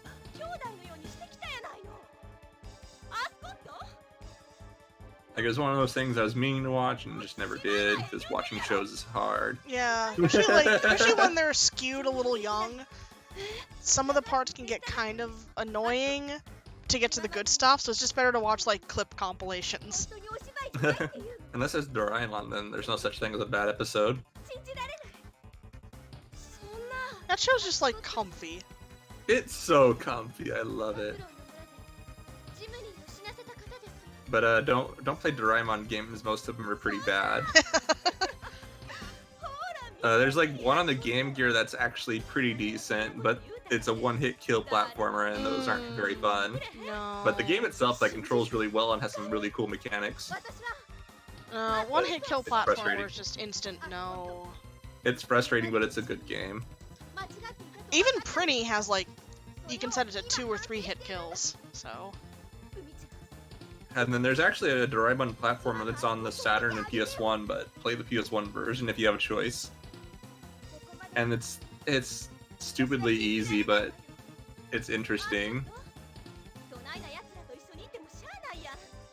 So yeah, most Doraemon games are really, really bad. There's, I think there's one on the PC Engine that's pretty alright, but it's like, I don't know, hold right for justice kind of thing. So, plot-wise here, we get to the end and Caldina's there waiting for us because Caldina and Alcyon, like, teamed up to take us down. But, so Ascot's, like, either, like, her adopted younger brother, I think they're, like, they just kind of grew up together or whatever. Or she took care of him. I don't remember what the lore is. But, she gets kind of mad because Alto is Ascot, and he's been traveling with us, and he's kind of seen that, you know, we're doing the right stuff and say Got's a bad thing. So, when he's trying to stop us, Alcyon, like, teleports behind him and shoots Caldina, and Caldina thinks that he did it, and Caldina thinks that we've been brainwashing him. So she goes to attack us, and he jumps in the way.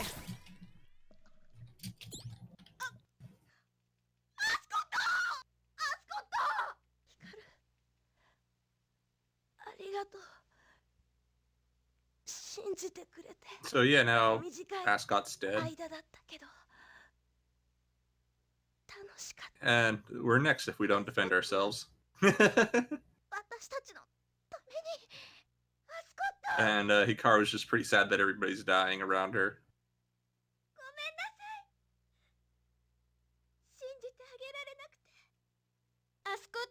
But yes, shoutouts to the Game Gear. There's 2 Magic Knight Rayearth games on it, and one of them is translated. The other one is partially translated, but I don't think it's like a meaningful translation right now. I think it's just like menu text. But the one that's not translated is just a Princess Maker type game. So if you like those kind of games, then go for it. But the actual RPG one has a Magic Knight Rayearth themed Game Gear to go with it, and it's red and has Makona on it, and it's really cute and expensive. I want it. I want it too. It's so cute and expensive. So, Caldina kind of goes a little mad here, and we're trying to tell her, like, don't attack us, just wait and listen. She's like, no, you killed him. I'm gonna attack you, so. But she killed him. But we brainwashed him. Ascot is dead, long live Bowtie. I'm more of a scarf person myself, I'm sorry. Now, since I can pick up another mana potion, do you think I should use a mana potion here? The one that I picked up? Up to you.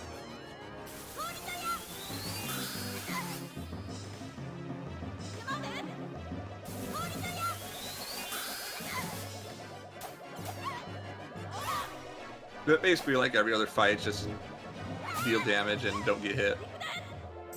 I'm kind of failing at the not get hit part, though. And don't forget, you can use Hikaru's magic as well. I did. Oh, okay. I missed that.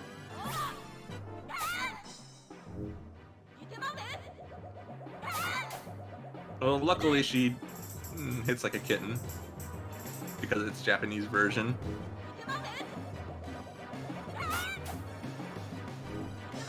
It's not like the NA version where everything's actually a threat. Was that it? That's it. Yeah. Easy peasy. Because I didn't realize she only takes like two, 3 hits charge from Umi. Nice. Oh, because you have Super Umi. Yeah, I have a really strong Umi. How did I lose 2 minutes to your run there? What the heck? Was I that slow in the dungeon? Maybe. Scarf specs are banned. Who's Chokers next? are pretty cool. Oh yeah, and even though Caldina, we reached down to her, she just gets nerfed. Was just gone. Generated. Particleized. Thanos. Thanks, Anova. You know, since we wouldn't kill her, he'll just do it himself.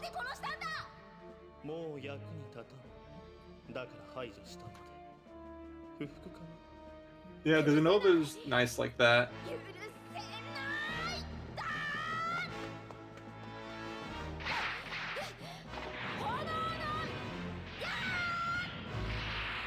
He's also really strong.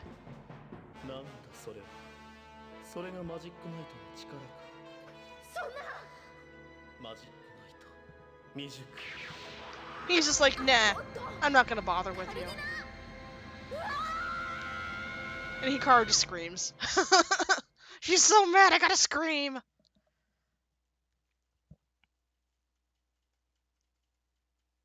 Also, I love the music and the cutscenes. They're really good. Yeah, this game's got pretty good sound direction. Yeah, the whole soundtrack's pretty good. It's by Yayoi Wachi, who's worked on some other Sega titles, of which I can't think of off the top of my head.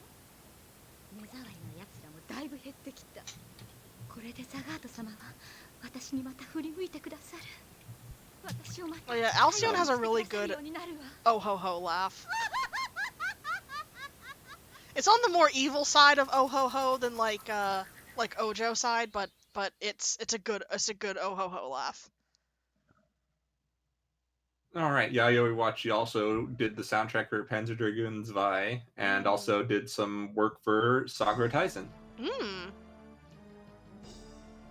Honestly, I don't really remember the Sakura Wars game soundtracks much. Well, she's just listed as a sound designer, so I don't know specifically. If that was like actual soundtrack music making, or just like sound effect making, or directing, or... Yeah, the composer is Kohei Tanaka. Is the English version the subbed or dubbed? The English version of this game does have English voice acting in all parts, all the cutscenes and everything. The only part that's left in Japanese are like the battle yells, so when you cast magic, those are still in Japanese. When the enemies attack you, those are still in Japanese. But yeah, they did. Working Design pulled out their usual voice actors, their in-house voice acting team to do this game. Just random people off the street. They're not random people off the street. That was Growlancer. Growlancer was the random people off the street because they ran out of people, and there was a lot of different voices they had to do for that game. But yeah, so if you've played Lunar, if you've played Growlancer, basically any other Working Designs game with voice acting, you'll know a few names, or just like if you look at the credits for those, you'll see that Umi is this person and this person and this person. You don't know their names? I off the top, I know some of their names, but I couldn't tell you who's who. Isn't one of them like Jennifer Steigel. I don't know what she got married, so her last name's different now. She's the singer of the opening theme. I don't know if she did any voices in this or in other games, but she is the singer of the English opening theme. She's also the singer of the Lunar opening theme, the Lunar boat song. She's the singer of the PSP Lunar song as well. I don't know if she's the singer of She might be the singer for the Eternal Blue songs as well, for Lunar, and she's the singer It's for the not that Silent hard of a Mirage game. theme. It's adequately difficult, unlike other Working Designs games. This one's adequately difficult. Yeah, it's a good difficulty boost. The only annoying part is there's a couple enemies that do, since some of the enemies Absurd amount move of damage. faster, they do a lot more damage, so you can get easily kind of stun locked by them. And some of the final boss like attacks, they do your whole HP bar almost. Yeah. But it's pretty good. I said earlier, this and Growlancer Generations are probably their best localized games. Because the Japanese version of this is it's really, from here on out, it's pretty easy. If I die, I'm being an idiot. Yeah. And This then, game is just so easy, it's kind of a snooze. yeah, and then Growlancer 2, especially Growlancer 2. I don't know about 3. I haven't played the Japanese version of Growlancer 3. I wasn't able to find a copy when I was in Japan, unfortunately. But Growlancer 2, the menu redesign that they did for that is so good. The Japanese menus for Growlancer 2 are awful.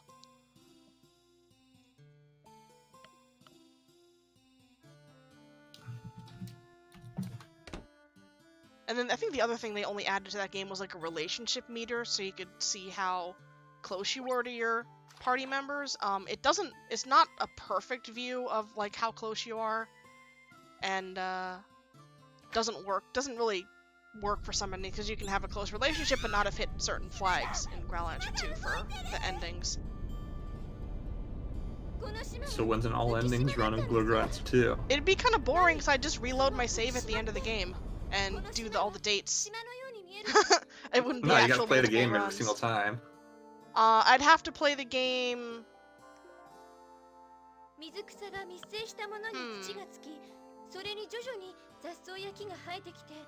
If we're talking all end, because this is the save file tracks your endings by character portraits.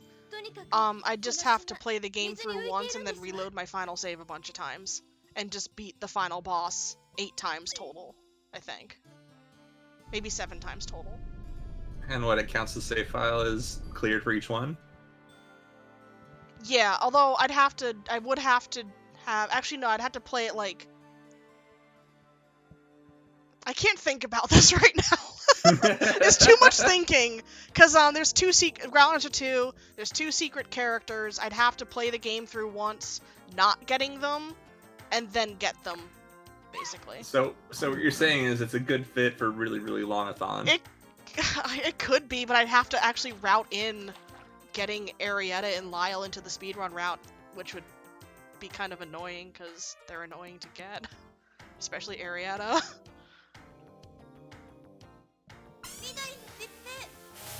Which I haven't even routed that kind of run in general for, you know, the sprites armor don't change, but their cutscene armor does. Like when they have their character portraits or they're in the anime cutscenes, their armor's upgraded, but their sprites are always the same schoolgirl uniform.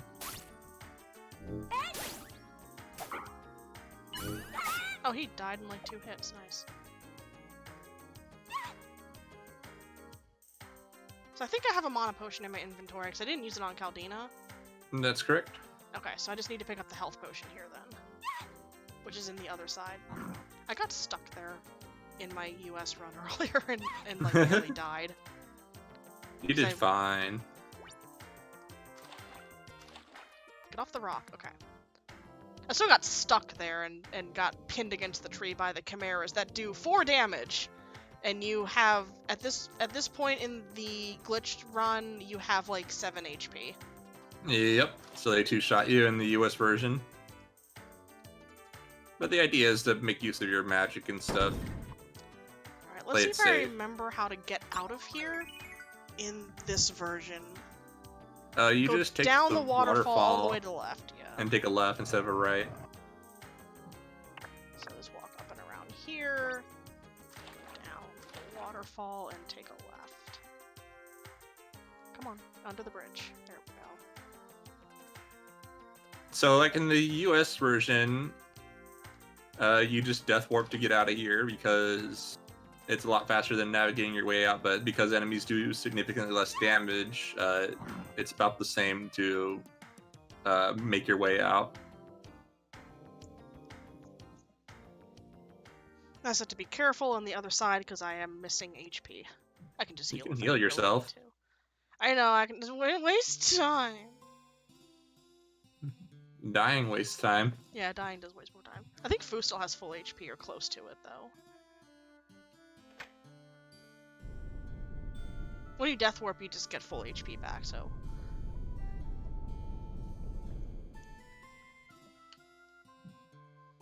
I think Hikaru is pretty high up, so I think I'll just switch to her here. So yeah, basically in this dungeon, we're collecting 2 medallions to fight the boss. And somehow we know to do that, despite no indication of collecting them. You just kind of go in there and do it. Yeah, you just kind of walk to the end of the dungeon and, oh, these things are here, and I'm gonna get them. Yeah, and this side is very cruel casually because there's so many dead ends and points where you have to return to the start.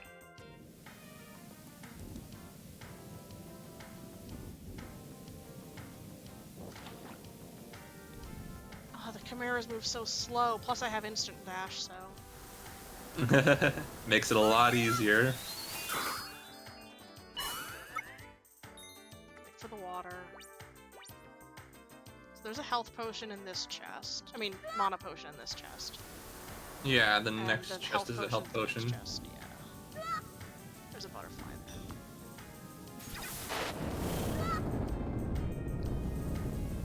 We're just gonna take a damage boost through here. Yay, damage boost. And then we can just take this health potion.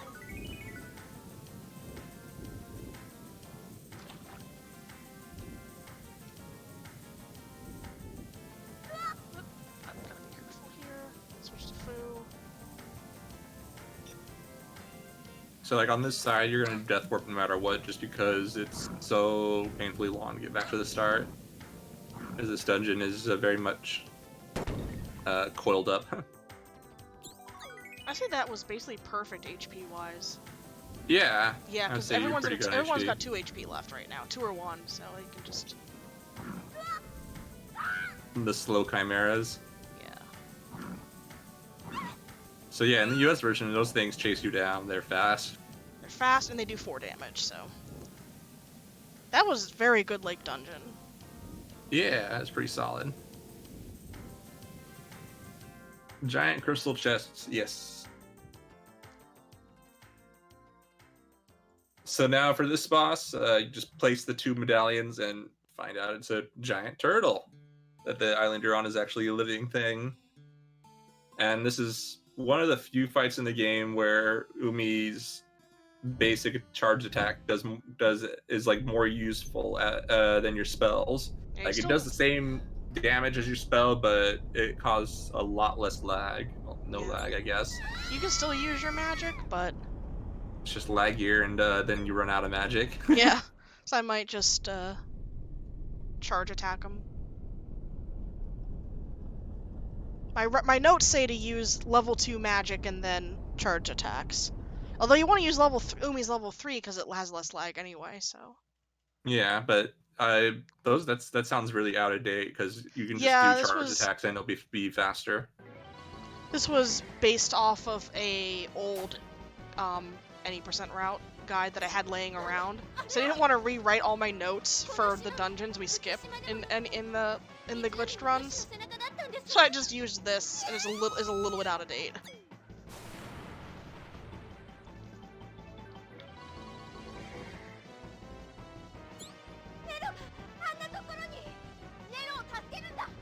So the kid's on top of the turtle. Yeah, poor Nero. And the turtle can charge you with its head, and if you go to the bottom of the screen, his tail's down there, that can also hit you. I guess the only problem with doing the physical attacks is you do have to wait for his iframes. I mean, technically you're waiting for his iframes anyways, but you can chain Oops, I was magic, in the wrong facing the and wrong it just direction. happens to wait out his iframes.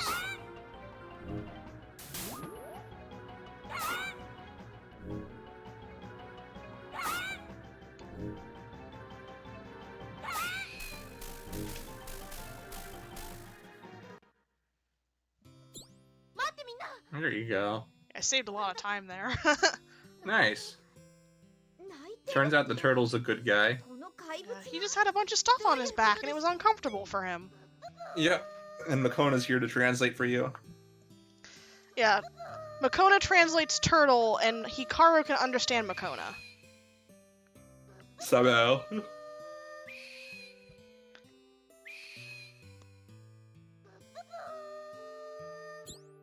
うだったのか。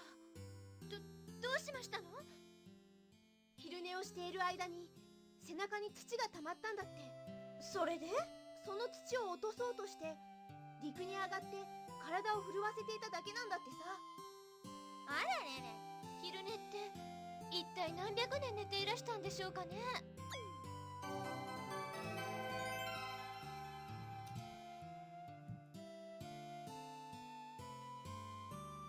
And now Fu leveled up, although she's still not useful. I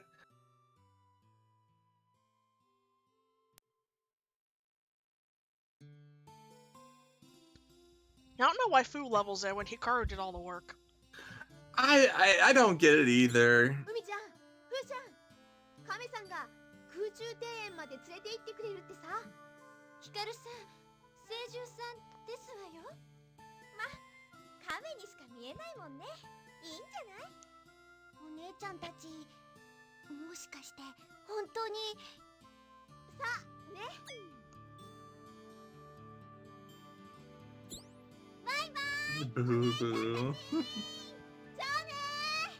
お世話になりました。元気でねー。またねー。マジックナイトさんたち。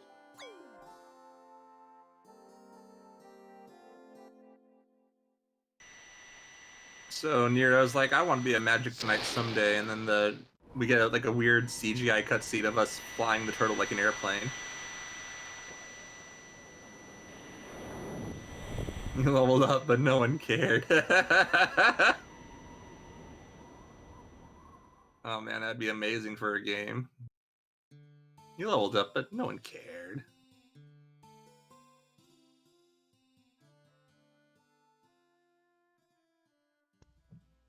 If an adventurer levels up alone in the forest, does it actually count? If an adventurer levels up and no one is around to see it, does it count, rather? Who knows?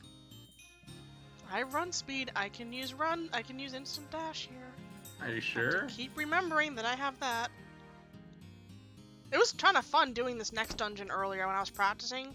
Because I was practicing on a US save where I didn't have instant dash. And it was very interesting doing it without it. You can still make the jumps. It's just weird.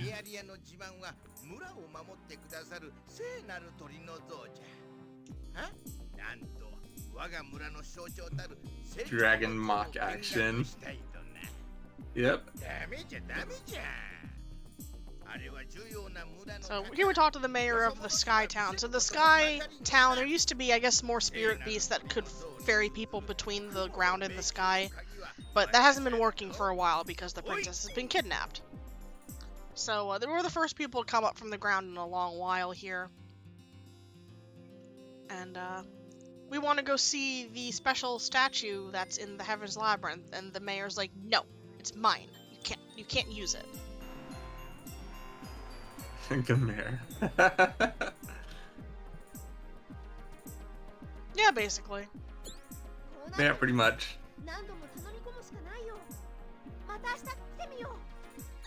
So we'll try again tomorrow. Maybe he didn't have his Snickers, and is in an angry mood. So we'll try again in the morning. But what if he doesn't have his Snickers tomorrow either? Well, obviously, considering what happened, he doesn't.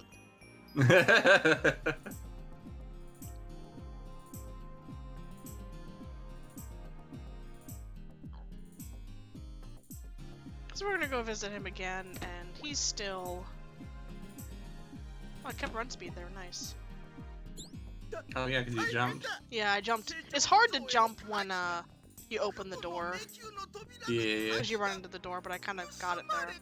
If you jump, basically, if you jump over transitions between connected areas and you're running, you keep your run speed instead of losing it. Yeah, it's pretty nice. Not like it matters in this category because we have instant dash, but so Yeah. anyway, the key is missing now, and because we asked about the key, therefore we stole it. Yep, we're the most likely suspects. So now we're 3 hours in. We're now at the point where we could have beaten 2 glitched runs. Yep, it's wonderful. But oh yeah, so now we're changing game genres a bit. We went from an action RPG to a stealth RPG. Yep, now we're a stealth game because what's an RPG without a stealth section? Exactly. Okay, let's hope I can pull this one off again. It's not an RPG unless you get thrown into jail and have to sneak your way out. It's that dang third set of guards that I always like whiff.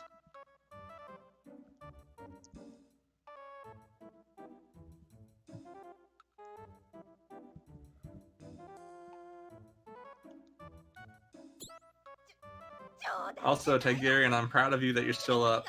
You only got like an hour and a half to go. Or maybe sooner if Kari's fast. And I believe her to be fast. I hope I'm fast. Because getting caught in this version stinks because the longer text.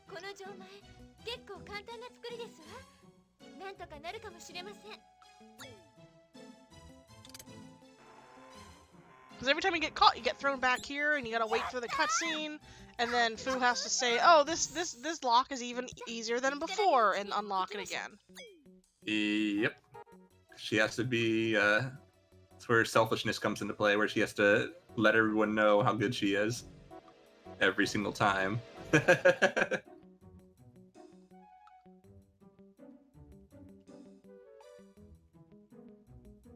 Alright, since having run speed here throws me off, I'm not gonna use it too much. Because I'm just not used to having it.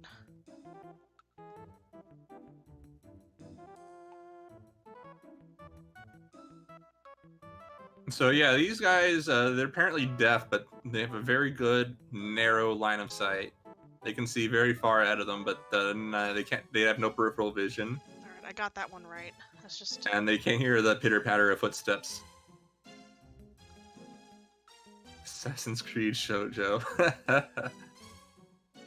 Beautiful. You know that you can just run past him. I can, but I always forget how far over he goes. There we go. Okay. Well, you're going down the wrong side as well. You're supposed to go down the left side. Oh, are you? I always go down the Yeah. right side. Yeah, if you go down the left side, you can just run straight down, and none of those two guards will ever see you. Ah, TIL. It's muscle memory going down the right side.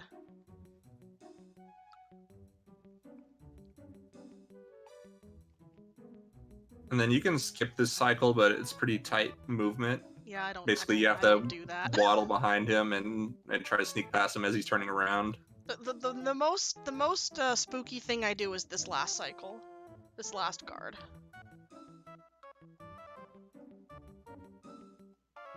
I love Hikaru is just running in place, and Naomi's running in place. That last guy, it just scares me that I go so close to him, then I have to go like right behind him at the end to go up like to his side. Like I said, he's deaf. Yeah. He's deaf and has no peripheral vision. So we have to inspect the fireplace as Fu, because she has glasses, she can see the best. Yep. And I just noticed the sprite on the side for where the key was. It's like that glass case that's broken. I've never seen that before. Huh. Yep. That's a nice little detail. Yeah, there's a lot of like little background details in this game. It's really cool. So like you can inspect each parts of this room with different characters, and they'll tell you different things. Yeah, a lot of the fun flavor text is stored there. In the English version as well, you can find some really dumb references. So we have to climb up the chimney, or climb down the chimney. I think climb up the chimney. Somehow we climb up the chimney. And on the roof, we find... Loading. Loading. Still loading. Still loading. Still loading. Come on. There we go. Ferrio's flute. あそこに何か落ちてる。これはまさかフェリオさんの笛。どういうこと？とにかくフェリオに話を聞いてみよう。 So that means Ferio must be around town somewhere, and we're gonna go find him. We could have seen him earlier if we had like walked around town and looked. Yep. But he's right here with his. Oh no. フェリオさんの服。はい、 Just, oh no. Yeah, one, he's covered in soot, and two, フェリオが Ferio-san has his Ono with him. フェリオさん。フェリオ。 Also, he's not talking to us. Yeah, there's also a ball, like that light ball. That was a kind of cool lamp, wasn't it? Mm-hmm. あら、私のフェリオにちょっかい Could be a globe. くださいませんこと。ね、 Hard to フェリオ。 say. So look how in love they are. なんてことすんのよ。 How shameless. あら、私たちは愛し合っているのだから当然の行為よ。フェリオ、本当なの？行きましょう、皆さん。 And again, Fu was like, that's pretty oof for Fu. これは Can I get an oof for Fu in the どういう chat? ことなんだ？ Getting her heart broken like that? 本当に鍵を盗んだ犯人なの？ Ferio going behind her back again with another lady. So, I don't know how the game expects you to know this now, but Farga's down here and you can just talk to him and to advance the plot. And he gives a suggestion of, hey, why don't we just wait in front of the Heaven's Labyrinth gate to see who goes inside? Talking during the load screens gives me... Yeah, I mean, I reset the game, so the console, so there shouldn't be the memory leak problem. So Yeah. But it's If still, we that had- we- one load screen felt really long. We hotfixed the memory leak. 犯人に見つからないようにどこかに隠れないとね。 So let's see who walks in to the gate, because obviously if they stole the key, they're gonna want to get in. ふみちゃん。ごめん。ふう。いえ、気にしていませんわよ。ヒカルさん、海さん。 Yeah, basically. がよろしいようで Those darn kids from another world. Because remember, this is an isekai. Isekais before isekais were popular. And before they were all the same thing, and had very long, convoluted titles, and were just kind of all rehashes of each other, with weird concepts. At least Like- the slime one is good. It's been going on for so long that it kind of, the whole thing, because he can turn into a human, so why does it matter that he was reincarnated as a slime? Because he's still a slime. But he can turn into a human, it doesn't count anymore. Well, he doesn't turn into the same human. There's also one where the guy gets reincarnated as a vending machine フェリオが。 in another world. That one sounds strange. I like the sound of it though. Yeah, there's that one. There's the other one that was like popular for a hot minute because of the plot. Where not only does the guy get isekai'd, but his mom does too and goes with him.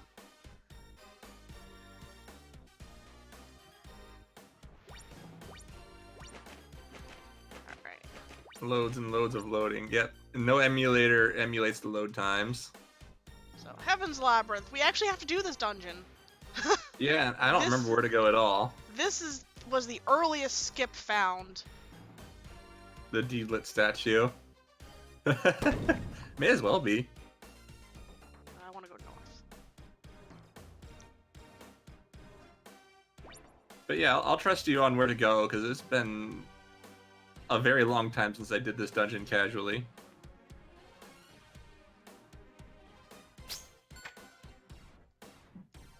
Just remember to hit switches. All you remember is the twist. It's a fantastic twist. It's the twistiest of twists. Oh, okay. No, it's all starting to come back to me now and where to go. And these things move a lot slower in Japanese. Come on. Hit the switch. How stupid can a premise get? Exactly, that's just isekais right there. I like it a lot.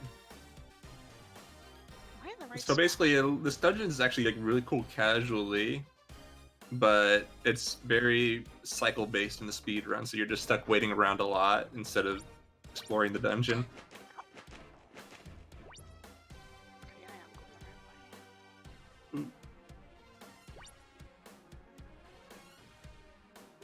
Her 2-hit multi-target attacks. Yes, What? do you like your mom and her 2-hit multi-target attacks? That's the title of the mom isekai. Everyone just What called it the mom heck? isekai.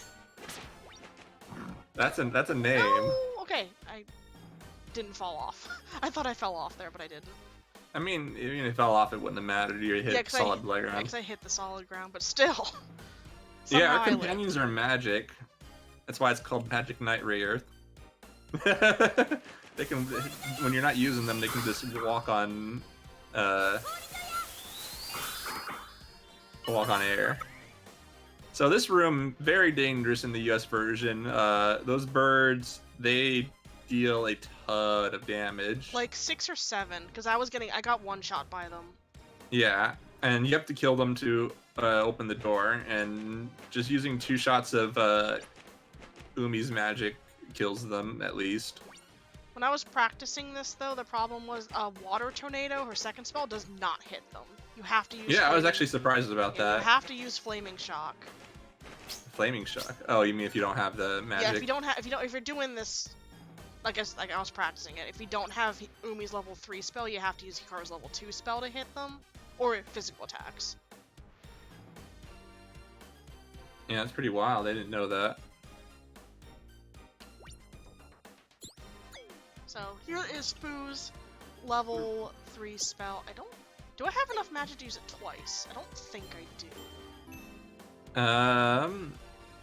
Probably not, because I don't think you got any upgrades for her. No, I haven't presented. I have to wait for this cycle then. If you Yeah. if you can use it twice, you can use it here and then use it again when you need to. But Because it costs 6 mana to use. and I can't count, so I don't know how much I have. Let me count for you. 1, 2, 3, 4, 5, 6, 7, 8, 9. Stupid You have 9. birds. Thank you, birds. You're the best. Yeah, it's a shame that the characters only have special powers when you're not controlling them.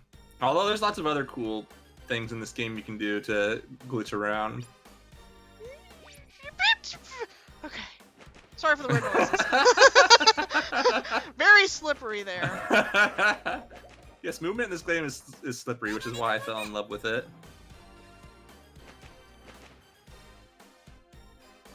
So yeah, this is a spell you don't normally see in the speedrun. It's just exclusively in the glitchless category, because there's a glitch you can do to skip this entire dungeon. So the glitch would let me in this room here.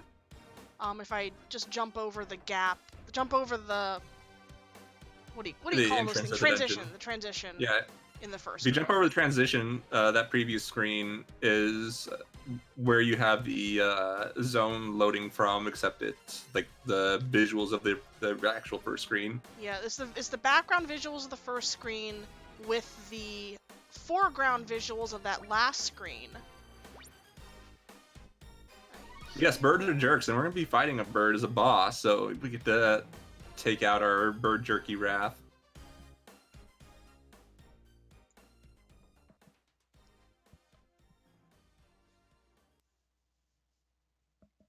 But first, lots of cutscenes. Yeah, there's a lot of cutscenes here.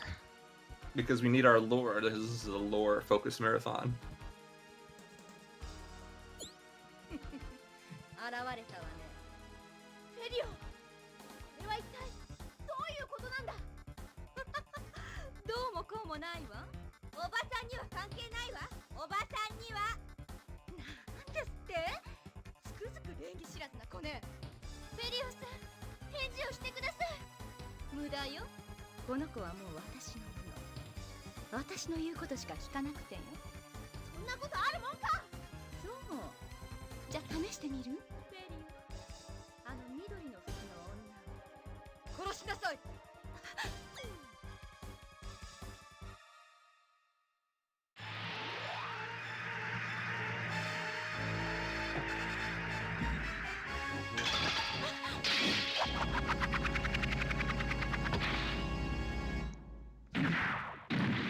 Yeah, this was one of the more popular anime in Japan for the in the 90s. Yeah, there's a lot of games. There's 2 on the Game Gear, 1 on the SNES, the Saturn game. There's also a video game. There's probably some other stuff as well. Yeah, just in general, this was one of the. い I think it was Clamp's like first big series. どうするの マジック Card ナイト Captor の Sakura 卵 was さん their たち bigger series, and most people remember them from that. わか But った this came first. 聞き分けがいいこと Oba-san, Oba-san. And yeah, She's looking this- pretty old in those rags. Oh yeah. And then Rafaga comes in and reveals who she is, even though you can obviously tell. Yeah, you can always tell this. I guess they just didn't want to judge. 正々堂々とやれ It's a foreign world, because for all they know, there could be a lot of people that look like Alcyone. ラファーガありがとう And then you find out Rafarga is actually under Zagot's mind control through that little conversation. And he's gonna try and kill us. 武器を取れ But fairly. Yeah. He wants to be fair about it. That's why he gives us our weapons back. It's Bushido or something. It's time to die.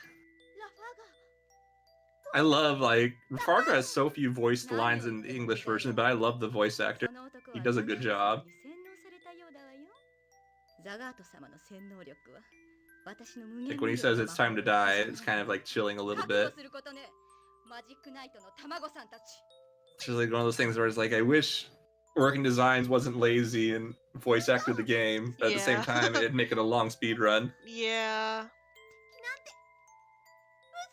But voice 敵が acting! 来なければ But speed run! ラファーガラファーガ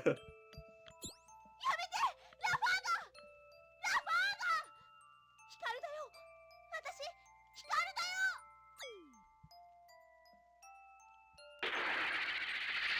光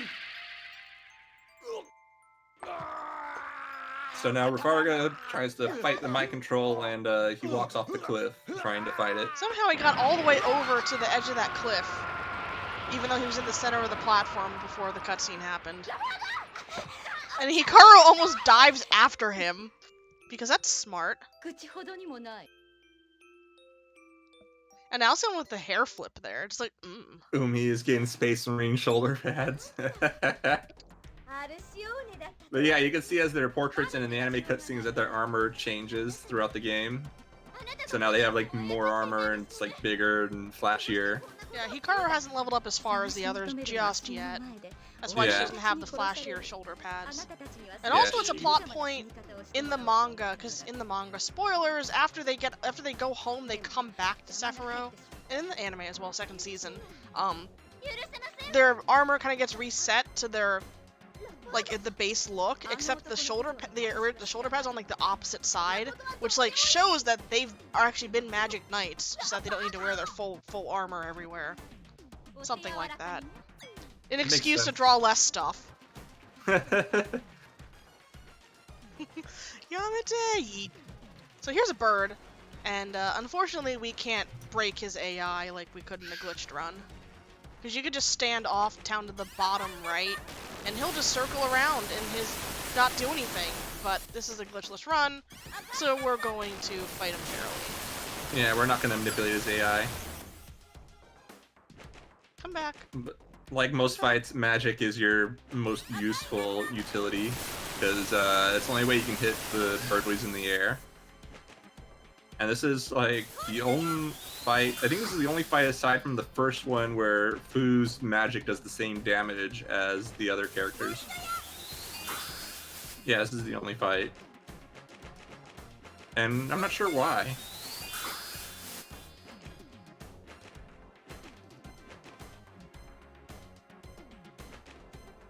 But, you know, just the more magic you can use, the faster the fight goes. And then there is a phase 2 for the fight, but all it does is change the enemy's sprite color. That's all it does. It makes him invisible, so it's a little bit harder to see where he's. That's not gonna hit because she came in there. So I'm out of magic now. Yep. He's Now you can supposed- just use Umi's Yep. attack. Even Doesn't though- make him invisible, just makes him flickery. Yeah. Maybe invisible if you're watching the stream at 30 frames a second. And he's dead. He only took 2 shots after that. Nice. Yeah, you did a good chunk of damage. Even though my guide says he'll die before you run out of magic. Maybe if I hadn't missed that one hit, but I Yeah, don't if you know. hadn't missed that hit. But also the route is that you give more magic to Fu, I think? I think no, Honestly, I I think you don't give more to. remember. I think I skipped a couple for Umi because I remember in the Oh, old route you used to get the one by the ice cave because you get it anyway, and there's like one other one that I would usually get for her. So yeah, that makes sense. So you'd have one more cast for her. yeah, I'd have one more cast for Umi. So yeah, that makes sense. I had to rewrite this glitchless guide and upload it to Google Docs and actually link it on the SRC page. Nah. Effort. I want more people to run this game. Yo, everybody in chat, you need to do one run of this game to give Kari work on the leaderboard. No, I won't buy you a copy of Wait, you can just do JP runs. Just do JP runs. This is $5. You can make that, right? $5 in the Japanese Saturn. $5 in a Saturn and an action replay cart. That's like that's not that bad. Japanese Saturn is cheaper than buying a US one. True, yeah. If I had room, I'd get a Japanese Saturn, but I'm out of shelf space. I have 2 Japanese Saturns. I guess I could put it on top of my television, but that's currently reserved space for my laptop right now, so I literally would have nowhere to put it.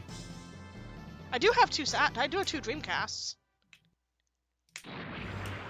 You just need a Soccer Wars Dreamcast. I do. I need a Soccer And you need a Wars Hello Dreamcast. Kitty Dreamcast as well. I don't need a Hello Kitty Dreamcast. If I need a Soccer Wars Dreamcast. No, you need a Hello Kitty Dreamcast I as don't well. care about Hello Kitty though. Yeah, but the Dreamcast is cool. It's like a clear blue. Oh, is it? Hmm. Yeah. And it comes with a clear blue controller. Ooh. So, after all this was the place that, the second machine, remember we're looking for machines, I know it's been a while, was hiding. That was the, thing that all the people of the town worshipped, so now it's ours, we took it from them. Yeah, I mean, no one's gonna know it's gone, because no one can go there. Yeah, if no one can go into the dungeon, we'll just come back, well, we probably, it doesn't ever get said, because we never actually go there, but we probably just return the key to the mayor, and say, hey, we got this back for you, everything's okay in the dungeon, just it's fine, you don't need to go in. Yeah. I am not still like they have the losing key time anyways. to your run somehow. Actually, though, my lake village was, I gained some time back, but I lost it all again. Aw. I'm still ahead of my probably last because of run, but that part where you fell off. maybe. We'll see how the final bits go. There's only one dungeon left. Yeah. What can I say? I used to be good at this game. There's one dungeon, but there's 1, 2, 3, 4, 5 bosses. Rafarga, Alcyone, and Nova, they got again in the final boss. 6. Okay, 6 bosses. I forgot to count the final boss. How'd you forget the final boss? She's easy to forget. Yeah. Sure, why not? Alright, so we're gonna go try to find Rafarga, because Hikaru's like, I know he's alive.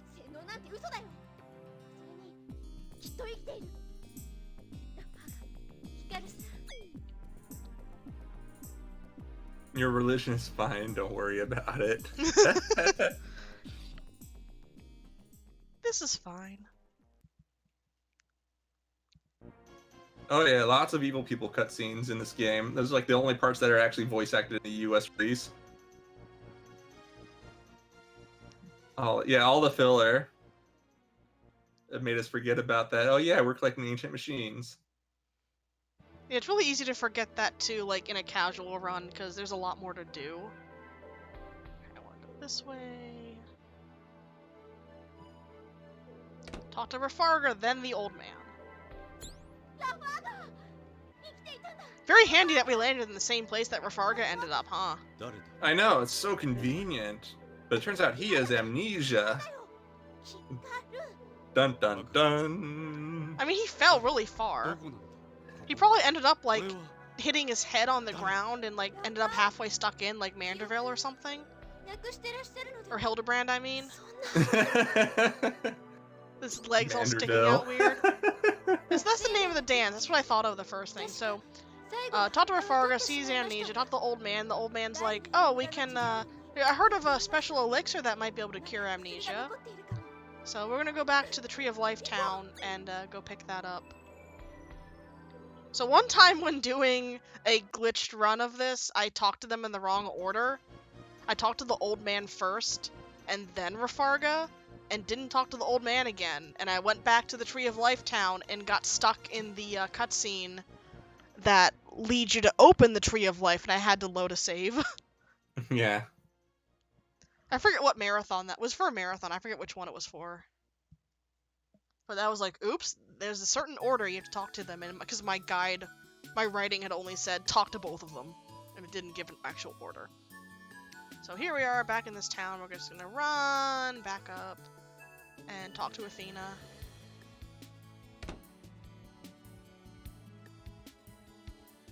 Yeah, so like in the glitched run, she just kind of gives it to you. It's like, oh yeah, we got it. Worries. Yeah, see, they didn't We need our didn't help. need you.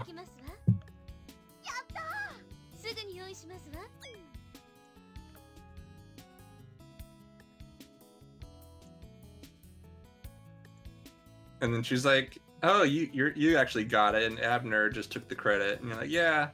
She's like, no worries. Abner's a sweetie. He's bae.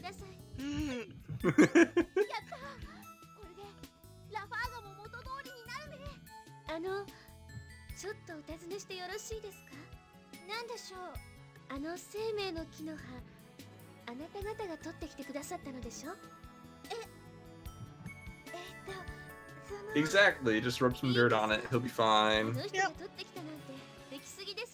Some dirt and spit, that'll be fine.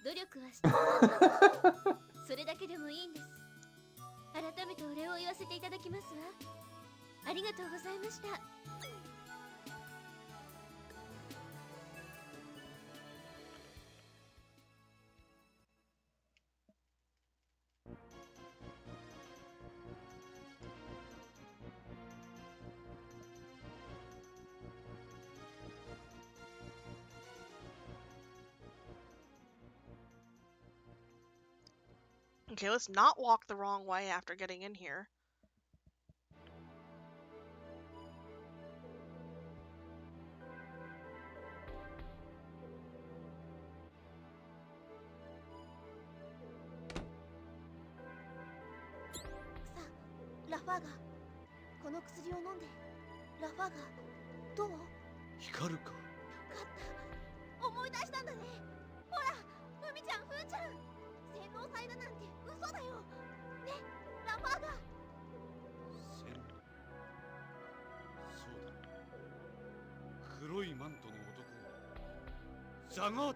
So Rafarga regains his memory, but that also kind of reactivates the mind control, unfortunately.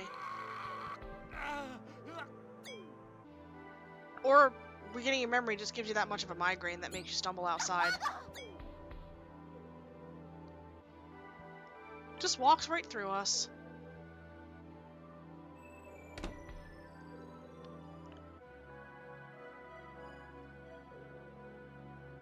Oh yeah, good old Acme sledgehammer. Oh, come on, let me through. There we go. There's an HP jewel hidden somewhere in that forest. I always forget where it is. So Innova's back too.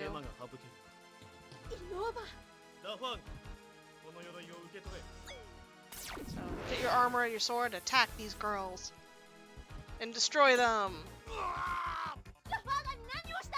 これでザガート様の洗脳は何者にも侵されない。ラファーガイ、マジックナイトたちに死を。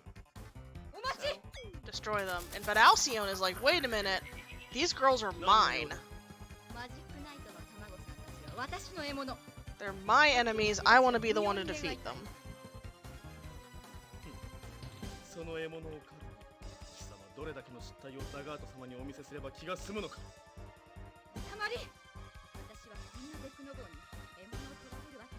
ないのよ。今度こそ私があの3人を倒し、晴れてザガート様に報告するのだから。ラファーガとか言うの？あのレクノボー。邪魔よ。消えてもらうわ。 So she makes the mistake of, well, she's gonna try to attack Rafarga. And Rafarga just completely deflects her magic attack and hits her back with it. 'Cause Yeah, Rafarga's she pretty underestimated strong. him. Yeah. Bingo. He's just some sword guy, doesn't matter. 失せろ。 And Alcyon's very angry that she's not gonna be able to fight us now. And Rafarga is instead. Well, she did take a mortal wound. It didn't look too bad, it just kind of flashed and went away, so here we're gonna fight Rafarga now. Let me wait till he moves. Yep, and Rafarga is an interesting fight. Like, he'll have normal iframes after you hit him, but he also has iframes when casting a spell. So you want him to do that as little as possible. Spell actually kind of hurts, wow.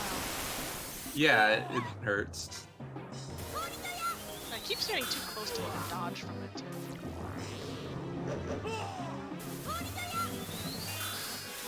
It's gonna kind of stink when I have to get up close to him. Can you stop casting your spell? It's his favorite attack. Yeah, So now I not have to change the Obasan. charge types. He's gonna turn red. Yep, he'll turn red, and then the only thing I've noticed is that he starts casting magic even more often. But yeah, when he's casting a spell, you have to wait till he finishes the animation. You can tell just when his eyes start to open up that he's vulnerable. Because I guess they really wanted to make sure that he'd cast the spell and be threatening instead of being non-threatening. Yeah, he's still pretty easy, though. Yeah. Not even that many charge shots afterwards, and he's done.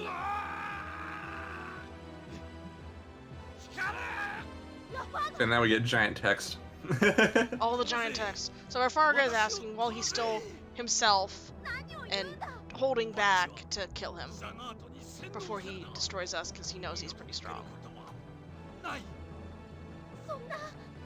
But we're like, no, we can still save you, Rafarga!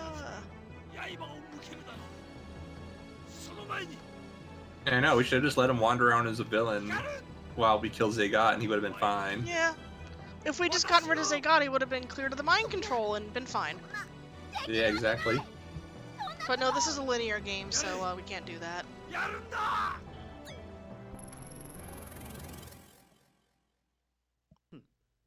I know, only if we could skip this fight. Then Zagat and Rafarga would have never had to die. Yep. Just a finger of death right there. Thanks, Anova. I know, Anova's so mean. Killing 2 people.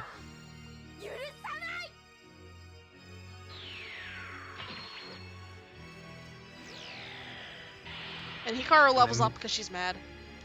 Yep. I think she's the only one that levels up in a cutscene. Yep. And now she gets the cool pauldrons. And hits his cheek. Not his cheek. She scratched him. Cheek. Cheek. Cheek. Cheek. Wait, this is an Escaflowne. Never mind.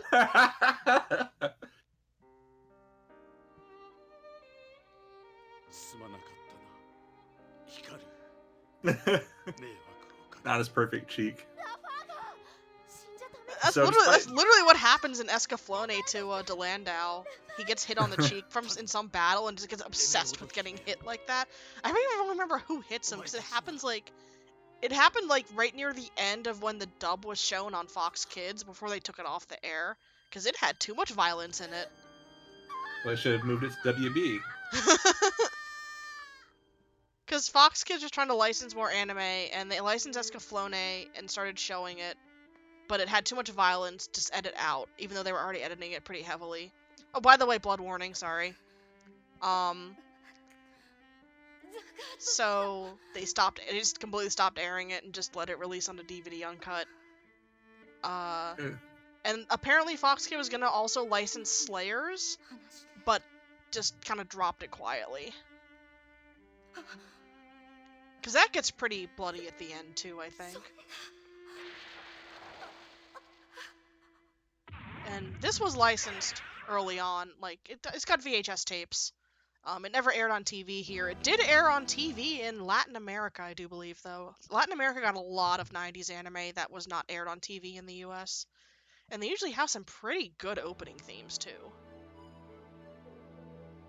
Apparently Portugal got a lot of stuff too, where they did like really weird dubs. Like apparently, like the dub of Dragon Ball Z is just a bunch of pop culture references in Portugal. Like a friend of mine was telling me about it. I think it's the Finnish. It's either the Finnish or the Norwegian Digimon Adventure dub, where they just didn't care. The voices are just really bad. But Digimon was so popular in Latin America that actually apparently the guy who sang the opening themes for those versions did a version just for fun of the new Digimon Adventure opening theme. Put it on Twitter. Really interesting. Yeah. It's interesting knowing like which anime were really popular down south there. Like Saint Seiya is huge in Latin America. And you ask anybody about Saint Seiya around here and they're like, what? Oh, I definitely lived Saint Seiya fandom here in Phoenix. There was a lot of Saint Seiya fans. Yeah, probably from I'm gonna go to Polly's, yeah. Probably just because it was like close there. Yeah, I had some of their toys too, and I loved the show. And then I couldn't find it forever because like it was a different name in the U.S., so I had no idea what I was looking for. Knights of the Zodiac, I think it was called. Yeah, and I didn't know that because I try to remember the name and I couldn't really remember it, and so I'd like look around and then say I was like, this looks right, but the name doesn't sound right at all. Yeah, and eventually I found out it was because of the name change. And it wasn't very popular in the U.S. Not as much as it was other places. When I was a kid and Sailor Moon was on TV, I remember going to the mall. There was a comic shop in the mall and asking like if they had the Sailor Moon comic because the credits said based off the comic, and I wanted to read it. But this was before Mix magazine existed, which became Tokyo Pop, and they were the person in the comic shop was like, we have it, but it's in Japanese. But I didn't buy it. It also was like really learn expensive Japanese at a young age. I could have, I know, right? I thought that scene was voiced, and I was cleaning my glasses, and it was not voiced. So I'm like, I'm just gonna mash through. Oh wait. No, you don't voice when you learn it. There's no voices when you learn a spell. Alright, so we're just gonna run through here, and again, platform cycles. We don't have enough... Oh, go on. I was saying, we don't have enough MP to skip this. We could if we had more MP on Fu. Oh, you don't need MP. You have instant dash. I mean, if you wanted to skip all those platforms, you could use Protective Wind. Oh, you could just instant dash and jump across that gap.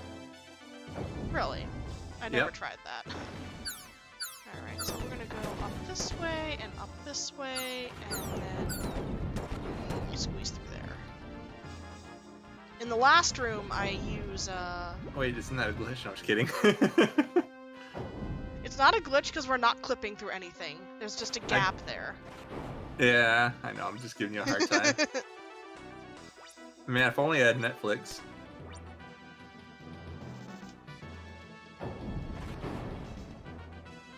Okay, so here, instead of waiting for the platforms, we can just use Protective Wind and walk across.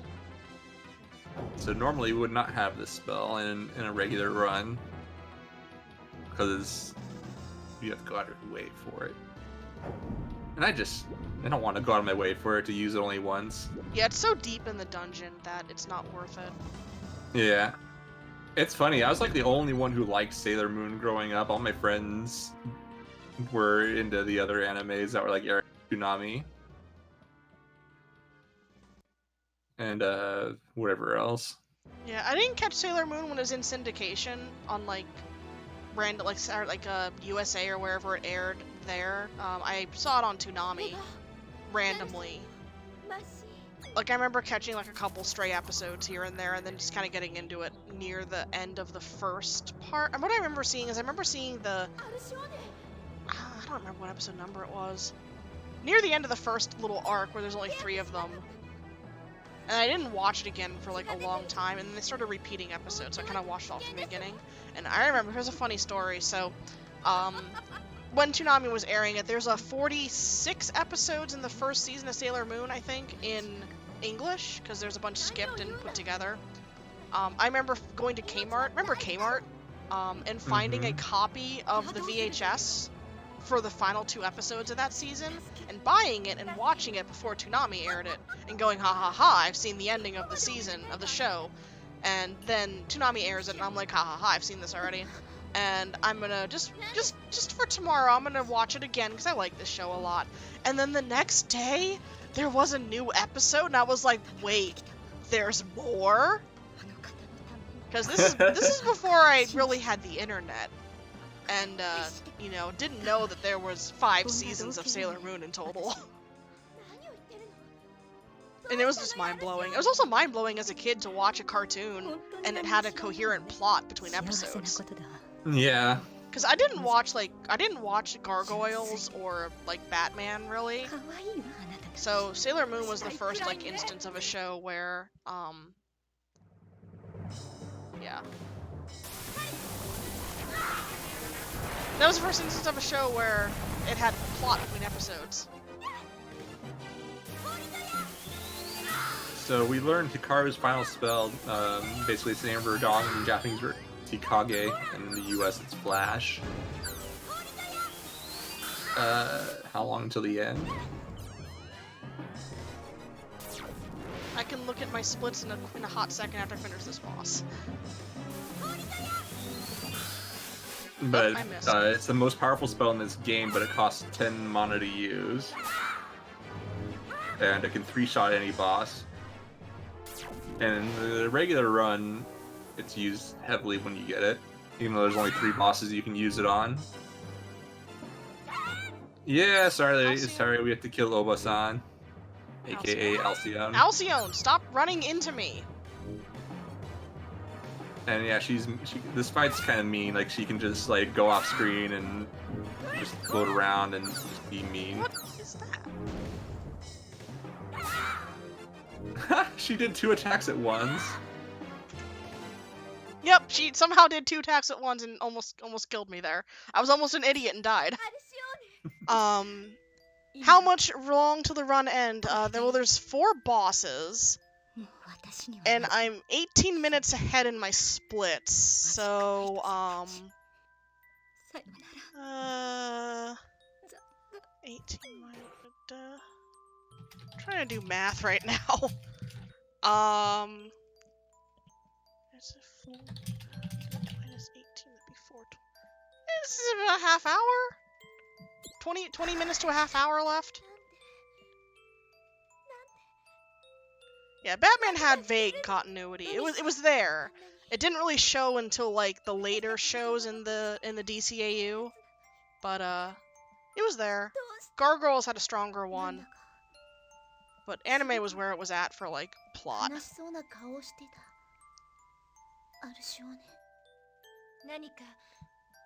Avatar was like the first like plot cartoon. Yeah.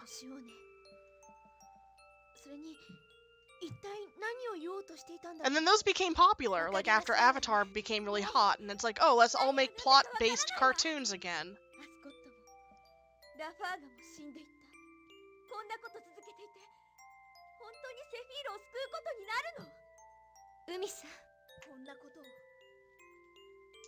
There were some in Batman TAS where, like, you know, when you saw a villain for, like, the second time or the third time or whatever, there was definitely continuity in the previous instances of seeing them. Back off, Lena. And, like, the first Robin becoming, you know, leaving, and there was the second Robin in the later series. Come on, back off, Lena. I know, Lena wants attention. My cat wants attention. Say hi to my cat.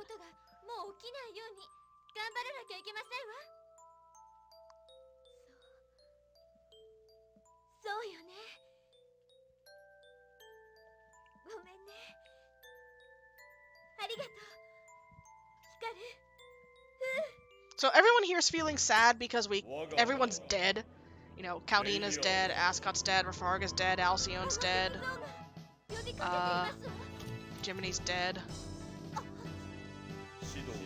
So, we all had a little heart-to-heart moment there, and Rayearth, the final machine who's in the wall here, saw our heart-to-heart and was like, okay, I trust your power.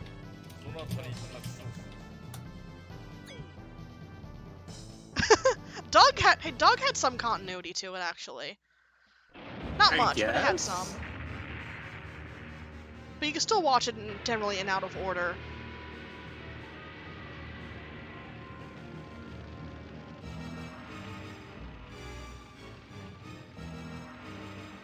Because reruns and syndication. Well, the girls feel bad about killing people. Yeah, they didn't come here to kill people, they came here to save the princess. Mm-hmm. And killing people is not saving the princess.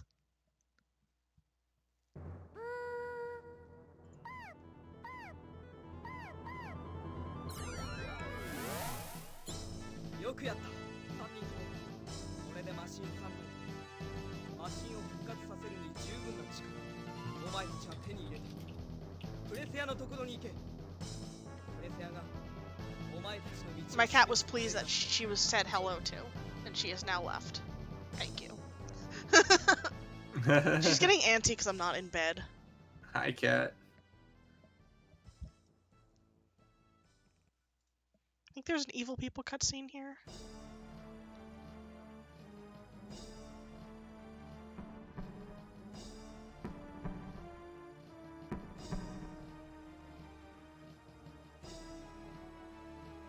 Man, I watched like all those cartoons, all those Amblin Entertainment 9, like Animaniacs, Freakazoid, Batman, Hysteria, I think was one of them.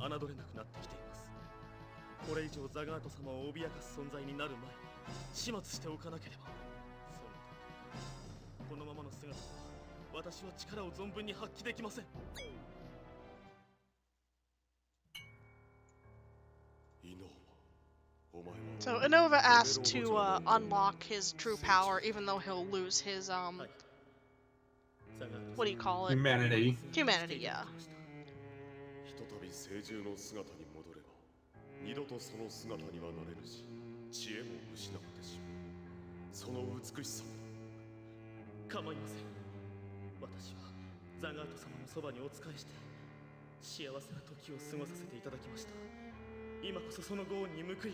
But Inova saying, like, you know, it's important enough that I do this, so just do it. Unlock my power.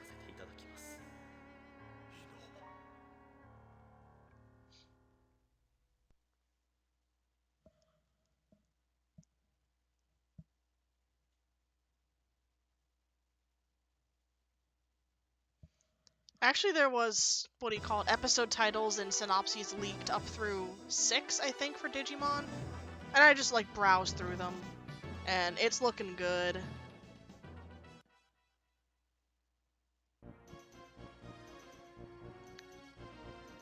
I'll probably watch the next episode tomorrow. I hope the new Digimon season gets a dub. And half of me wants it to be dubbed like the old seasons and have all the old dub names, kind of like how we did with Digimon Tri. And, you know, make it like that. But the other half of me wants an actual, like, straight dub of, you know, Japanese names and all that kind of stuff. They can just do two dubs.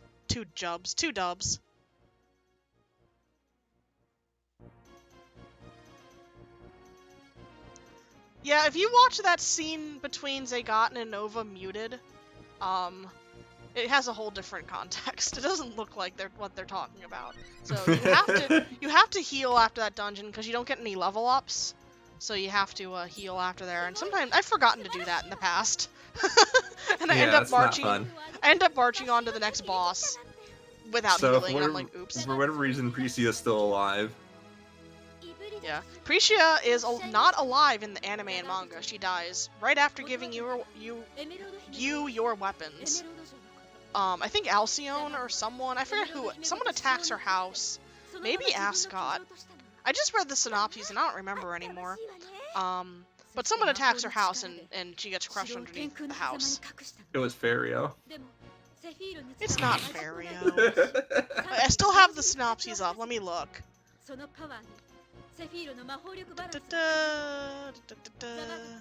But yeah, what's her face? Prisia opens the way to the cliff where we first met Clef. And even though he's still a stone statue, he'll show us how to raid Zagat's castle. But before that, we have to fight Nova. Yeah, it is Ascot. Ascot is the one who sends a monster to kill Prisia. You know, you heal one, you heal them all. Yep, just hitting the fountain heals everybody and revives as well. Yep.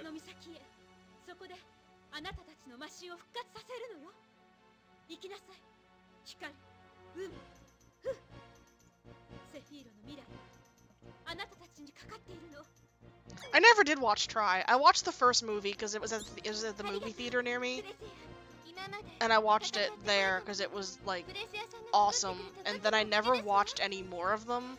And according to some people, that was probably a good idea. Because it's like they wanted to do more, but then couldn't, and the plot of Try just kind of trips over itself a little bit. Yeah, it's a centipede, a caterpillar, it's a bug. But new Digimon Adventure reboot. Everyone, when it was announced that they're rebooting Digimon Adventure, was like, okay. But so far, people have been really pleased with the animation and everything. It's just comfy to me. Digimon's a very comfy series for me to watch.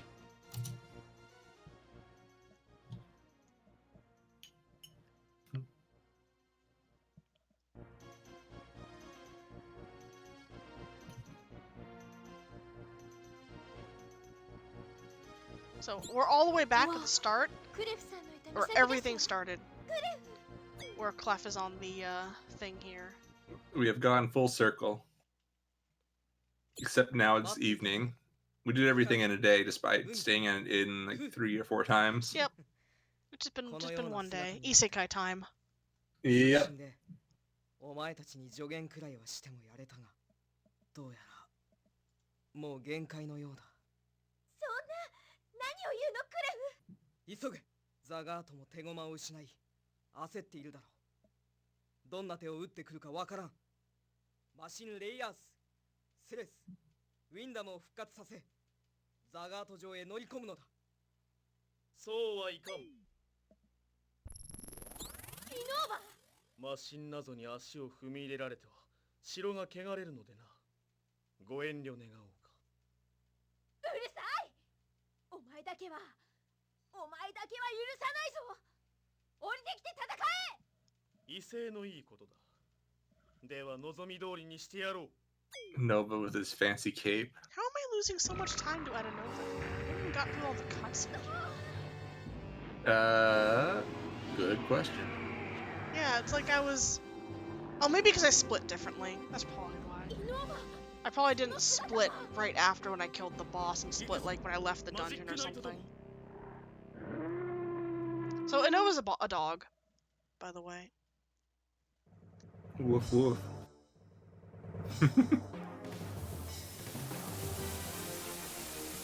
Yeah, Digimon Tri, TRI, is a 6-movie sequel to Digimon Adventure 02. It came out like I think it ended last year or the year before. It took a few years to come out.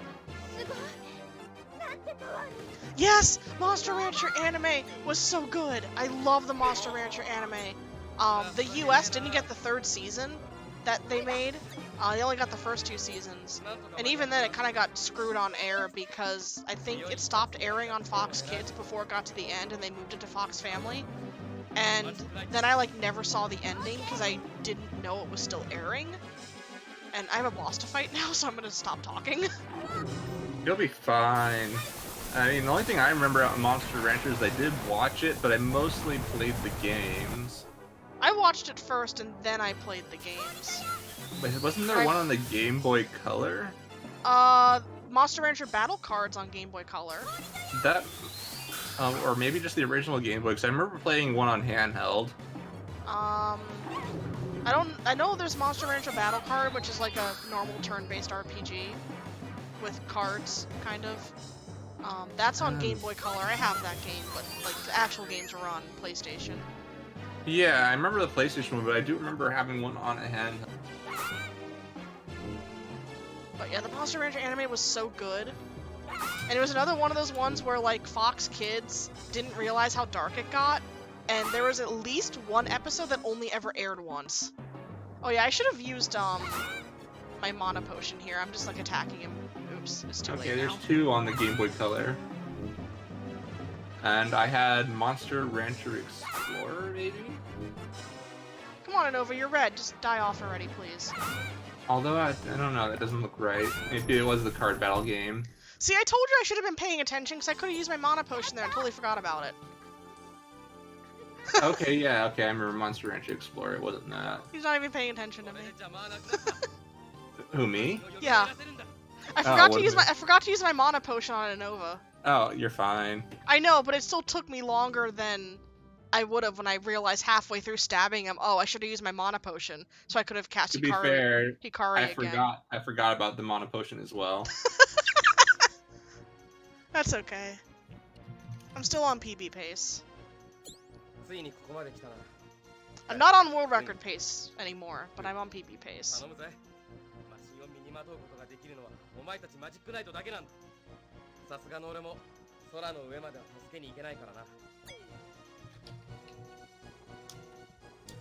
But yeah, the Monster Rancher anime I only ever saw to the second to last episode because I think the next week it wasn't on anymore, or I just forgot about it. So I watched the second to last episode, was like, wait, I haven't seen this one before, and then completely forgot about it, never saw how it ended. I do own it. I own the dub DVDs. Because Discotek license rescued it, so I own all 3 seasons. I just haven't gone back and watched them yet. I really should just put them in my PS2 and just watch them for funsies. So now we have a bunch of cutscenes, by the way, where we gotta summon our machines to go up to Zig. First, break the barrier around Zagot's castle and then fly up and go into it, is what we're all doing here. And then Discotek also released the Monster Farm anime, which is the original Japanese version. They have a box set for all of that too, because there's enough cuts and stuff made to the dub that they had to release it separately. Jeez. It's always sad when they cut up anime. Yeah, it wasn't as badly hit as like Monkoli Knights was. Monkoli Knights is one of those shows that had episodes spliced into each other. So the Japanese version I think is a 52 episode anime, but the English version is only 49 episodes, I believe, because some episodes were just cut in half and put together to be like 2 separate stories in one episode. I love Monkoli Knights. That's probably my favorite Mon show, because the dub is like super good and hilarious, and the changes that they had to make to avoid some stuff are actually like really good. And it's sitting in license hell right now because no one has relicensed it, and I wish someone would, because it's impossible to find all the episodes to watch. Dang. I mean, I could finish importing the Japanese DVDs like I was when I was a kid, but I never finished doing that. But then they're not subtitled, and no one cares enough to do subtitles for it, so. Rip, Boo. Monkoli Knights, I love that show so much. You could do it.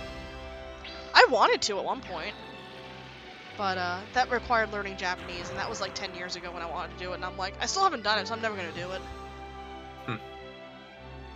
Yeah, 4Kids, they had their issues, but honestly, it was the gateway for a lot of people to get into anime. Same with Fox Kids. Yep.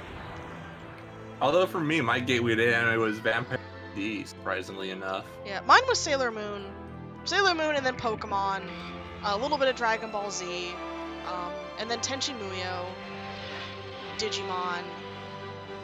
And then my first anime that I watched that didn't air on television was Evangelion. Because I saw a AMV that was like shippy, and my friend was like, look, they're our age, this looks kind of cool. and we watched it, and There it was are not a- like the AMV at all. Yeah, I think K-On! Is a seinen show. Digimon the movie is not good.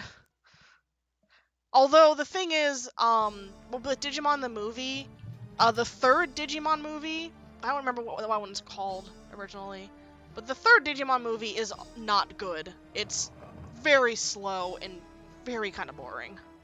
The first two movies are good, but the third one is pretty bad in Japanese as well. エメロード姫を返してもらうわよ。セフィールを救うために。そうならば相手になってやらねばなるまい。 But yeah, I was like probably 4 or 5 years old when I saw Vampire Hunter D because my mom owned it on VHS and really liked watching that movie with me. Even though I was just like a little kid, it was, I don't know, it was such a great movie to watch when I was a kid. And it was like a nostalgia for the dub at the time. Honey and Clover, that's a... I haven't seen it, but I know I like one of the voice actresses who was in that. わかりませんわ。 Well, the lore with Fu glasses is that she becomes so magically powerful that her eyes are better, that she doesn't need glasses anymore. Yep. They kind of lampshade it, like, they're like, oh, Fu, your glasses aren't showing. Are you okay? He's like, yeah, I can see fine. Yep, her eyes got better. Wish my eyes would get better.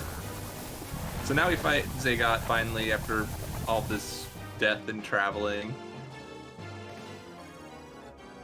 And he's an interesting fight. Basically, he just kind of flies around and you can only hit him when he's not glowing.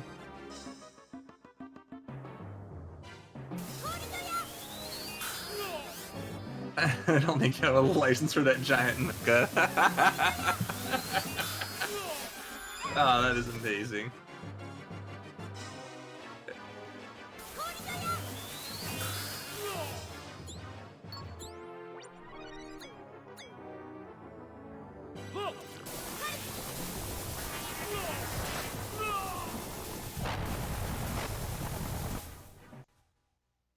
Woo, you did the first fight just fine. Yeah.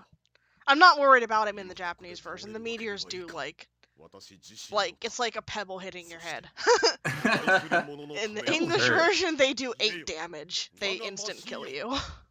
Yeah. So we're playing an RPG, right?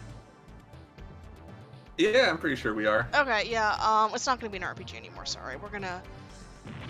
as soon as he summons his giant robot here, we're gonna be playing a shmup. Yep. Because that's how you fight with giant robots is in shmups. Just look at the Macross Saturn game, it's a shmup.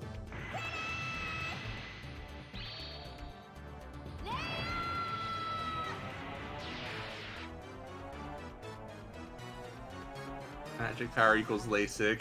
It's better than LASIK.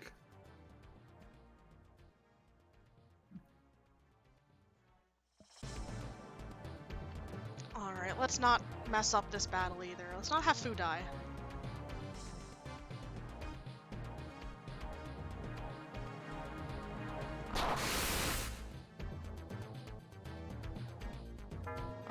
So yeah, basically with this fight, technically Fu is your most powerful. Like each individual shot is not very weak in her attack, but her shot damage stacks, and you can defeat this boss very quickly if you land all your hits. And like, oh my god, he's doing like no damage to you. In the US version, this guy just wrecks you, but in the Japanese version, he swipes like a kitten. But the bees are still annoying. No, we've been watching an anime. Please stop summoning your bees. I don't like your bees. Stop summoning your bees! That's his favorite attack. Don't It's you love annoying bees? because I had to shoot the bees down because they're damaging me. And, I'm not hitting him as best as I can. Because the bees are... Feeling bad for Zagot.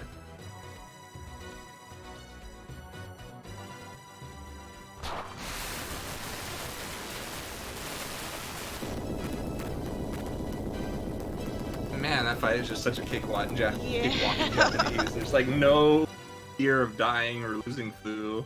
Yeah. I was a little worried just because he kept doing bees, so I could have done that a little bit faster if he did less bees, because I had to shoot the bees down. They're not really bees, but they look like bees.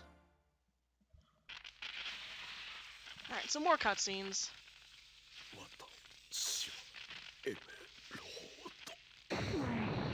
He explodes.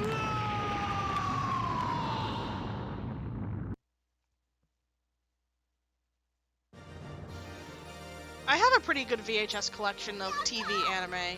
Like, I have like 50 tapes still. I used to have them all cataloged, but I lost the notepad file, so I actually do have to go through them all over again and catalog what I have. But I have like almost all of the 3 Tenchi series that aired on Toonami. I have a lot of Sailor Moon.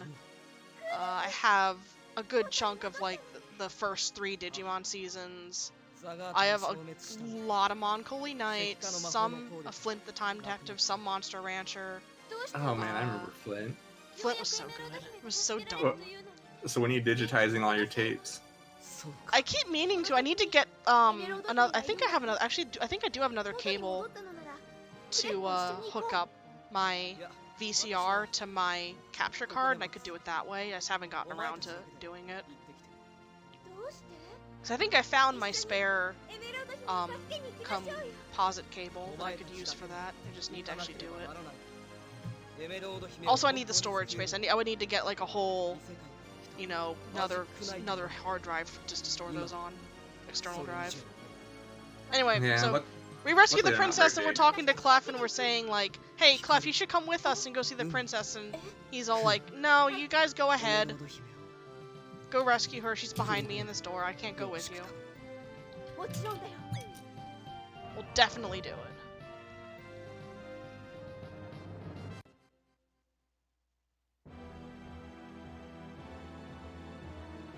Oof. I know what you're talking about, and oof, I'm sorry. So here's the princess. We ask her, "Are you Princess Emerald?" And we're like, "Yeah, okay, so we saved you, and now Sephiroth's gonna be okay too." We killed Zagot, by the way. And she's like, "Really? Did you really kill Zagot?" We're like, yeah, we did.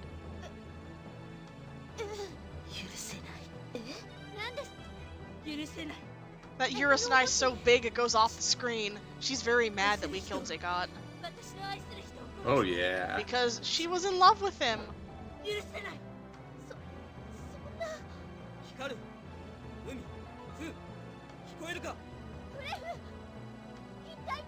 What's going on, Clef? We don't understand. Please explain, Clef. He's like, "Okay, fine."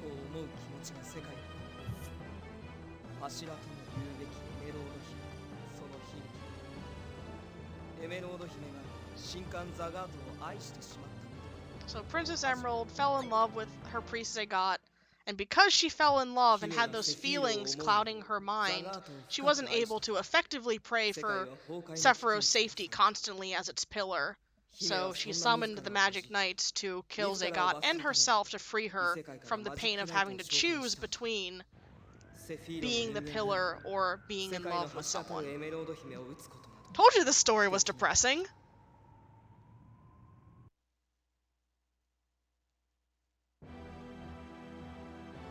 Nah, it's a happy story.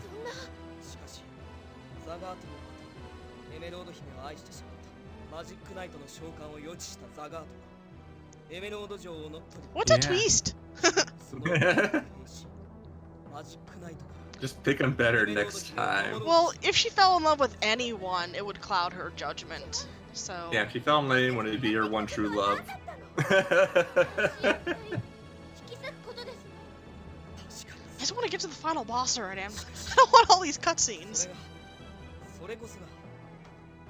But you're so close to beating my time. 4 minutes, not even 3 minutes from now, I don't think I'm gonna get it. No, you got this. Maybe. I don't know how long the cutscenes are pretty long though. I have no idea either. It's been so long. I mean, there's this one. I still have to go through the one where we get the robots Voltron together. So, and then fight the boss itself.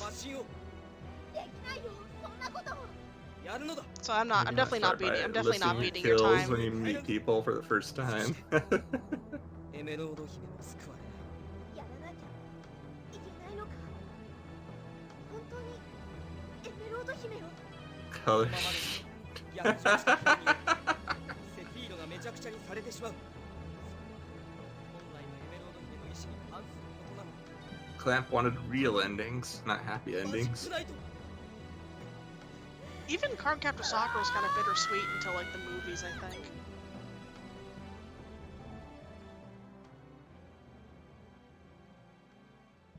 What magical girl kind of has a happy ending? Sailor Moon's pretty happy.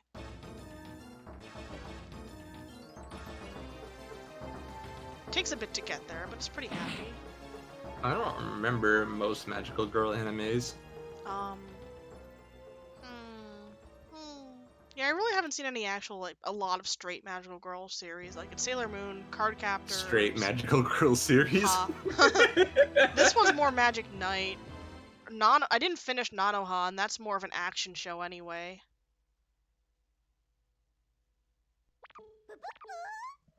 モコナ、危ないからどいているんだ。クレフ、エメロード姫のマシンは強いわ。私たちの力ではとても。案ずるな。今こそ見せるのだ。 I don't know, I guess that's just like the whole Magic Knight or Magic Girl thing is that it's never happy. Well, to be fair, I guess what about like all the Pretty Cure series? Those probably end nicely.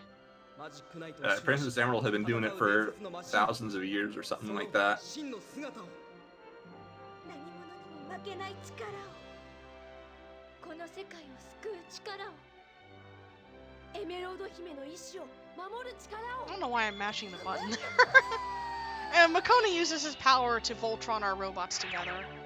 Because Makona's the god of this world, actually. So why doesn't Makona just solve everyone's problems? He's a lazy god. I guess. Pretty Cure as a Pico Bina game. I think 2 of them. I know there's a Pico Bina that's themed around Pretty Cure.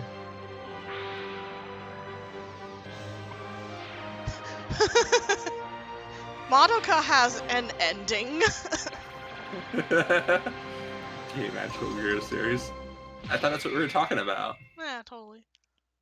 Yeah, I've never seen any of the Pretty Cure series, but I feel those skew a little bit more happy than most do. Okay, I think the boss is on now.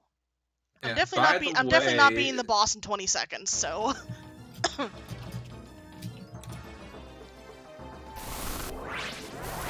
Madoka happiest ending. I haven't seen Madoka. Someone tried to make me time ago and apparently it was a good thing I didn't. I cried in the ending of the TV series. I haven't seen the movies. So I'm just up in her face. You only need to destroy her head. You don't need to destroy the other parts of her body. And you take so little damage, time, by the way. You take so little damage that you can just sit in her face and attack her. GG. I'm 20 seconds off your time, basically.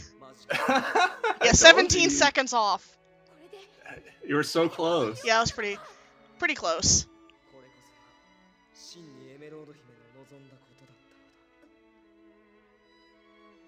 At least I won't be so lonely on the leaderboard.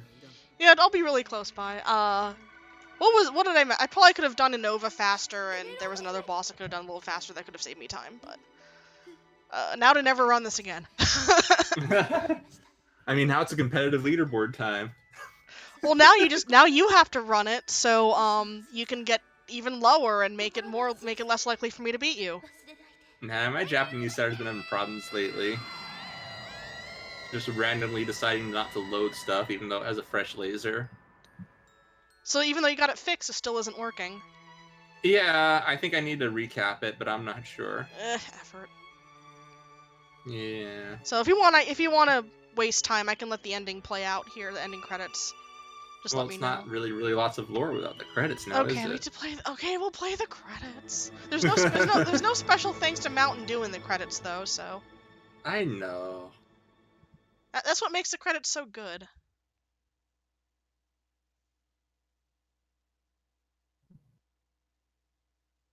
But good job, Tigerion. You made it through to the end.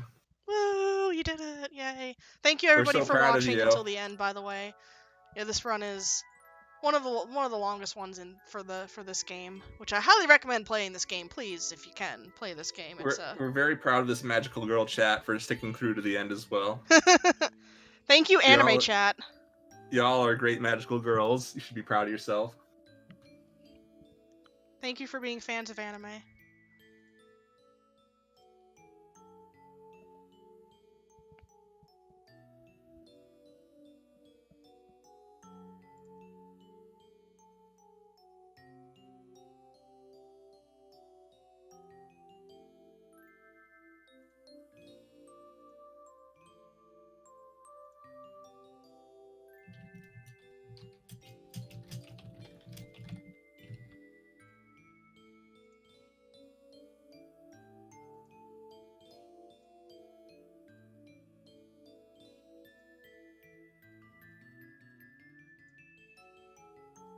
I'm still awake-ish.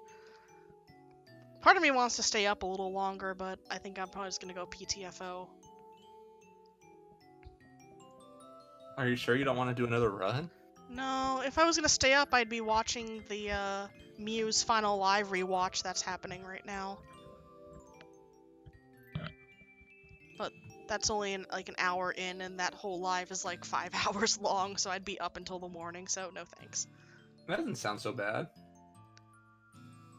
Yeah, the US credits thank Mountain Dew under its special thanks, as Working Designs always did so. And also there's a very special thanks in this game that includes patient Saturn fans, because this game took so long to come out in the US.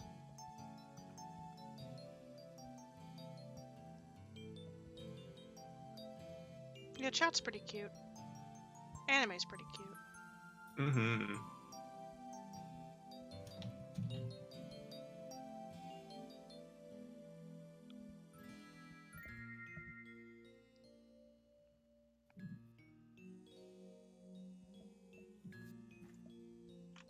All these ayayas. Still, I don't understand the reference even after seeing it. It's just a cute face. It is, but I know, like, I saw the anime reference, but I don't understand it. Maybe I'm just too old. Yeah. Our brains can only handle so much ayaya. And I guess uwoos. so. Uwoo. That one I get.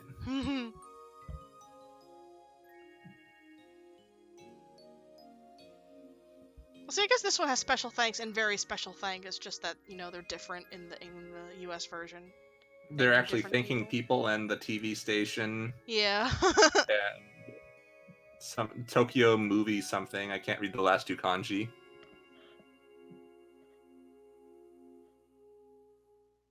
Yes, follow karaoke. She streams pretty frequently. Yeah, totally. Like once a year or so. Yeah, that's as frequent as any other streamer.